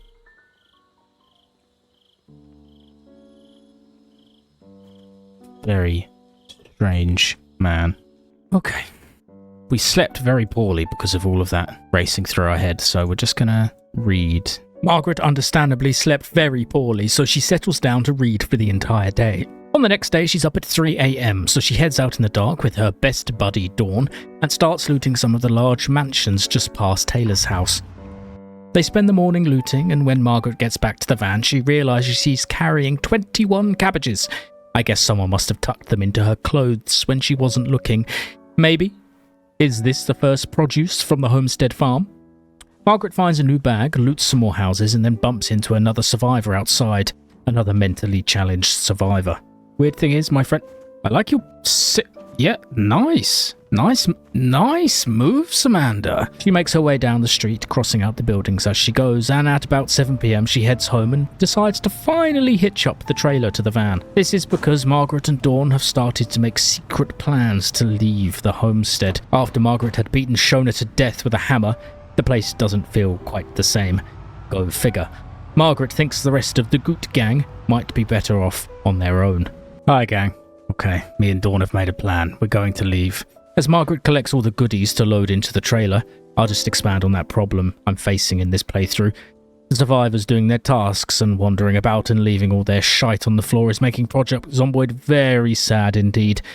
Margaret and Dawn will strike out on their own, mostly to give my PC a break. On the morning of the next day, very early in the morning, Margaret writes a note to the Goot gang. I think it's only fair that we leave them a note. To the Goot gang, it's time for us to leave. We might be back. I hope you have found some solace here. Grow your vegetables, survive, thrive, and most importantly, Goot on. She leaves the note on the bed, tucked halfway under her pillow, and then leaves in a hurry, careful not to wake anyone up. Dawn wipes away a tear. It's all right, says Margaret. We're going to get through this together. They head to the large car park, mostly to siphon gasoline from the cars there, but also to admire these two beautiful sports cars. Both have keys, but they're not the most practical vehicles in an overgrown apocalypse. As they work, Margaret lures a horde over. And, in a moment of madness, Dawn runs into the group. A zombie lurches forwards and grabs at her. Margaret finishes off the zombies. It's okay, Dawn. Calm down. Bandage up. I've got you covered. She looks over her shoulder. Dawn is crying. Her hand is bleeding profusely. Oh no. Dawn. Dawn. On the first day of our adventure. Oh God. What are we meant to do, Dawn? I can't leave you. Oh, Dawn. Oh no. So sorry, Dawn, I failed you. Dawn smiles weakly. It's alright, she says. It was always bound to happen. Come on, let's carry on. Don't let me get you distracted. I don't want to think about it, really. Let's carry on like nothing happened. So they continue their work, siphoning gas, investigating cars, and when Margaret tries to check out this large military bus... What the... Oh my God. Oh... I was not expecting that. It's been one hell of a day already. They stop for a cigarette. How are you feeling, Dawn? Not good? No. Not good. Then they drive on. It's a little busy up ahead near the garages, so Margaret hops out with her spear to clear the area. Dawn gets stuck in, bless her. She's not giving up yet, even as the infection slowly spreads up her arm. Margaret decides it's a good idea to bunker down in one of the garages for the night. Dawn in one and Margaret in another, in case her friend turns in the night. Pills and a pistol. Good luck, Dawn. I might see you in the morning. I'm just going to sleep in the room next door, in a tent.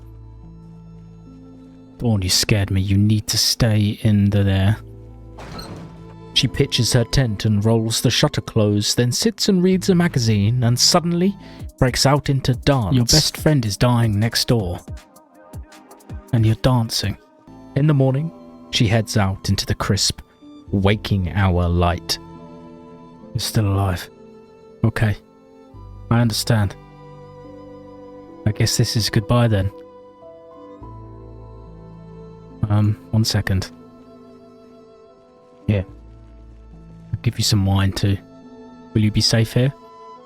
Yeah, I guess that's true. Doesn't really matter if you're safe or not. Thanks for everything, Dawn. I'm sorry. Yeah. Thank you. I hope I do too. Maybe I'll find Leslie. And maybe not. Goodbye, old friend. Margaret and Dawn have one last hug. Dawn wishes Margaret good luck with finding her husband Leslie, if he's even out there, dead or alive. And good luck in trying to stay alive. They had a good run while it lasted. And so Margaret continues on her own. And so Margaret continues on her lonesome. There are a few zombies she needs to take care of in the parking lot, and she goes to town with them with her scrap sword. With Dawn now gone, Margaret's attention returns to her original plan. She is certain that her husband is alive in this universe. She is certain of it. As she slices through each zombie's head, the image burns even brighter. Leslie is out there, she knows it. Now her quest begins. Her quest to find him.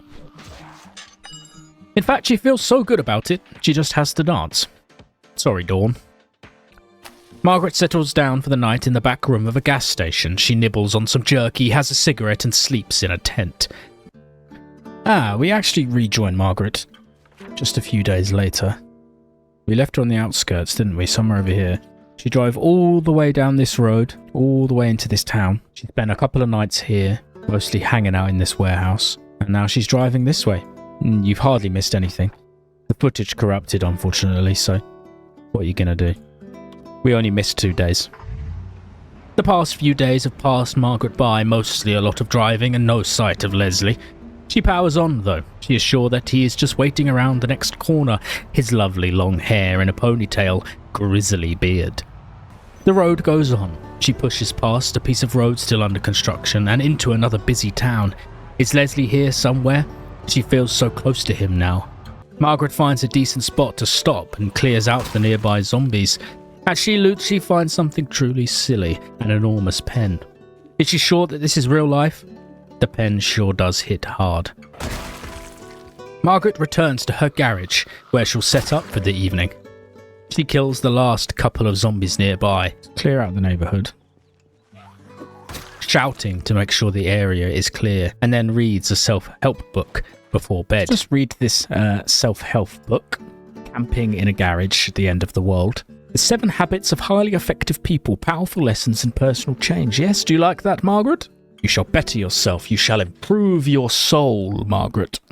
And as she settles down for a lovely little sleep. Oh my god. I'm bitten.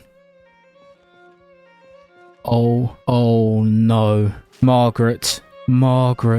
Oh, that's not good. No, Margaret. No. Sleeping in a garage, ripped out of your tent in the middle of the night and eaten on the head. Oh no. We can't even do anything about it. We can't chop off her arm. We can't chop off her leg. She got bitten on the head, ripped out of her scalp. Oh, what can we even do? We have to try and find Leslie somewhere before I perish. He must be here. We have to find him. He must be somewhere. Drive, Margaret, drive. We have to find him. Oh, that's a dead end. We don't have time for dead ends, Margaret. Oh, she's got blood all over her face and her eyes, and she can barely drive right now. Okay, there we go. We managed to turn around. So it is done. Margaret Stump is doomed. Dragged out of her tent while she slept and bitten on the head by a rampant zombie. In a last-ditch attempt to find her husband out there somewhere, she jumps behind the wheel of the van, shouting out the window into the streets, blood pouring down her face. Drive, Margaret, drive through the town. But even the little van is close to giving up. The engine.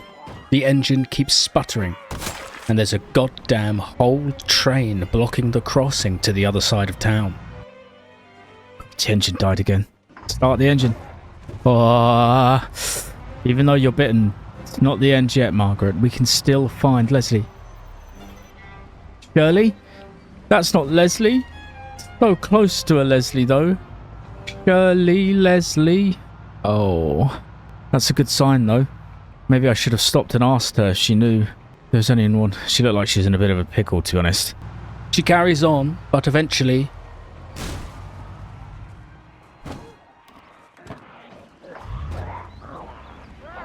Oh my god, how did I get out of there? How did I get out of that?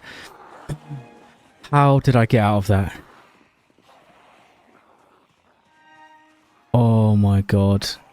The van is dead, and so is her easiest way to find Leslie. Now she's being chased by a horde of zombies through the woods. She loops around, leaving them in the trees, to grab the 4 bottles of bourbon out of the trailer. Hell, she's gonna need them. Now she is confined to walk the streets, pacing endlessly towards a tragic death with no purpose, no goal, nothing in mind but finding her sweet husband Leslie. Down the road she finds a pharmacy, the perfect shop really in this situation, and she gobbles down a bunch of pills straight from the shelves, breathing heavily. Margaret stumbles into town, her head is burning, her mind is a little fuzzy from all the pills. She's in a delirious state. She goes from building to building, whispering, "Leslie, Leslie, Leslie," as she kills zombies at random. She sits in a chair in a random house and eats a whole box of chocolates. A man called Philip tries to attack her. Is he even real? She can't tell. Her brain is throbbing. Margaret lunges with her spear and the man runs off. Exhausted, she collapses onto a sofa, and when she wakes up... Hello. It's Leslie. Leslie Stump. He's there in all his stinky glory. Margaret collapses into his arms. What do you want? Do you know who I am? Gunshots wake her sometime later. The world is falling apart around her. Is this a nightmare? A dream? Margaret closes the curtains one by one, shutting out the world. closing it all down, putting Leslie into cocoons so they never have to be apart again. In a moment of feverish madness, she begins tidying up. Leslie watches silent. He won't stop her, of course, starting to feel queasy. Margaret takes a shower. She can no longer determine reality from fiction. The water is warm. Is the water warm, or is it just her boiling skin? Leslie stands over the end of the bed and keeps guard as Margaret falls into a restless sleep after inhaling 30 painkillers and an entire bottle of bourbon. He leads her into the rain. She follows with her candle. Leslie, where are you going? Some people I like better after they turn. Oh, that's very sweet of you to say, Leslie, but I'm going to die. Can you come inside, please? It's raining. What do you need? I need your love and support. Margaret can't even make it back inside, but the cool rain soothes the hotness of her body. She wakes in the fetid yellow room, smokes a cigarette, drinks another bottle. Leslie must have carried her here. She's feverish. Try and get some rest, Margaret. Margaret crawls into the bathroom and stands shaking in front of the mirror. Her skin is grey and slimy. A zombie appears at the window. Margaret stomps it out of its existence. She might be sick and dying, but she's still Margaret goddamn Stump. Margaret lies on the floor, resting her head on Leslie's feet. A woman, she moves in and out of Margaret's peripheral vision. Barbara? Barbara? Who is Barbara? And then the woman is gone. She enters a limbo state of taking pills and passing in and out of consciousness while Leslie watches on, silent. Margaret wants to write a note, but the words won't come. Her hands lock up. She smokes in the hot yellow room. Leslie at the end of the bed, sort of shadowy, but still there, still there. Margaret lies down in the rain. She has lost track of time, what day it is, where she is, who she is. Leslie, the time is near. When I die, when I turn, I want you to shove that knife into my head. Okay? She lies in bed. Her health bar creeps ever lower, and lower, and lower. You sure know how to survive. Boy, am I glad I ran into you. Thank you for trusting me. You know the thing I miss the most? Hamburgers.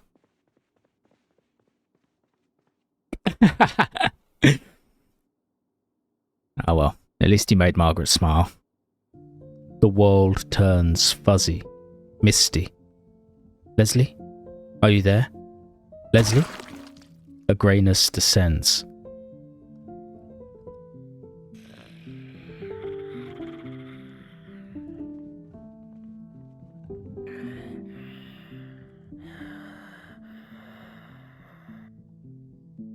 Just like that. What was she doing there at the end? Almost like she was saying, no, no. Leslie. You need to put me out of my misery.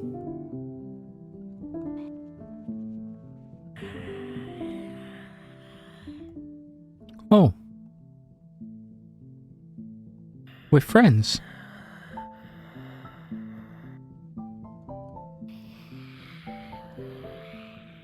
They're actually friends. Maybe that's how the story continues.